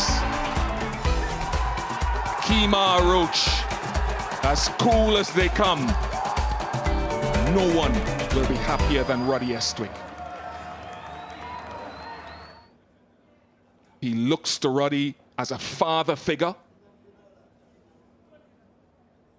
Let's go to the presentation with Darren Ganga. My goodness, this test match has sucked the energy out of all of us. Welcome to the first test match presentation of the Betway series presented by Osaka Batteries, West Indies versus Pakistan 2021. First up, congratulations to the West Indies for going on to win by 1 wicket. Commiserations to Pakistan. What an eventful test match we've had. Cricket West Indies would like to thank the official sponsors of the series who've made this possible. Betway, title sponsor, Osaka Batteries, presenting sponsor, Sandals Resorts, team sponsor, CG Insurance, MasterCard, Blue Waters, and the Jamaica Tourist Board. We would also like to thank the associate sponsors, Golden Pearl, J-Dot, Brighto, and Mughal Steel. I would not like to ask the captain of Pakistan to come forward, Babar Azam, and have a word with us. First up, Baba, commiserations. How would you describe this test match? बिल्कुल जिस तरह test match की ये खूबसूरती है through out हमने काफ़ी अच्छी एफर्ट की बैटिंग में अनफॉर्चुनेटली हम जब मोमेंटम पकड़े थे उसमें हमने थोड़ी सी विकेटें लूज़ की पहली इनिंग्स में लेकिन उसके बाद फिर जब हमने बॉलर्स ने कम बैक किया और स्टिक किया और उनको जल्दी आउट किया उसके बाद फिर बैटिंग में हमें मोमेंटम मिला लेकिन वही सेम हमने जब मोमेंटम पकड़ा तो बैक टू बैक विकेटें गिरी. Yeah, it was a nerve-breaking test match, and this is the beauty of test cricket. You know, in the first inning, we actually played. We lost early wicket, then we tried to came back, and then in the bowling, we tried to came back again. In the second inning, we tried hard to put some runs, but at the end, obviously, West Indies have won, and they played very well. You scored 55 in the second innings. How difficult it was to score runs on that pitch? बिल्कुल काफ़ी difficult है swing और सीम हो रहा था through out और मेरे ख्याल से आउटफील्ड भी थोड़ा स्लो थी लेकिन वेस्ट इंडीज़ बॉलर्स ने काफ़ी आउटस्टैंडिंग बॉलिंग की चैलेंज पे बॉलिंग की उन्होंने इतना रूम नहीं दिया और हमें स्टिक किया एक जगह पे उन्होंने स्पॉट पे बॉलिंग की तो थोड़ा मुश्किल हुआ लेकिन हमने अपना पेशेंस और वो जो हमारा माइंड सेट था और कोशिश यही थी कि पार्टनरशिप लगाएं तो वो उससे काफ़ी हेल्प मिली. It came down to a nail-biting affair. Go ahead. Yeah, so he said that West Indies bowled very well. They bowled in the right areas, and we tried to bat in a good manner, and we tried to score runs. So that's why we have tried to build some partnerships. It looked like there wasn't any difference between both teams. A word on your bowlers and their efforts? Definitely जिस तरह हमारे bowler ने bowling की है बास ने शहीन ने हसन ने आउटस्टैंडिंग रहा थ्रू आउट द मैच दोनों इनिंग्स में उन्होंने बहुत अच्छी बॉलिंग की और बहुत अच्छे मेरे ख्याल से हमने कैचेस भी पकड़े और लेकिन मेरे ख्याल से एंड आखिरी सेशन में अगर दो कैच हम अवेलेबल कैच कर सकते थे तो मेरे ख्याल से आज रिज़ल्ट डिफरेंट होता. Yeah, our bowlers bowled really well, especially Shaheen and Mohammad Abbas. The way they have bowled, it was impressive. But we have got some good catches in second inning, but we have lost. We have dropped some catches at the crucial stage, which actually cost us. Yeah, Yasir Shah, Freddie in particular, was exceptional. Tough luck in this test match, and we look forward to seeing you for that second test, which starts in 4 days' time. Thank you. That was Babar Azam, the captain of Pakistan. Moving on in my program, I'll now like to announce the player of the match for this test match. and we had quite a few performances, but the decision goes to Jayden Seales for his excellent bowling effort throughout this test match. He picked up 3 for 70 in the first innings and then 5 wickets for 55. Jayden, congratulations to you. I haven't spoken about your batting just yet. But in this innings, second innings, you picked up 5 wickets, the youngest West Indian bowler to achieve that. How does that make you feel? Words can't really describe how I feel after getting 5 wickets. I just have to say thanks to the Almighty for allowing me to be able to play here and perform to the best of my ability. And tell me, that last partnership that you had with Kemar Roach, what was crucial for you to cross the line and win this test match? We talked about positivity and remaining patient, just waiting, and eventually we got there. And let's just revert to that bowling effort again in terms of your experience bowling in this test match. Describe that experience, your short journey in test match cricket. How has that gone for you? Test cricket for me so far has been a dream come true. Being able to get 5 today and put out a winning performance for the team really goes to the bowling coach Roddy Estwick, because we spoke a lot before the test match, even during the test match, about the areas I should bowl and the things I should do, and I'll be successful. Right, your fellow fast bowlers, they've spoken in glowing terms about your talent, about your attitude. How exactly those bowlers help you to achieve the type of success we've seen so far in your career? All the bowlers in the team, they always tell me to keep coming and bringing that positive energy, keep coming hard at the batsmen, hitting the right lengths, and wickets will come. And in terms of that batting effort, what was your sort of plan going out to bat to score the remaining runs? For me, it was just to stay with Roach and get him on strike as much as possible, and try and keep all the good balls. If a run scoring opportunity presents itself, take it and try and bring it home for the team. Well, congratulations to you on your award, and congratulations to your team for winning the test match today. Thanks. That was Jayden Seales, the player of the match for today's test match. We go now to the winning captain, Craig Brathwaite. Craig, I'll ask you the same question. How would you describe this test match? Remarkable. Never lost hope. You know, the attitude we had at tea time, you know, from Josh coming in and making a lot of suggestions. You know, I never lost hope. It's truly amazing. And in terms of batting, we saw that batsmen struggled to score runs there. What exactly, upon reflection, is the template for scoring runs there in your estimation? Well, to be honest, I thought Pakistan bowled really well. And, you know, I just think it's patience. It's a pitch that, you know, has in something for bowlers throughout the day. And I think who has more patience, you know, will come out on top, to be honest. And your seam bowlers, they produce the goods for you in terms of wicket taking. You invested in a spinner in this test match. How would you reflect on that decision, and how would that set you for the second test match? Well, you know, still have some time, you know, before your next test, and obviously it will be a different pitch. But the bowler did a fantastic job. You know, whenever, you know, I asked them to do a roll, you know, they did it. You know, they were a little tired at times, but the guys were always willing, and that was truly amazing. You stood out in that first innings with a half-century, and the second innings, Jermaine Blackwood got a half-century, which got you closer to winning this game. A word on him and that batting effort from your vice-captain? Well, you know, we've been working hard, you know, as a batting group, and I knew he was hungry for runs at his home ground, and you know, we will continue working hard. We know Pakistan will come harder. And, you know, I just think it's about patience. I think who has more patience will come out on top. This Sabina Park pitch was the center point for discussions. If you had the chance of playing on a similar pitch in the second test match, would you take it? Yeah, of course. I think it's a good cricket pitch. You know, it had something for the pacers throughout the game, as we saw. And, you know, it had value for runs. You know, the ball was coming on. But as I say, I think it's patience, to be honest. Congratulations. Thanks for your time. Go and celebrate with your team. Yeah, thanks. Well, the West Indies would be very pleased. There's the précis of the game. Really good work by Jayden Seales, getting 8 wickets in the game. The West Indies winning by 1 wicket. We'll just take a short break, and then we'll come back with more analysis with Ian Bishop.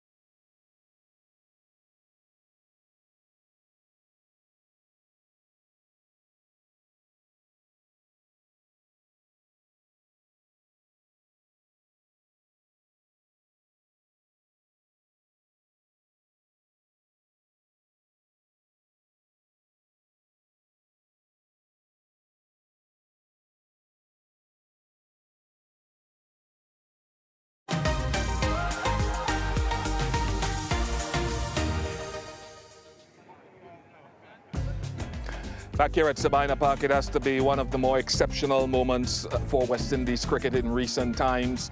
Pakistan just to run through. Vakad again bowled out for 217.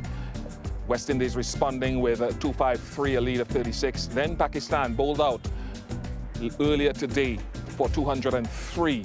And the West Indies 168 for 9. Jermaine Blackwood got 55. Shaheen Afridi 4 for 50. West Indies winning by 1 wicket. What you don't see on some of those scorecards, we see Jermaine Blackwood. Jermaine Blackwood is here. Samuel Badri is here. We don't see Kemar Roach. We don't see Jayden Seales. We don't see Ruston Chase. Sammy, let me go to you. What should these guys be feeling before we really find out what they're feeling? Yeah, it should be a euphoric feeling for them. A wonderful exhibition of Test match cricket. It ebbed and flowed from day 1 right down to the end of the match on day 4. No team really in the ascendancy, but they gritted and they fought to the very end, and a well-deserved victory for the West Indies. Jermaine, just put this win into context for me overall. Well, I was very nervous. We saw that. Yeah, I was very nervous in the last, but I have full confidence in Roach and Jayden, because we know Jayden can bat, because we saw Jayden already bat and he can bat. And I always believe in Roachy, that he have the ability to bat and bat long. But for the team, it's a wonderful feeling. I have to take my hats off for the bowlers for sure, because the bowlers comes and they put in all the hard work, and then the batsman, although, you know, we like to win a bit more better, but at the end of the day, the win is a win. They don't pay the bowlers enough, do they? I made that comment upstairs. They have to bowl and then they have to come and make runs. I want to just look at the winning moment as you continue to speak to us and those runs are hit. Your feeling? Wonderful. Me and Ross was there, and I was saying, I just want one more to get it tight. And Ross was like, that one is like a 1 billion away. So, and me and Ross was very nervous there. And as you can see, once Roach scored that winning runs, I just run straight to Roach and Jayden Seales, because I tell you, that was a wonderful feeling. Sammy? Wonderful feeling indeed. You can see the ball spot at the top of my head. I was pulling my hair off. No, but that has been there for a while. Don't put that down for today. Come on. No, don't use that as an excuse now. Okay, my nails are gone. All right. It was really a nail-biting finish all the way to the very end. Like he mentioned, nerves, anxiousness, but they got there. Jermaine, once Pakistan were bowled out earlier today and you had to get that 168, given the pitch conditions, what was the planning around that? Well, our plans was very clear. The skipper tell the guys just go out there and just play normal cricket, because it's the 4th day, and I play a lot of cricket out here. And my natural instinct is once I get out there, I'm going to play some shots, because it's 4th day, some balls going to keep low. But you know, I just want to make the right decision at the right time.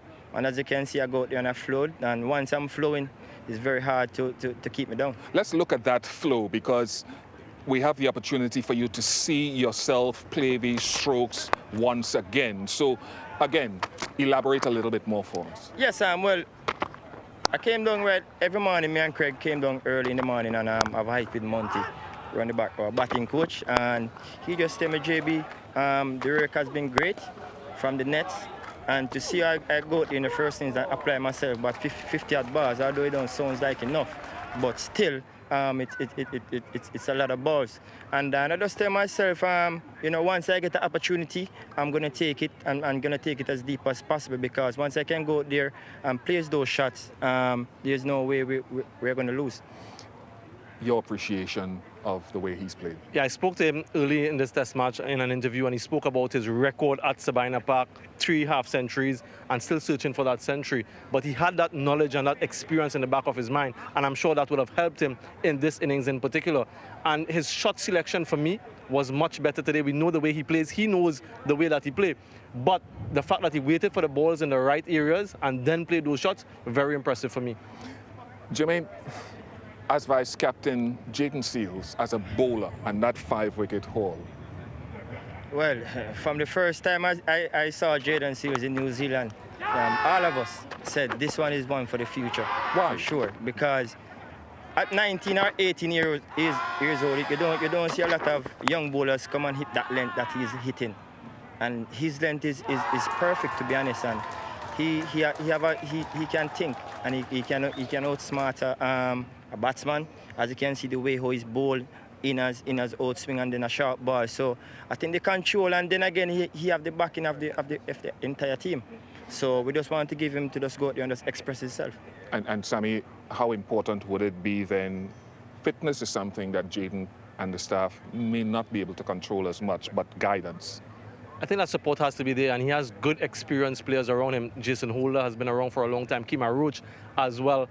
But this fitness, I see him train, I see him work hard, diligently at it. He's an athletic person, and that's a start for any fast bowler, as long as he can be elastic as well. That stretch is very important for the duration of his career. But to break a 71-year-old record, to be the first teenager to get a 5-wicket haul in Test match cricket, really speaks volumes of the type of skill and talent that he has.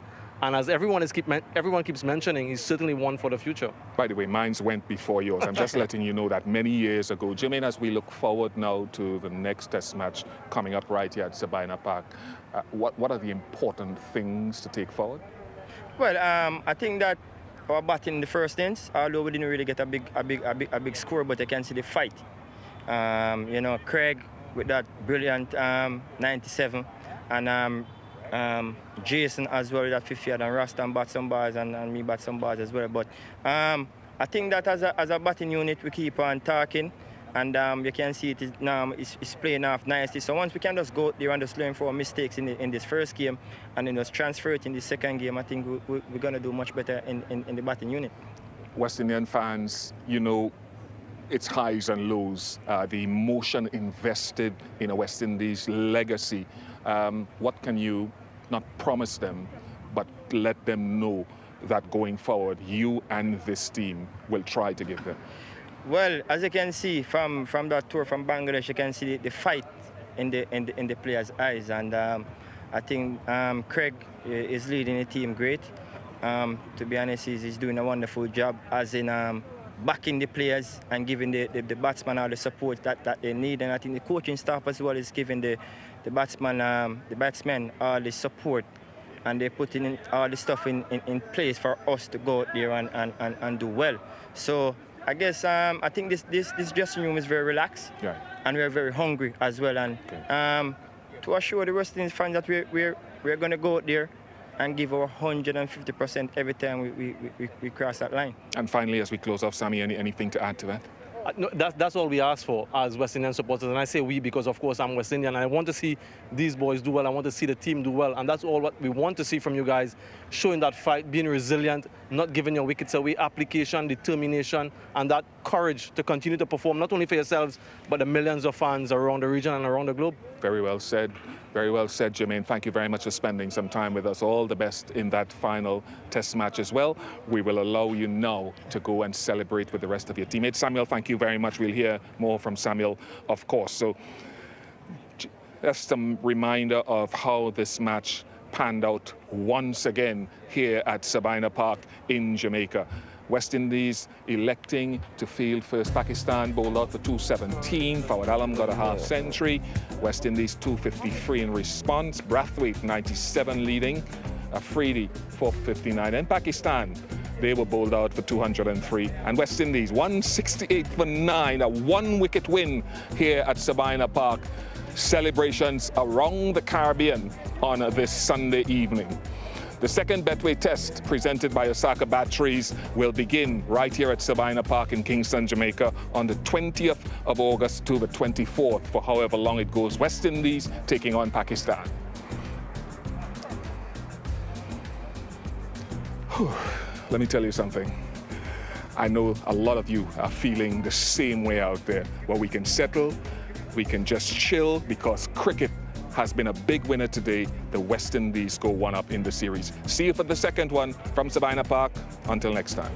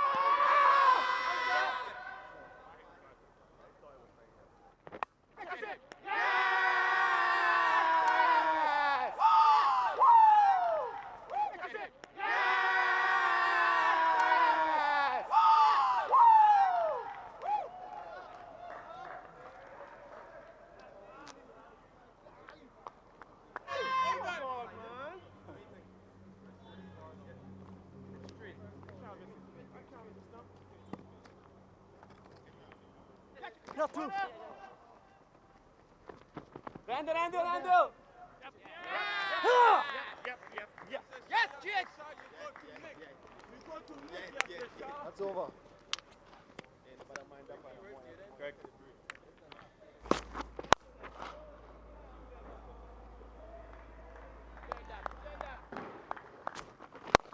Catch!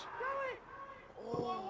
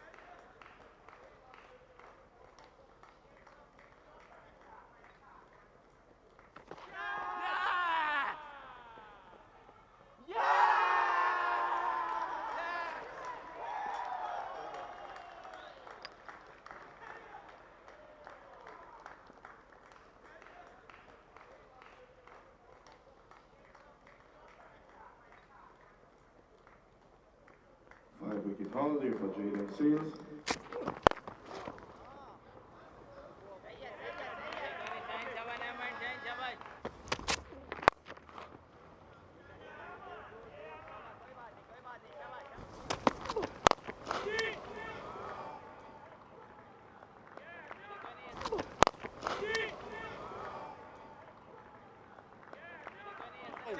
शुरू हो गया अच्छा sign तो अब शुरू हुआ भाई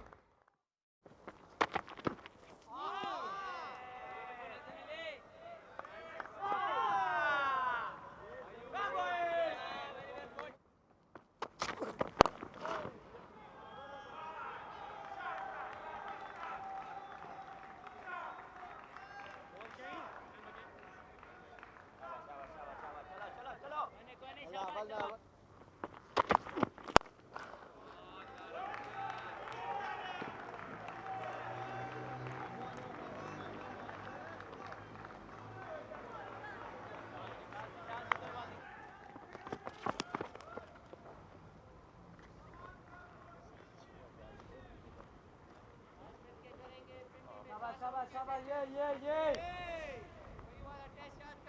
Come on boys भेजेगा पैमा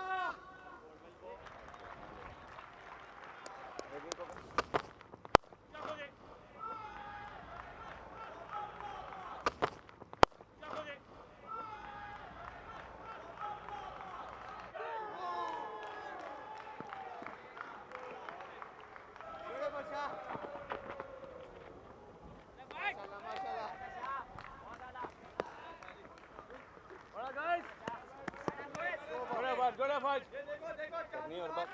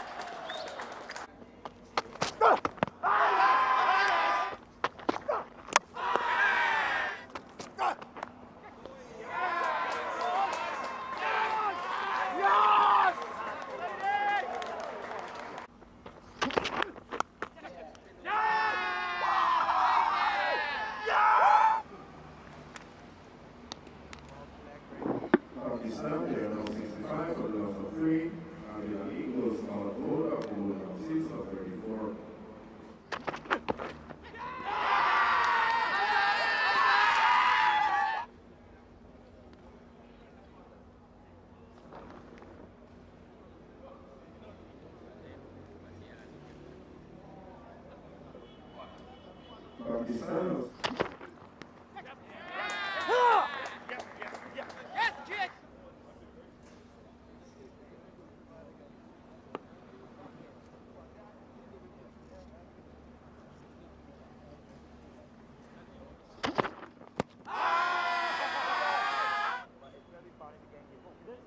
That's two. That way.